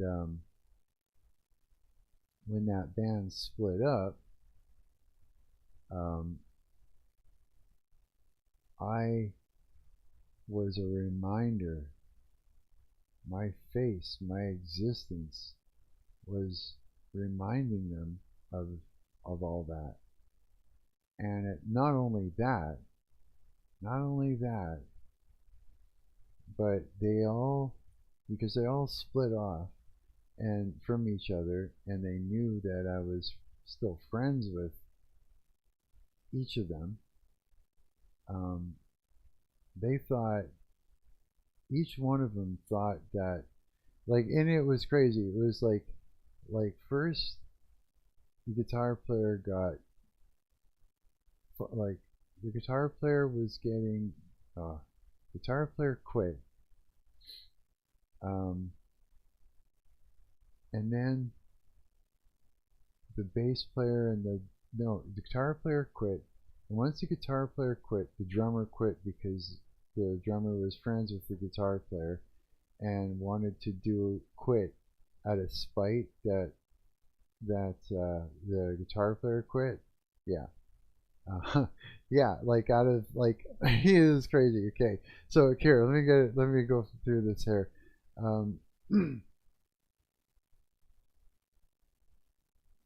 Yeah, sometimes, we'll get to that. It's like sometimes you just can't make people understand. Sometimes people are more dedicated to misunderstanding you on purpose, that they actually don't want to understand you.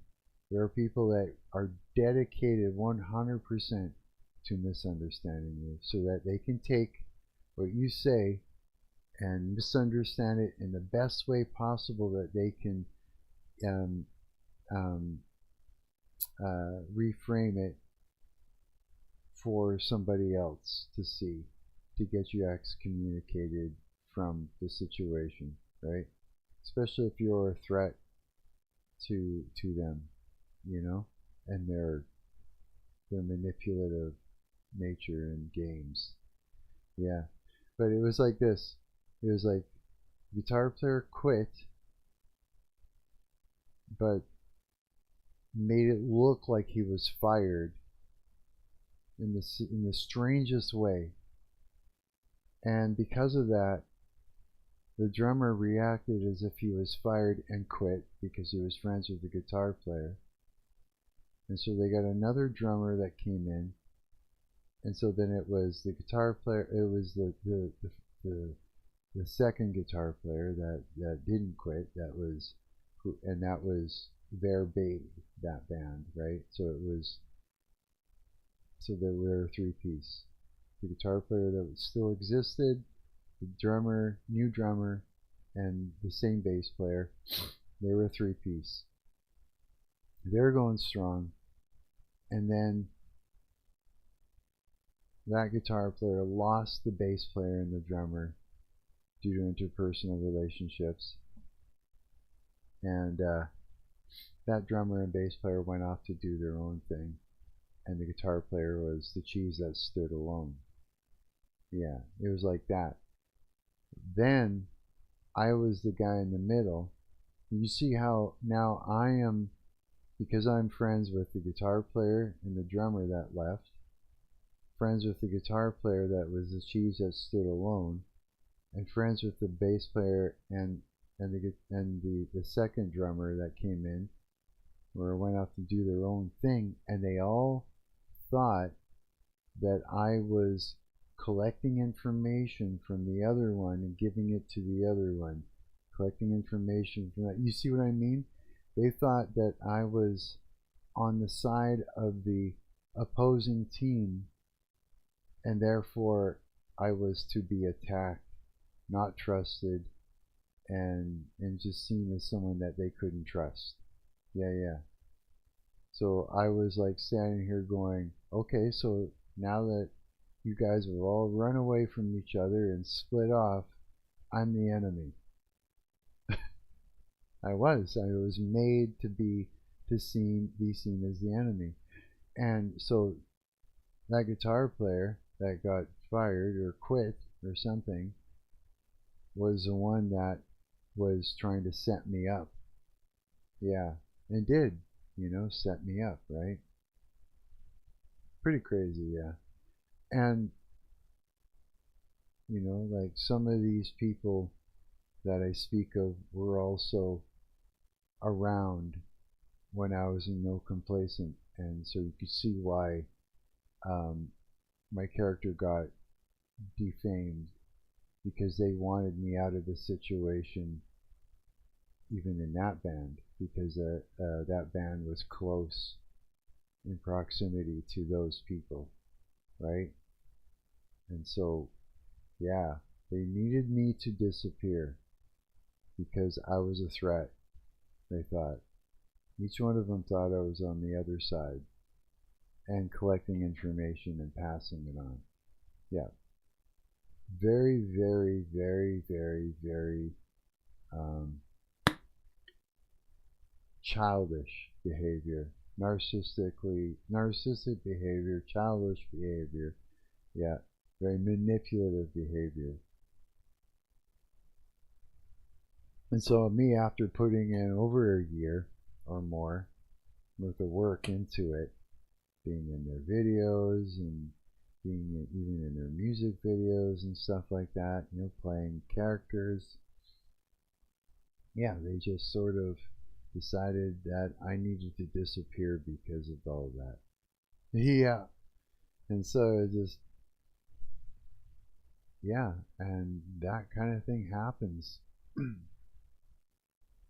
Pretty crazy, eh? I think so too. 12.2. Let's say 12.2 here. Let's do 12 point. Let's do 4. That might be too much. Let's find out. Oh no, 12.4 is pretty good. Yeah, something like that. Now I can talk about these things as long as I'm not naming names. I'm not actually gossiping. I'm not actually defaming anyone. What I'm doing is I'm sharing stories, an experience, so that you can learn from it. Because we learn from stories and other people's experiences. As long as I keep these people's names out of it, then we're good. Because I'm not defaming anyone. You know what I mean? I had to figure that out.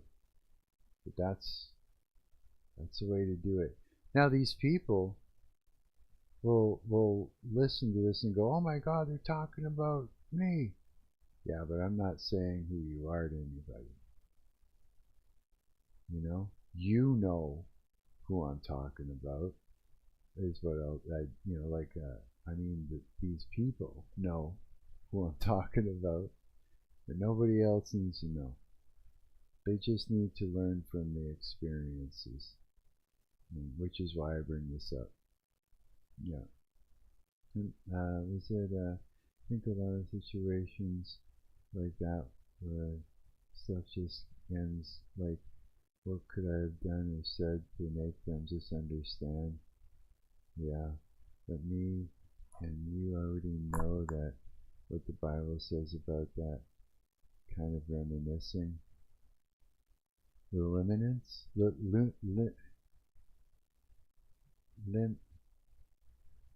Limerence. Yeah. Well, it's,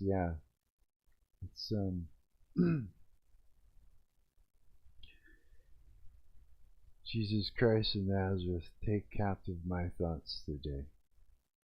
In the mighty name of Jesus Christ, Son of God, amen. Right? Take down, you know, it's like tear down imaginations and strongholds. Yeah. And limerence is a nasty one. Well, a limerence is so crazy.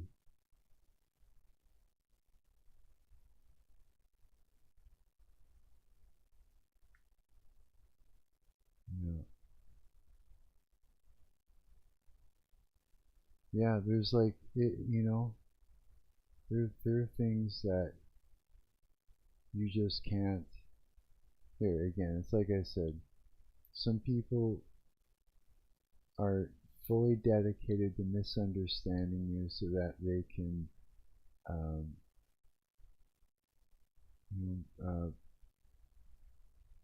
reframe you. Simple as that. And those people, there's nothing you can say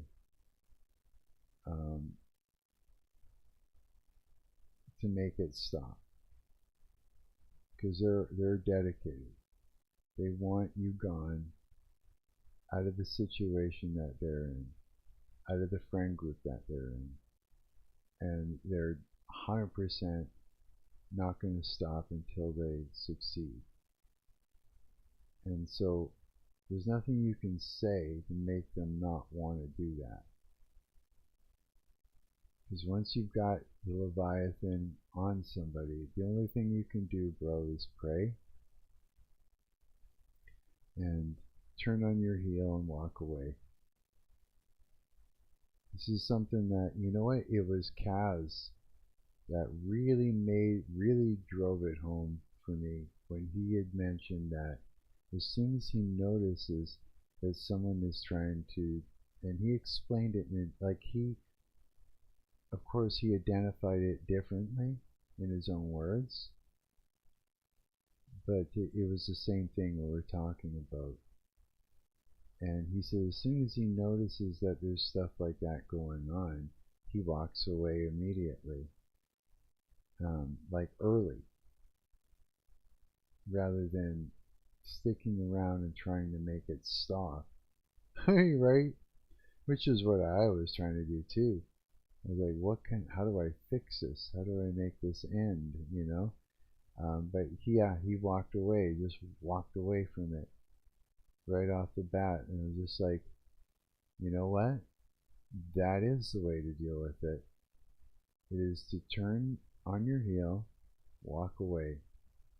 When it's Leviathan is part of the situation, you just walk away from it. It is not your fight. It is God's fight. You know? That is the truth. Is this the right decision I just made there? Probably not. I'm going to leave it like, yeah, something like that. So like I've actually made that decision that from now on, anytime that I'm in a situation in a friend group and there's a Leviathan around, number one, don't tell anybody. Like, here's the thing, is when the Leviathan is around, it can tell I can see it. Demons know, and I can see it because I've been in. God's put me in the face of this thing all my life over and over again, so that I would recognize it, right? And so I can see that thing, and it can tell, and it, because I'm looking at it into the abyss, it's looking back at me. You know what I mean? It knows, and so it needs to get rid of me because it's trying to do a thing, right? And what I used to do is I'd go to the people in the group, say, I got a problem. You know, I didn't say Leviathan, but it'd be like, there's someone here that's going to try and basically take me out of the group. is what I would say. But that would work in the Leviathan's favor, because he would say, like, because the whole thing is he would divert it. He would try and make it look like I was that thing. Yeah, so if I went to anybody in the group to say ahead of time, look out, something's attacking me, they'd say, see, he said that thing, he's defaming me. You know, right away, boom, now he's in. Locked in, right? If I don't say anything, he does it anyways. He'll do it through reactive abuse anyways. He'll still work on trying to get rid of me. There's no way. So now I know if I'm in a friend group and there's a Leviathan around, I'm going to turn around and I'm going to walk out and stay away from it. And see ya. Good enough. Yeah. Because I know if I stick around, it's just gonna, there's no use. It's over. It's already over. You know what I mean? If it's in there, it's already over. Yeah, and I'll stay away. That's just the way it goes, yeah. And that's the right thing. Yeah. If there's anything else, you're just asking for trouble. That's what I figured out. And that's okay. I think that's the right thing. I really do. Yeah. Because it's just not up to me to make that work. It's just not.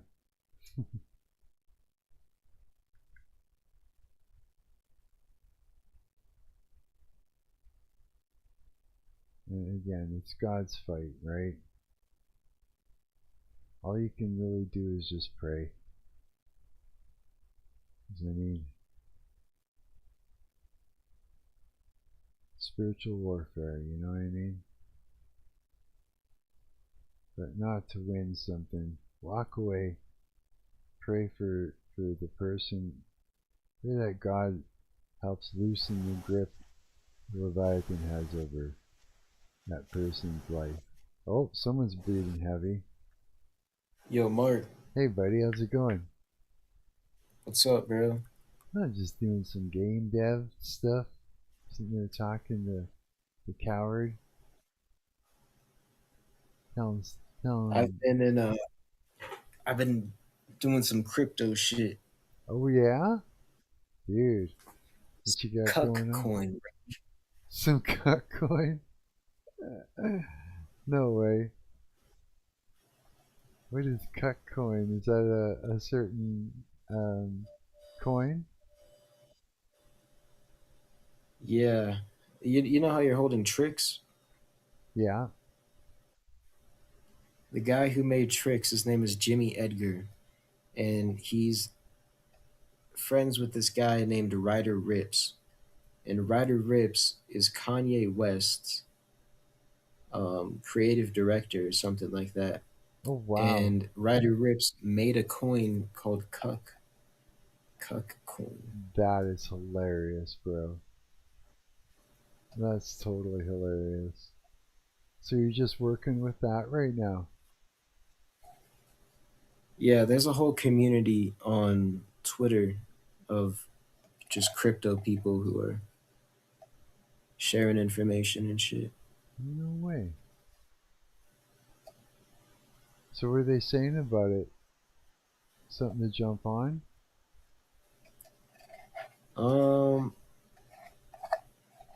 Yeah, I mean, I've been holding it, but it's just the same shit, really, bro, is what it feels like. Yeah. It's just like hyped up because of the artist? It's not even hyped up, bro. It's like one guy. There's one guy who comes online like every day, every other day, and he just tries to shill people this coin. Oh, you're kidding. Yeah. So he's like basically using clout. Clout? No, it's actually a very interesting thing because he does it every day, bro, and he puts so much effort into it, and he makes so many posts every day on Twitter, long posts about this fucking cuck coin. And I'm Really? sure he's using AI for it, but he's actually putting hours every day into trying to educate people about the connections here. And if you Really? were to listen to this guy, he would sound completely insane because half of the stuff he's saying is, but the thing that is real is that Ryder Rips made the coin. And Wow. that is why I'm holding it. Right. Well, hey, I mean, it might work out, right? Ryder Rips. What a name. Yeah, I don't think that's his real name, but No. no. It's just like, yeah, like this crypto thing is so, it's so interesting. It's like a whole culture or something, right? This is a once in a lifetime opportunity. You'll never see something like this again, and you don't even understand what you're seeing here, but Really? you're gonna see the aftermath of it. Really? So this is actually going to be pretty crazy then. Yeah, It's gonna be insane. yeah, I can't wait to find out how it turns out. Yeah, man, I hope you make some good bucks. You know, I really do. You too, bro. You're holding the coins. Am I? I'm not holding out those ones. Am I? No, because Not you, not cuck. no, I'm still not holding any. I just have. We just kind of moved the money over. Remember? Yes, it snowed. It snowed, Mark. It snowed. The tracks were obscured. Oh yes, exactly. That's right. That is correct. There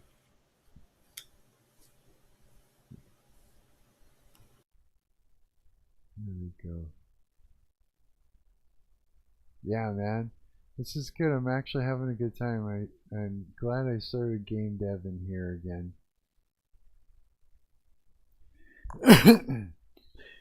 Coward. Yeah, it's looking cool.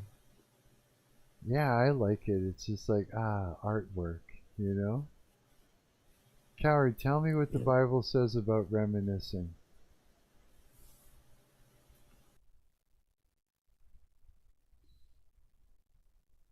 Like, specifically. Wait, what the heck? Oh, I'm on the wrong one. That's why I said height.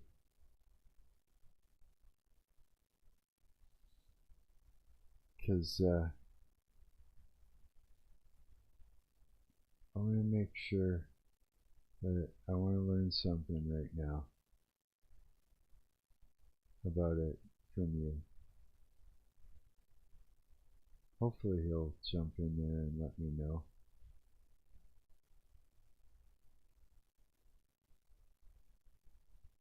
Because I think I know what you mean, but I want to know for sure. So, school me, kiddo. I can say that, I'm old enough. Yeah. I've actually, it's funny, I've got, I remember seeing a story where this woman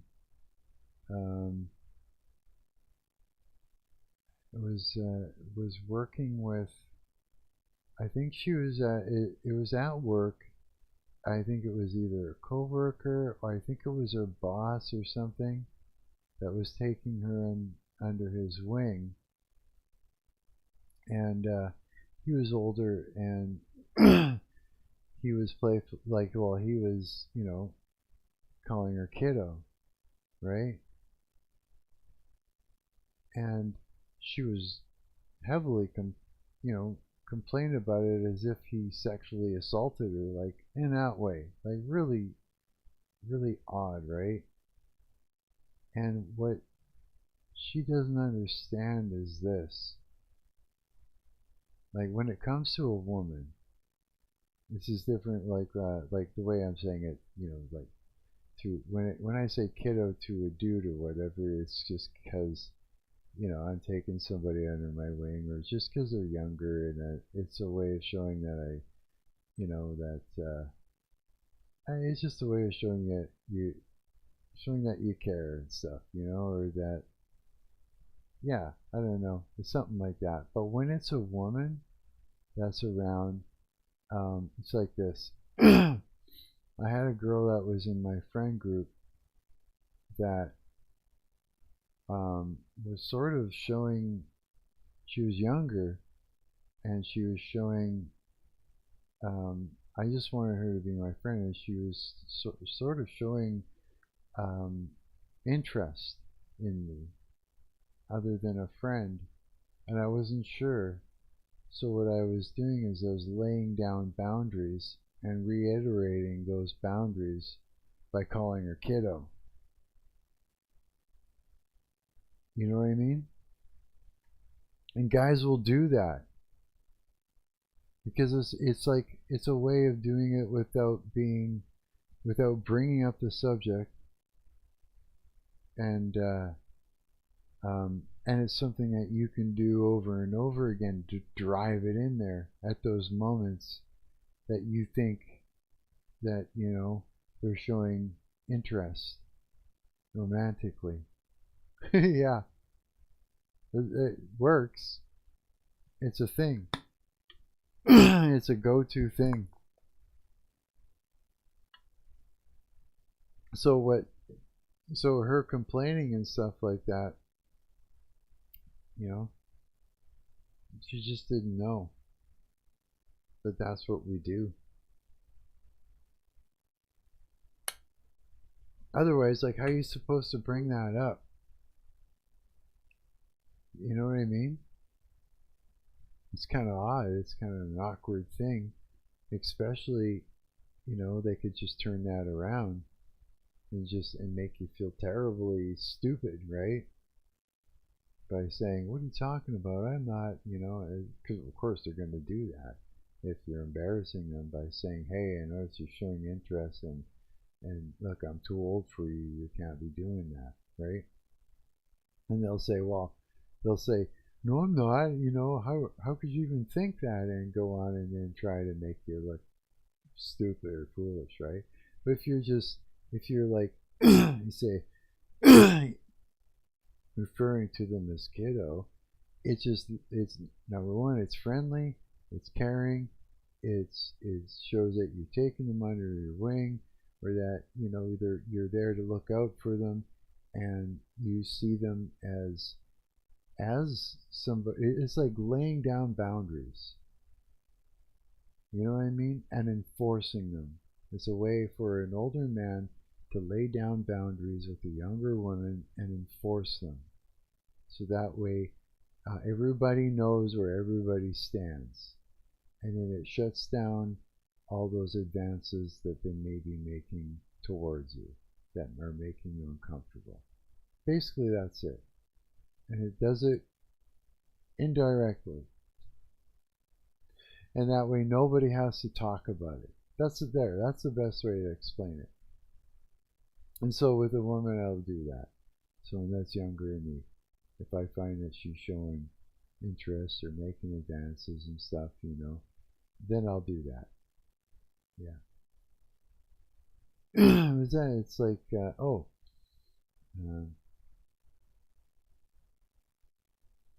oh yeah, Cara says, something I notice is that even if they aren't interested in you, a lot of women don't like it when they find out actually just want to be a friend. Oh, of course they don't. It's like they often expect you to play the sick game most dudes like to play, where you pretend you just want to be a friend and then conveniently become a shoulder to cry on when the time is right. Friend zone, yeah.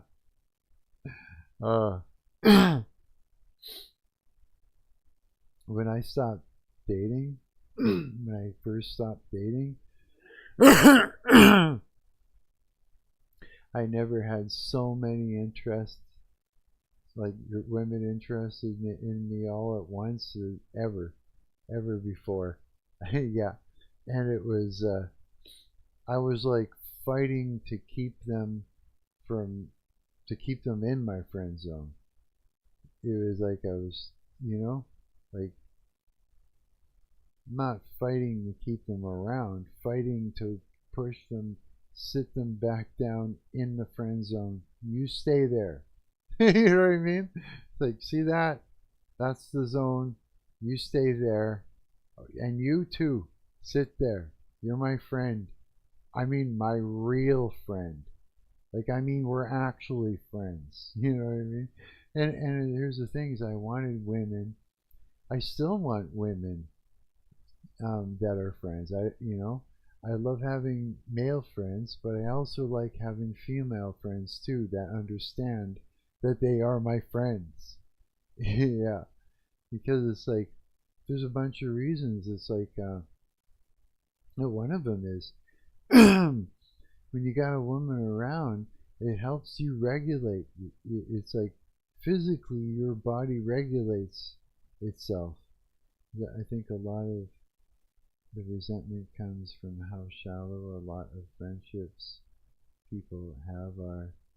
Yeah, that is true. Yeah, that is true. Absolutely, coward.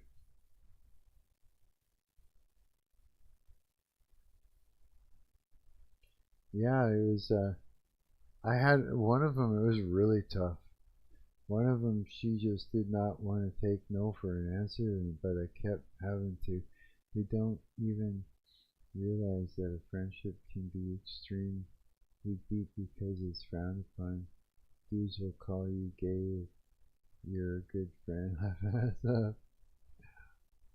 Yeah, but I mean, it's like if you got a good friend that's female,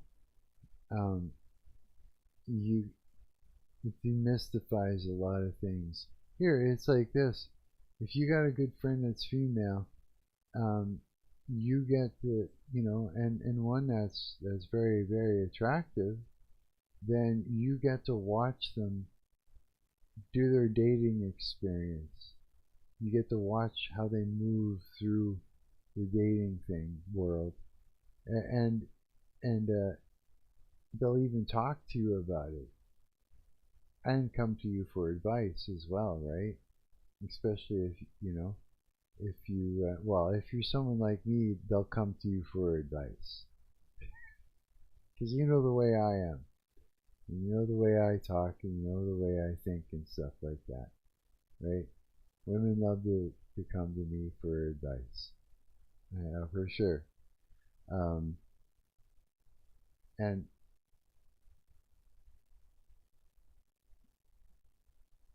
you get to hear, you are old. Yes, that's another reason. Because I am old. Yeah. But I mean, like, my friends that were women, they'd love to talk to me about things, right? Like this. Like,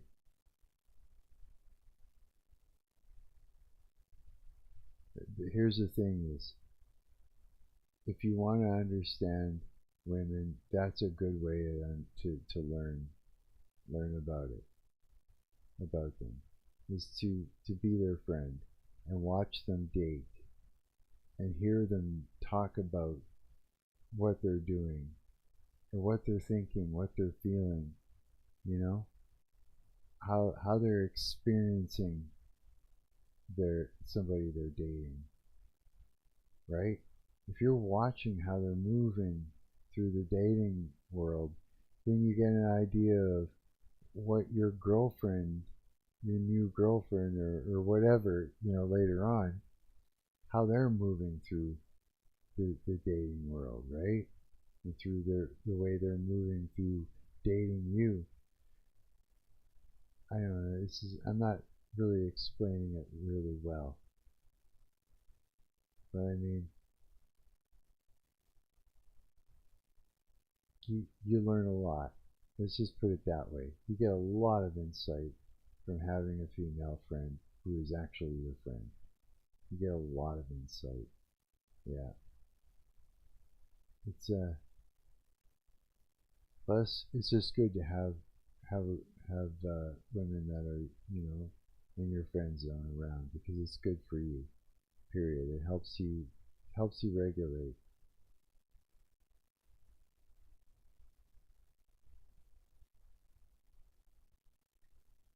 Oh wait, I did that wrong.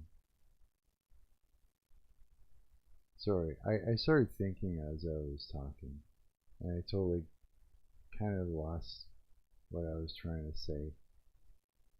I think I was just, yeah, I'm just kind of thinking about exactly what I want to say before I started talking about it. I wasn't, yeah. It's just important.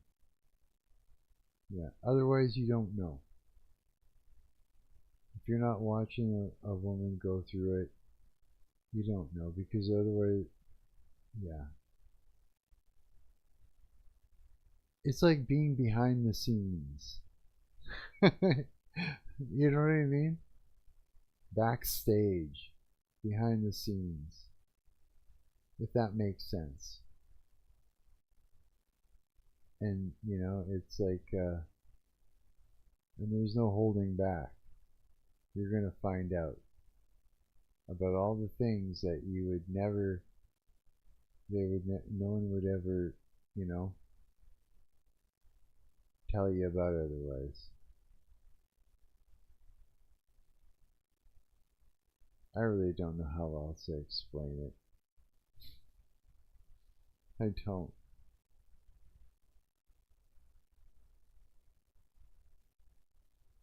Yeah. I actually dodged quite a few bullets by keeping some of these women in my friend zone. Because as I was watching them date, I was like, wow, if I would have dated this woman, bad things would have happened. Like, straight up, yeah.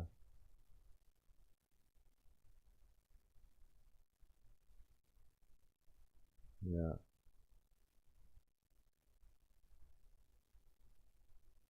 There's you know, when I think about it, but here's the thing.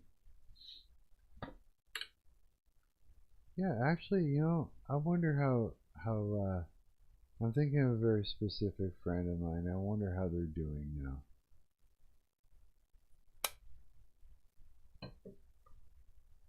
They were having a real rough time.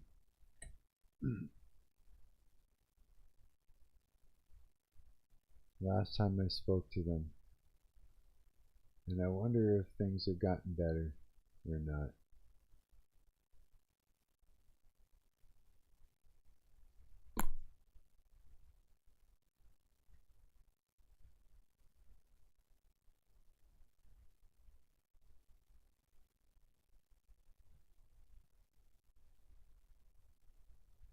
Now, would any of that information that I learned from putting myself into that position where I got to see behind the scenes help me, you know, in my dating life? I don't know. Maybe. Maybe not, though. I'm not really sure. Because I never dated again. Yeah.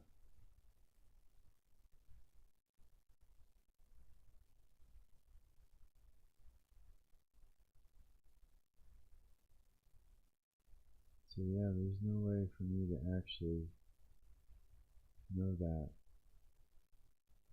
I guess.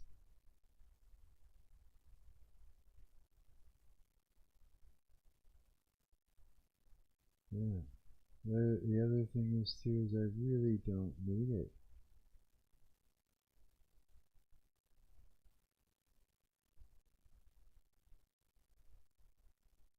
Not a lot of people, not a lot of people can get through life without like dating. So I see this as a positive outcome.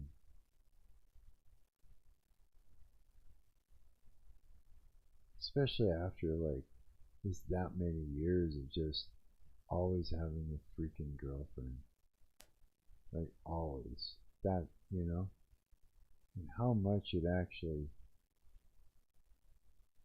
got in the way of having a life that I was going to be happy with.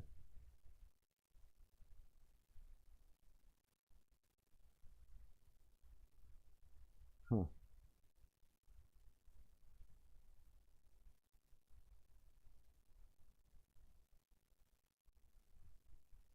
This is fun. I'm like really enjoying this molding and creating stuff here in this program right now.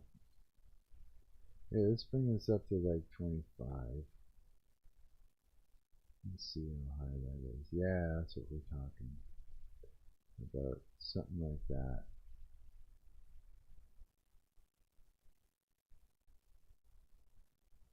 Let's take this up to here. Same thing right around here.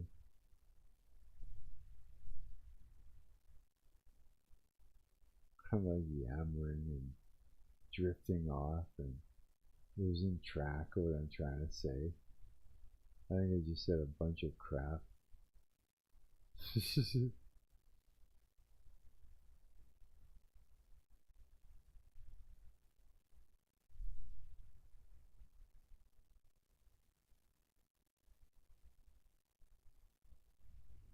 Yeah, it's I feel like I should do what Coward does and have that music on. Those tunes that he usually has playing.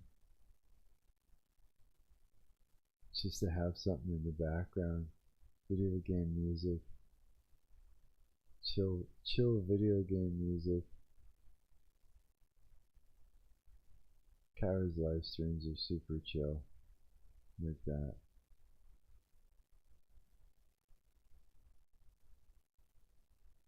Oh, this is gonna be fun. I'm gonna get this right.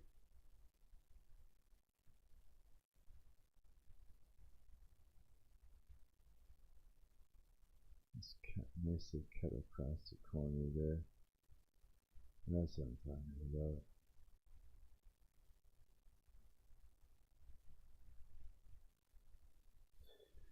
Oh boy!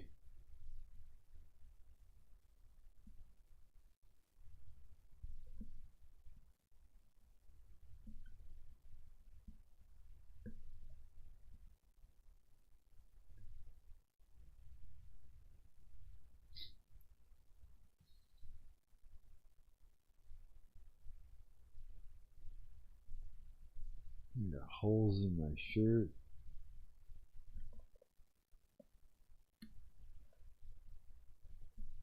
There. Alright. Let me think.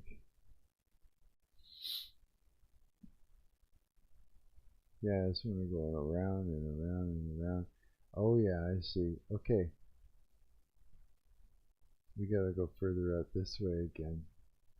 So I'm gonna make this work further out this way. So what we do, okay, so let's take this and let's make a bigger brush.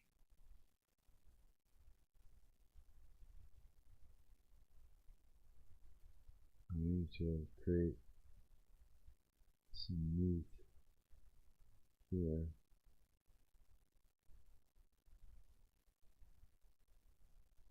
I like these terrain sculpting tools, they're fun. Okay, so we're going to bring it out to here.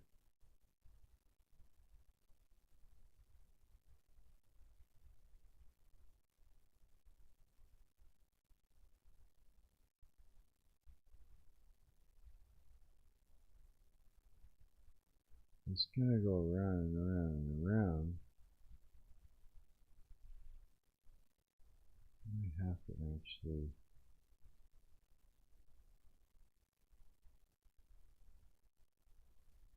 I think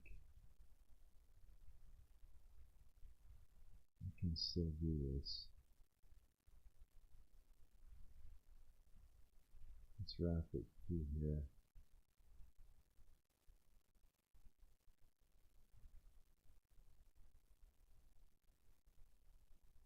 Let's try this. I got an idea. I have ideas to make this work. Man, if I wish I had tons of lovable credits. I would go absolutely, I would be like all over that crazy app that I've been trying to make. Oh, I figured something else too out that I want to show you guys. Let me just save where I'm at right now. I'm going to show you guys something.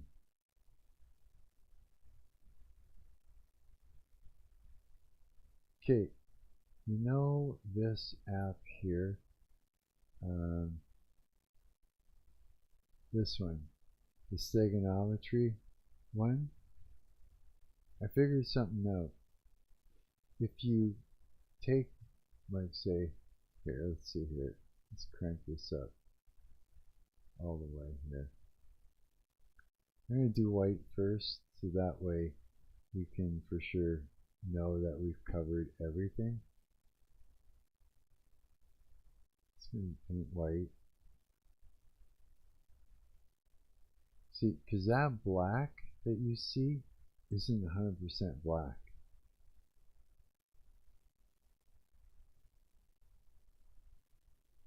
So when we make it 100, we go over it and we make it black. So now it's 100% black.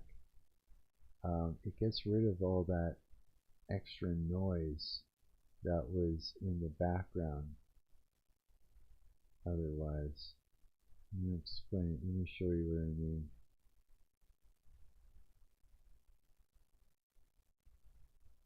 So if we go like, now that we got that done, if I hit synthesizer and then play, this is nice and clean, no noise at all. And hit stop here. Now, if we, now we can take our, let's shrink it down here. What I actually like doing is taking the rectangle tool. Now let's do it like this. I'm going to try something. Let's go like that. Let's go like this. Let's go like this. I don't know, this is probably an oddball way of doing it. Ah!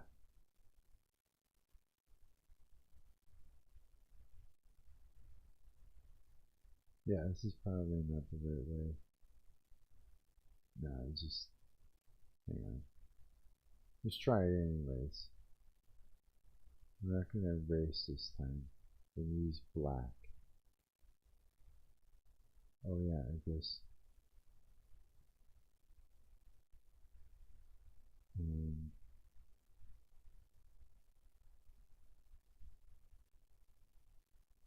Yeah, that's actually okay. That's not the way to do it. What I was hoping to do is just that, but it's not going to make any sense. Okay, so what we're going to do. Let's take the white. Let's take this. So what does that sound like? There.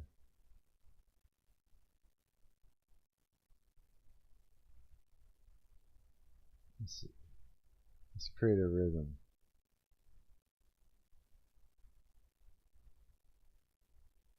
I know it's not perfect, but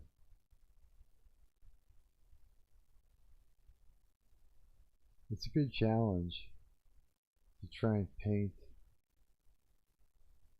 what you want a sound to sound like.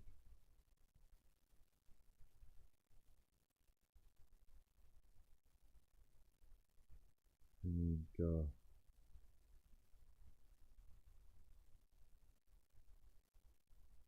So, oops.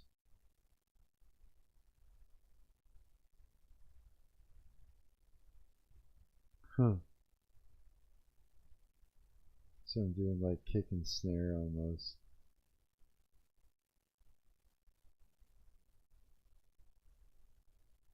And then go like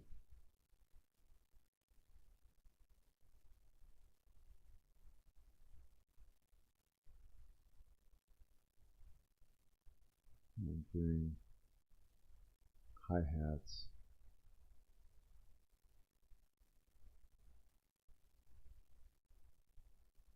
Oops, it's not right. Good enough though. Jeez. Hang on.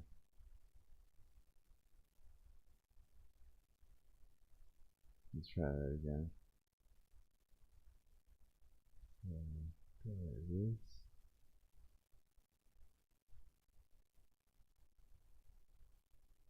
Maybe it would be easier if I go this way first. 1, 2, 3. 1, 2.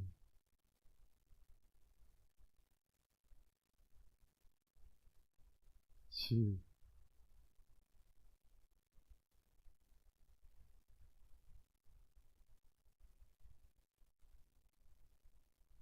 Let's try to go fast for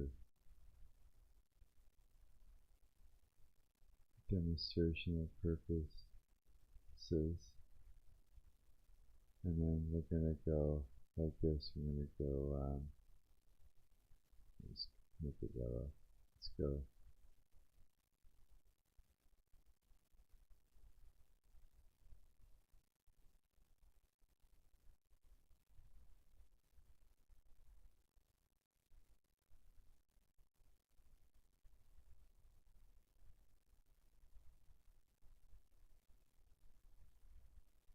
And go like that.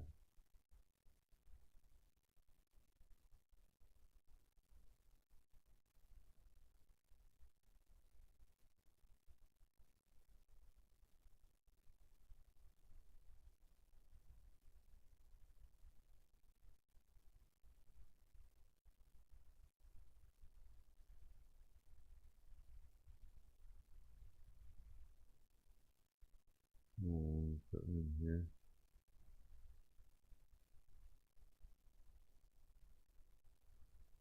Okay, let's see what that sounds like. You ready?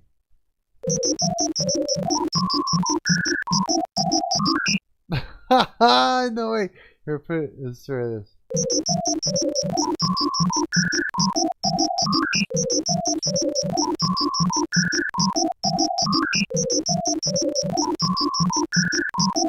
Pretty crazy, eh? Yeah. So by painting it all black first, it cleans up a lot of that noise that you would otherwise hear, right? Now let's try something. Now that it's like this, let's take our text.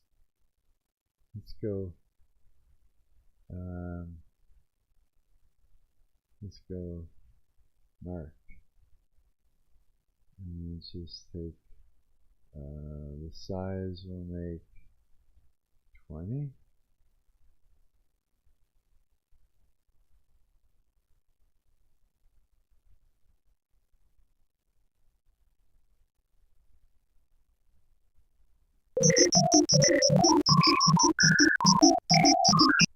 Okay, now let's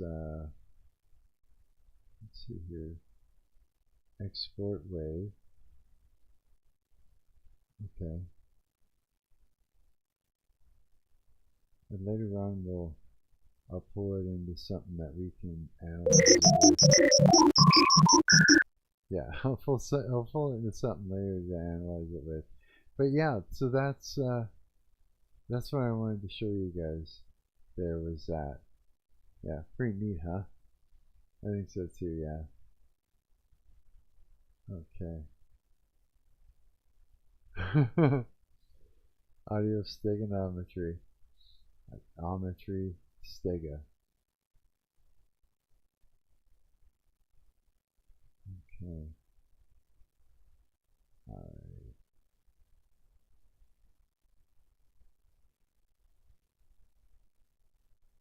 Let's see. What do we got?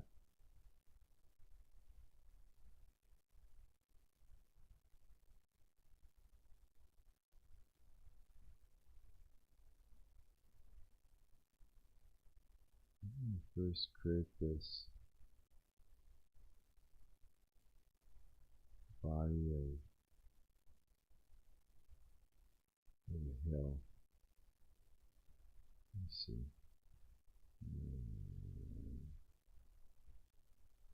6, 2. Let's make this first size a little bit bigger.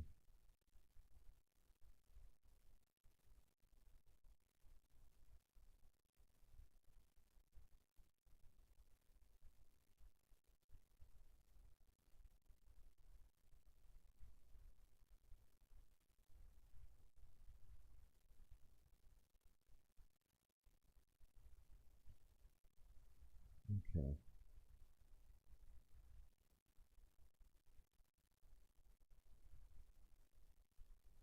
Okay. This is what we're talking about. Alright, let me think here. Let's make this first size smaller thing.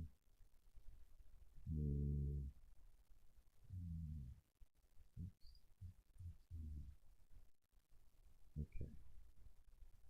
Oh no, that's not right. Is that right? Hang on. No, that's not right.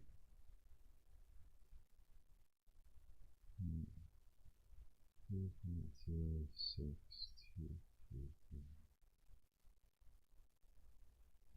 Yeah, that's more like it. Okay. Alright. So now, I want to make this good and sharp along here, especially along down here.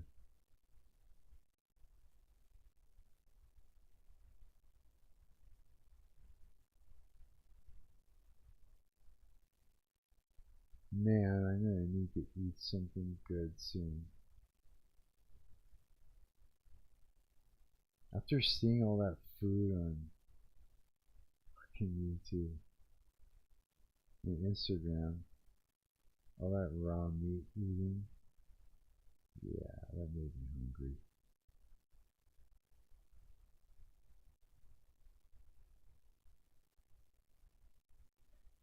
If I wasn't trying to, watch making sure that I don't overspend, I would order a pizza. It's been so long since I actually had a pizza.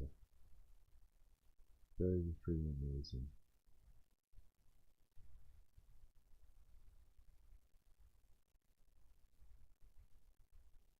It's probably better I don't. I should be eating a lot. I should be eating healthy. Most definitely. I like being healthy. I do. There's a lot of good, delicious, healthy food. Yeah.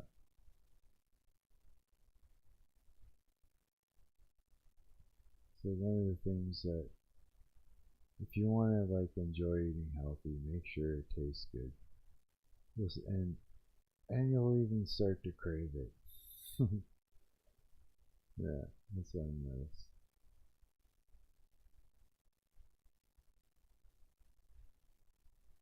Okay. Alright, so we got that far.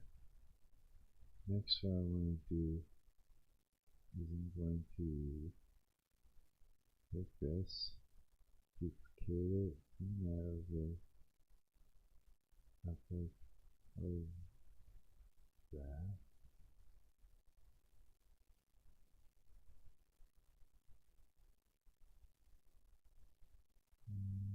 Oh, I see it.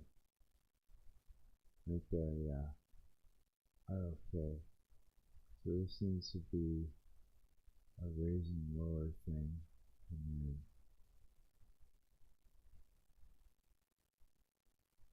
yeah, like that. Just like that.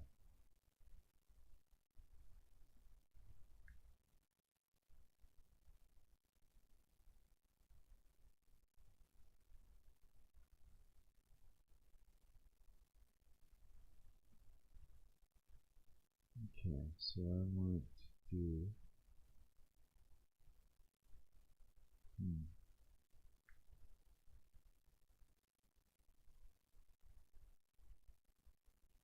Oh no, I didn't mean to do that.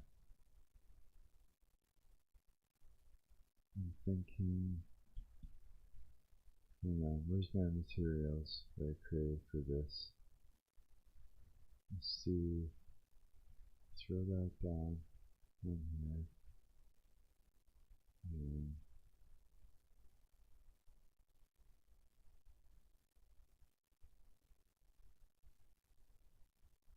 maybe one more.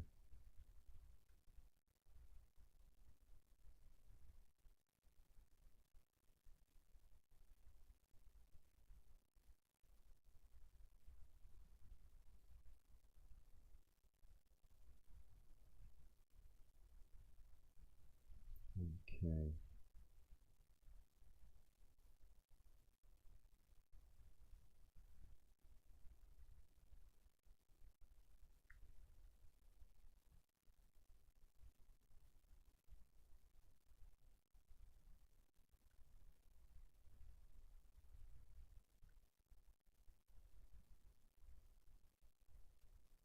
Okay, what I want to do here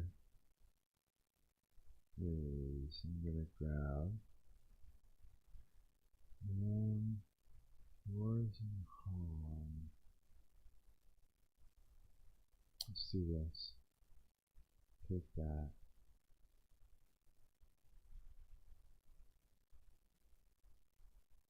Okay, let me put this over here.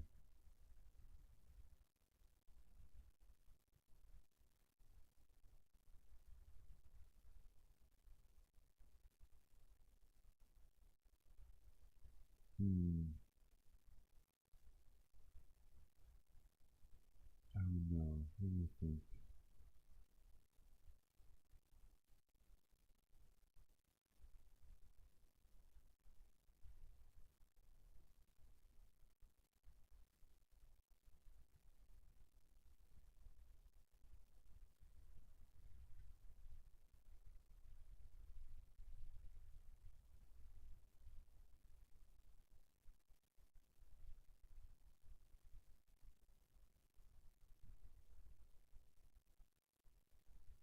Thinking.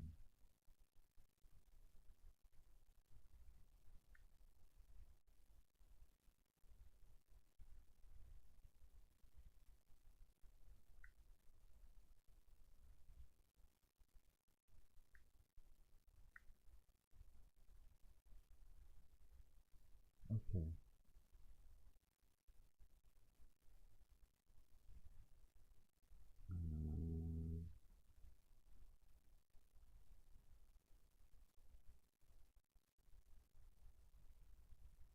Let me think. Let me think, he says. Sure, why not?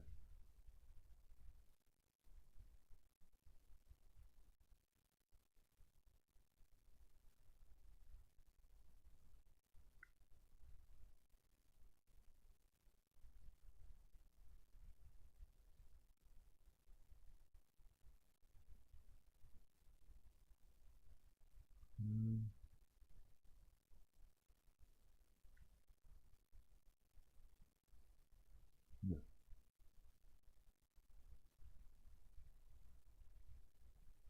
Oh, I know.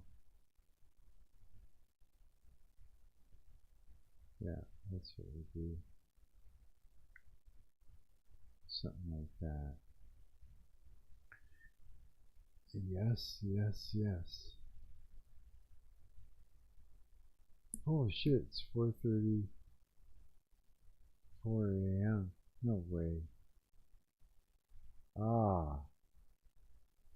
Time is speeding up. I know it is.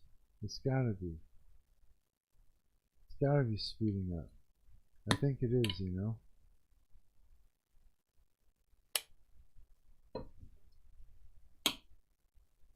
Have you ever heard of that? The time is speeding up. I think it might be. I think it might actually be a thing.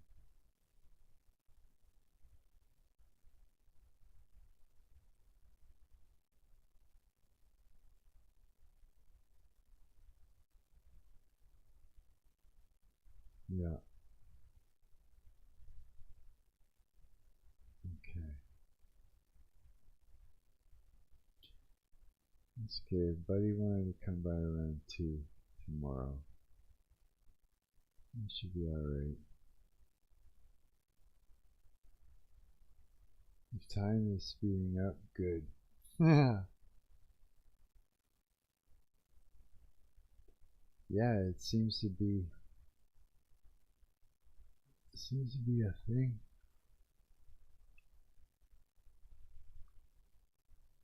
Oh, my back's like cracking even doing that. Oh shit. Careful, Mark. That didn't feel so great.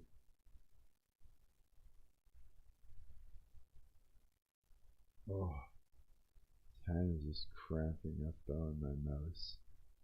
The mouse hand. The mouse hand is in pain.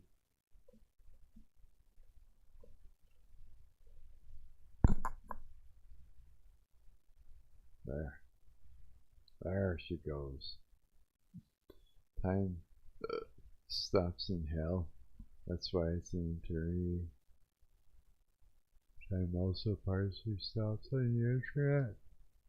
Kind of, eh? Yeah, time flies. Or what? It kind of does. Only on the internet are the things you said 10 years ago treated as if you said them yesterday. Internet is hell. It's true. It's true, bro. I see what you mean. It's because, yeah, it's just, yeah, it's perceived that way, isn't it? It's such a weird thing, but it's true. Totally it is.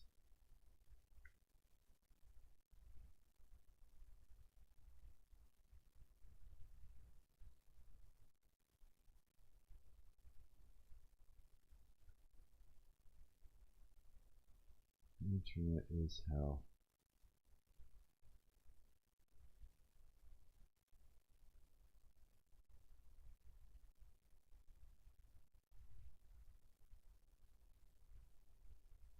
Yeah, I can't believe how much technology is just flying. I never would have even fathomed that it could turn into what we're doing right now. The thing that I'm creating in front of me, that just blows my mind.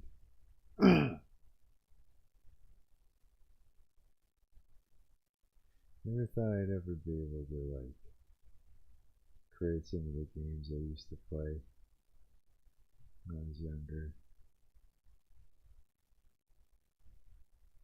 But here I am with that power in my hands.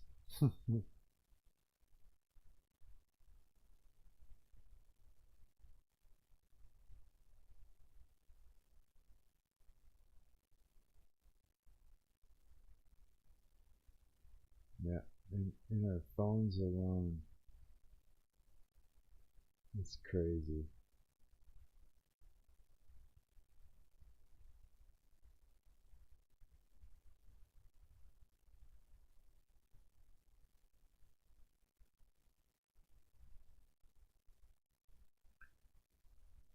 I'm so quiet.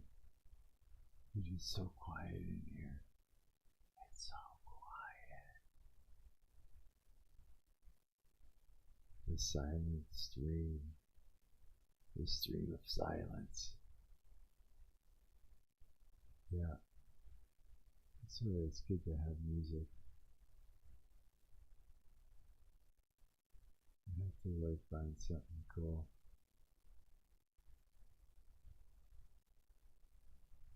Something chill, something not annoying.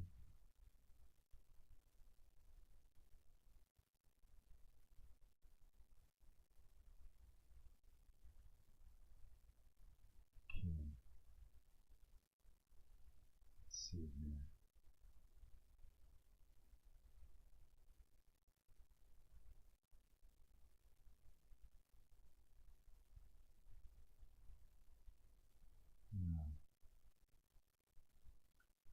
First, what I'm going to do here is just to break the silence. Is go over here to my awesome music radio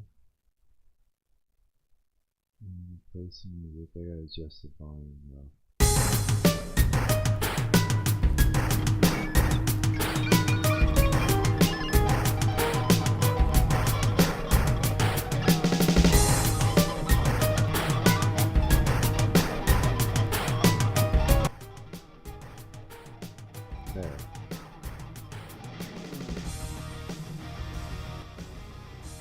Have it nice and chill in the background.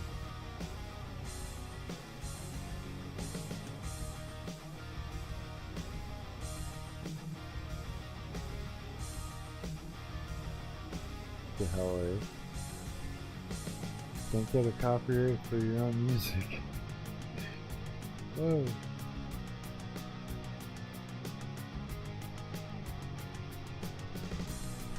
Okay.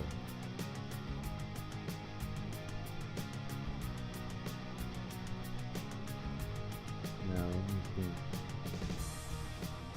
Don't think, just keep building.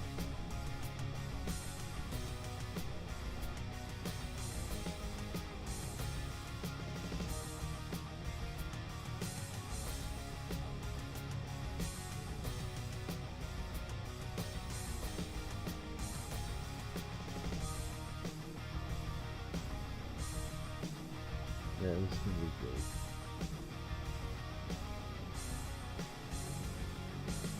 Yeah, up to this will be 6 levels when I'm done so far, which is just wonderful. I think it's great.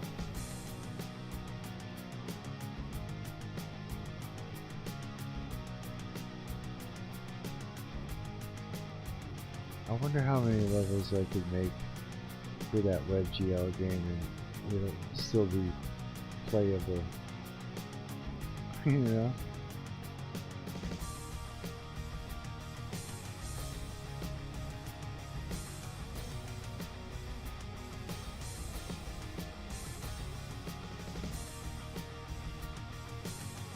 Yeah, I really love this website.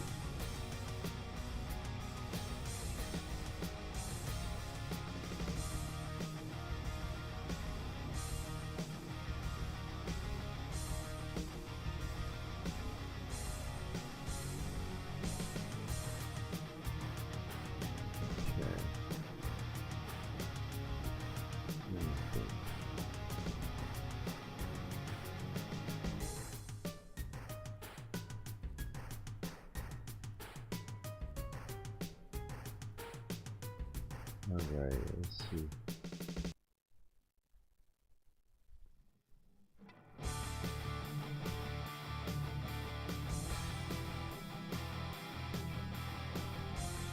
That's one thing about game deving, it's like you just get lost in what you're doing and it's like you just end up getting quiet, not having much to say. Well, it's so intensive. Labor intensive. It just takes so much brain power to do. Like all the things that I'm talking about, I'm just mouthing shit over my mouth. See, as a result of it all.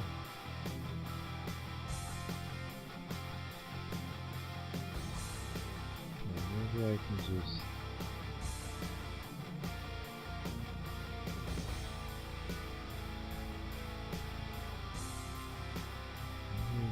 do it like this.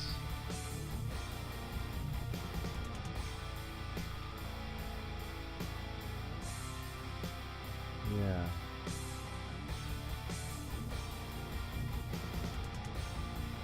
And make some of these actually straight across, that would be good. Rather than super curved, would be cleaner.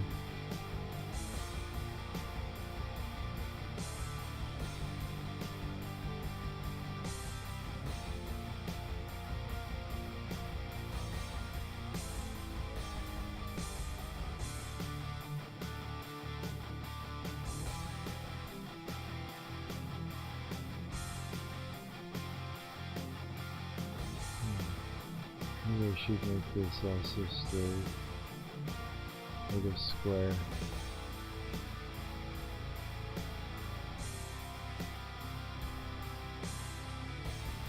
I think that will.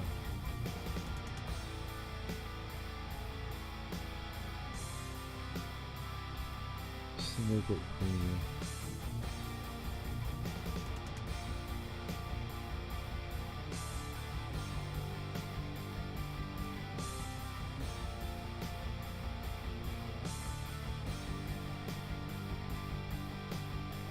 I swear I smell dirty socks or something.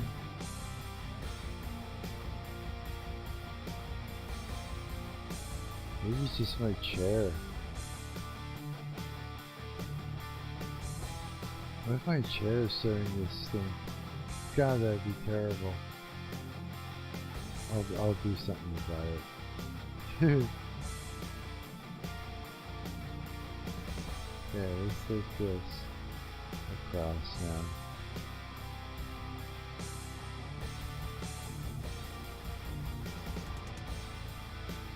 Yeah.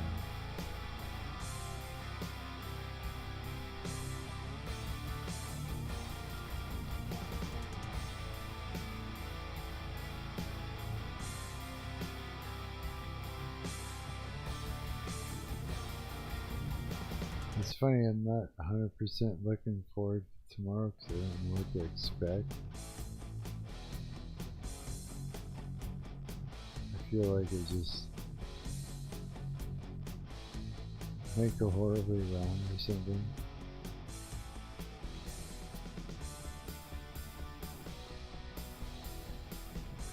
I don't know, let's see. Might just be fun.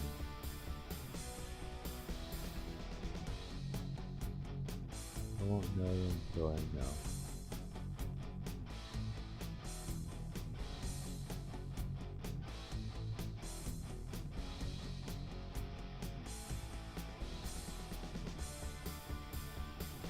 Oh yeah, yeah. This here. Something like this.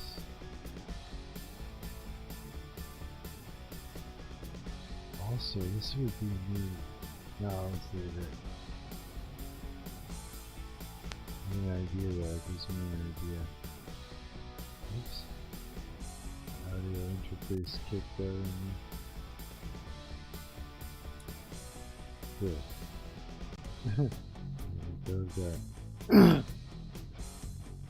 The fridge kicked on and my audio interface kicked out. Oh, it kicked out again? No, it didn't. Song just ended.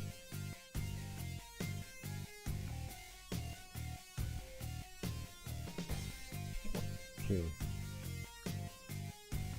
An idea.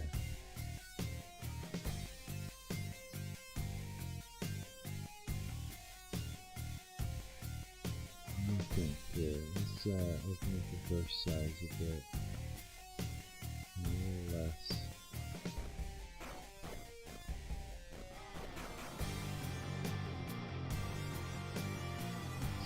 That.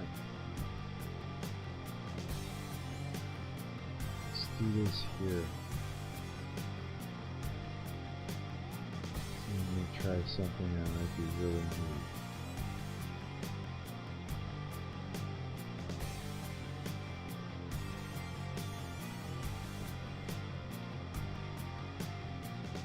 That.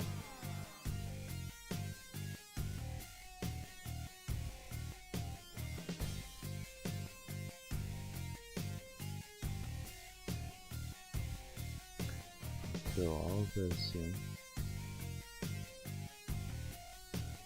like so.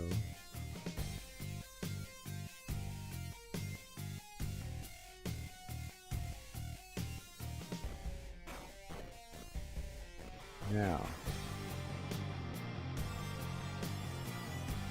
I think it would be cool.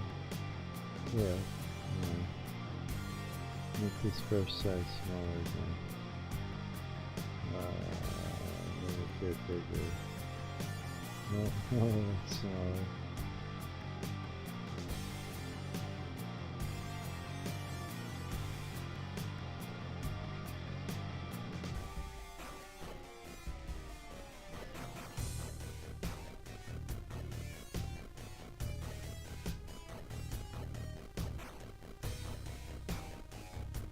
Yeah, cut across through here.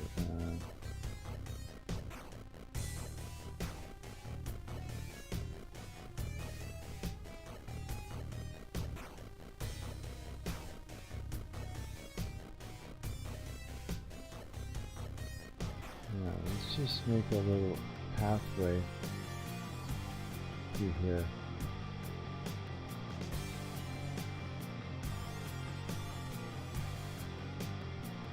Try and make it straight.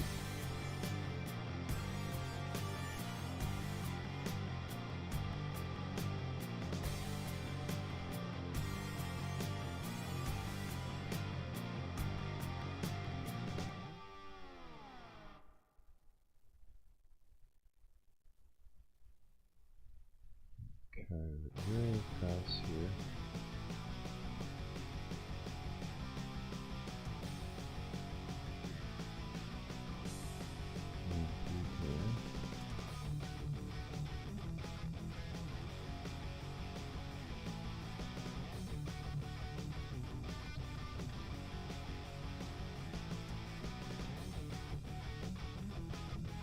Okay. This seems to be even.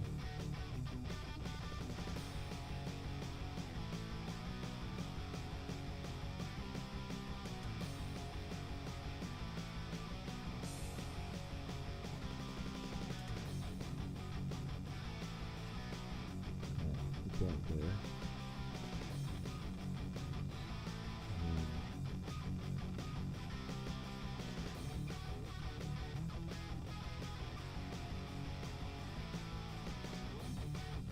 Okay, do it like this.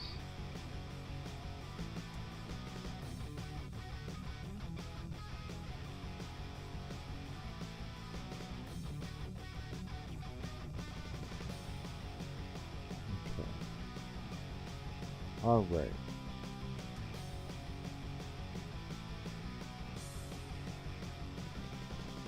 Now we're talking.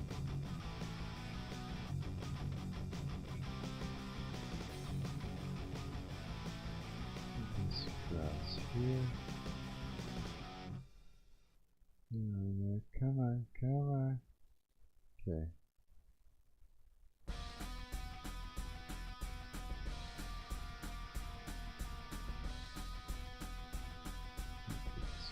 Let's this way. Alright.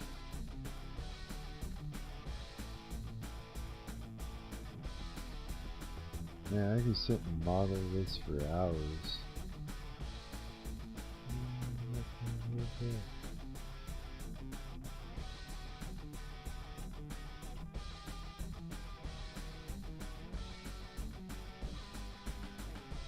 This nice and clean, this edge.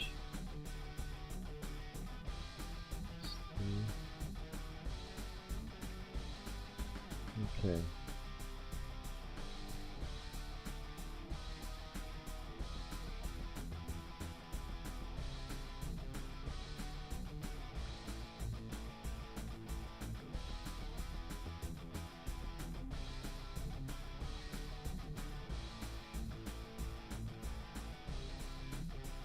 Is working.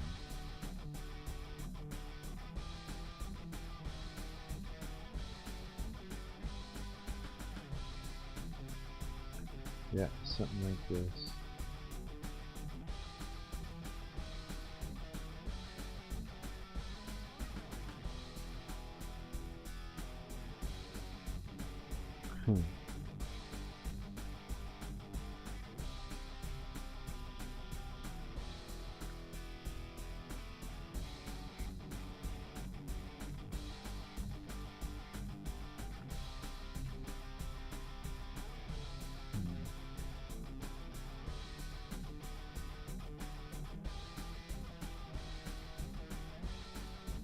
If I do this,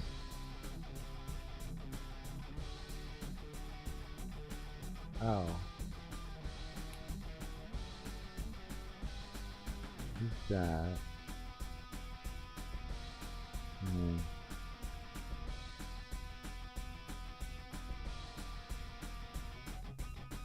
something like this.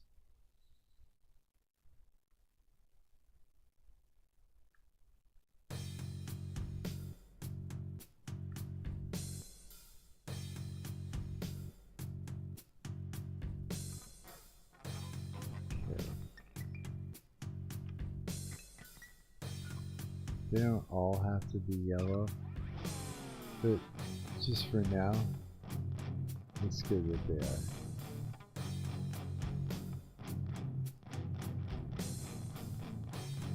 Just easier to make out.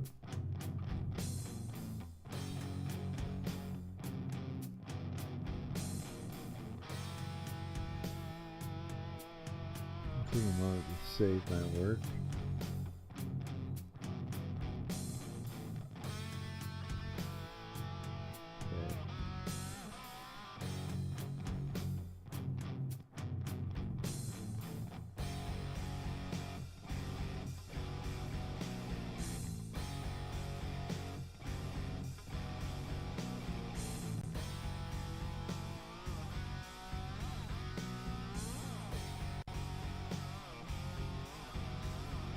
Okay. Good.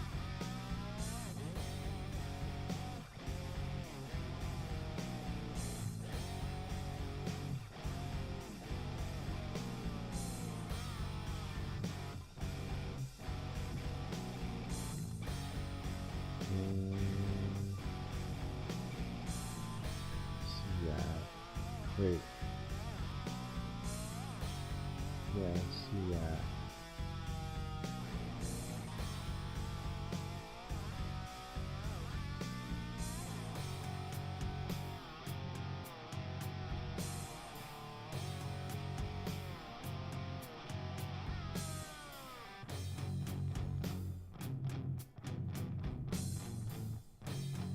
There we go.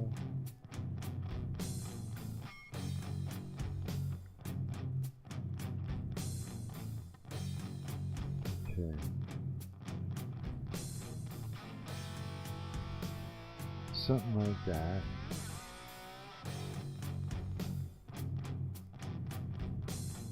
So let's forget that.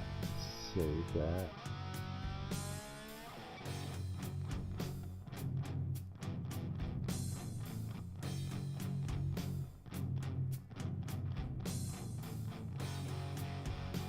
Now, I'd say this is where you start to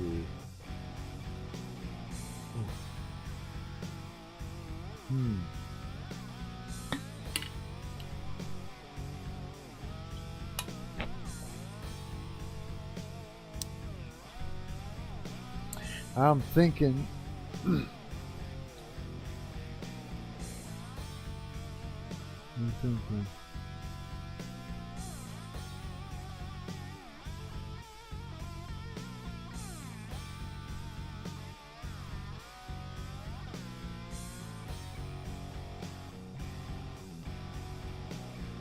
that guy's gonna come around 2 or something.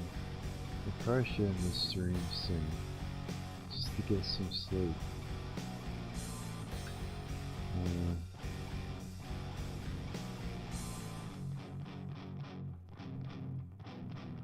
Let's do this. Let's throw an elevator. Moving parts. An elevator here.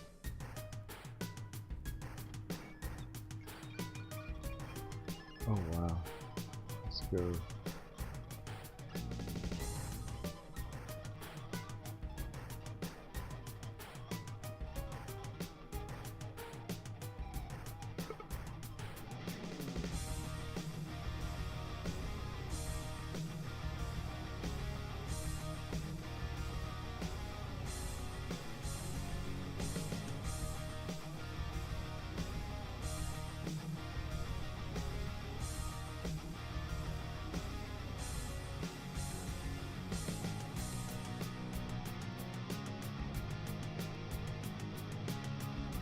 Now.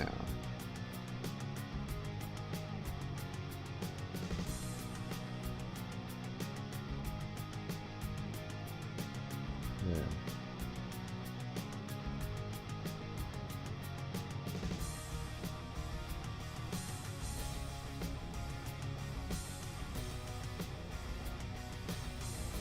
Like that.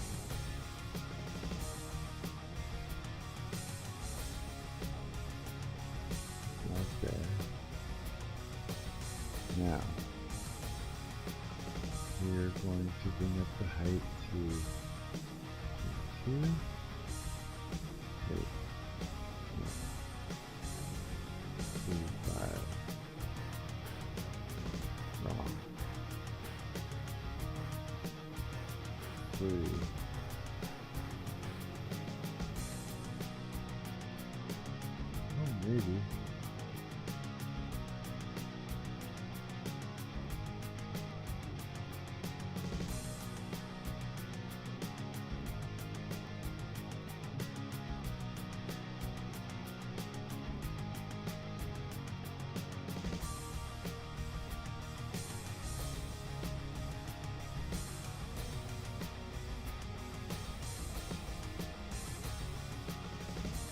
Careful, I can get that age up to 30. Start wrecking what I'm doing. Oh yeah, no problem.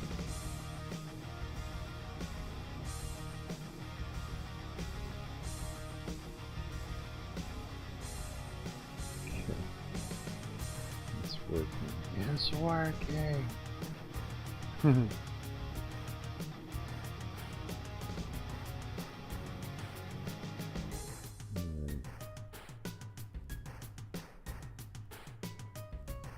How about right here though? This doesn't matter. Actually.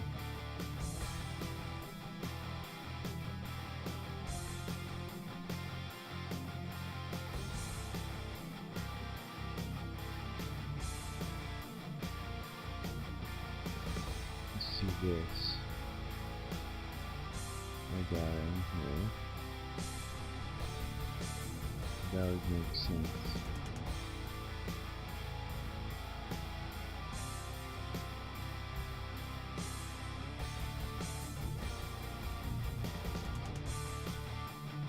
Okay.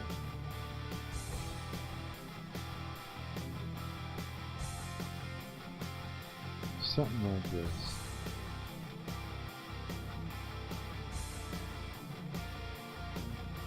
This will work.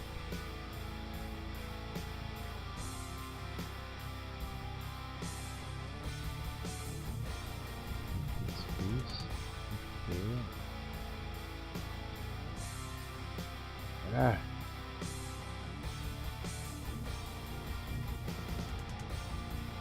Okay.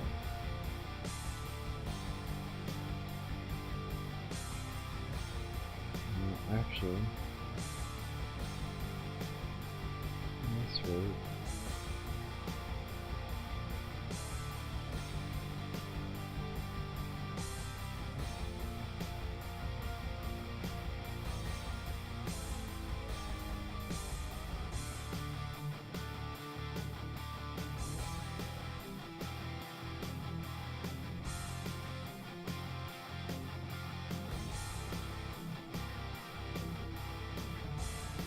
Okay. Okay. It's 5 o'clock in the morning. I haven't been streaming as long as I usually do. I've been thinking since I gotta get up 6 hours. Since I gotta get up in the morning, or I should probably go in the stream and go get some sleep and stuff like that. So, are you guys okay with that? I take off and go get some rest?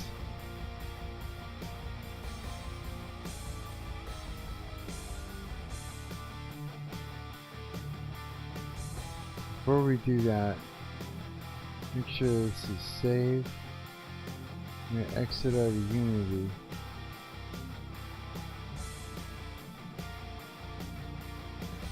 And then I'm going to try something before we go.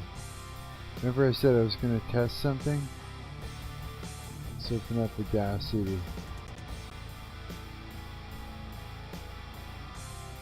And go over to my downloads.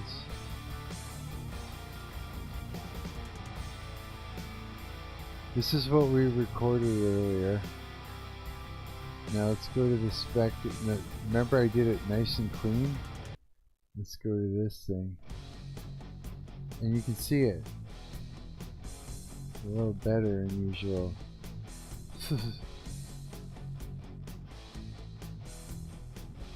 Sort of. You can sort of see it. This is Marc.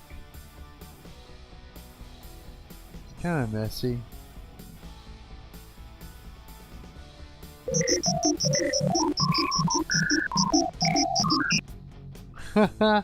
That sounds so circus-like. Oh, I love it. No, I don't say that. Okay, you guys. I'm gonna take off. I'm gonna eat something, go to bed, and get up tomorrow and see what I can do. Yeah, for sure. And then I'll see you guys tomorrow night. Again, same bat time-ish, same bat place. Hell, the internet. Alright, you guys, peace and love ya. You have yourselves a good night. And see you tomorrow. I'm Mark. I'm your parasocial friend on the internet. Next time you see me streaming, come jump into the chat. Come talk to me. I can get you on voice here if you come to my website. You do voice call, all that stuff, and it'll all be good. Yeah, heck yeah, for sure. All right, okay. See you guys.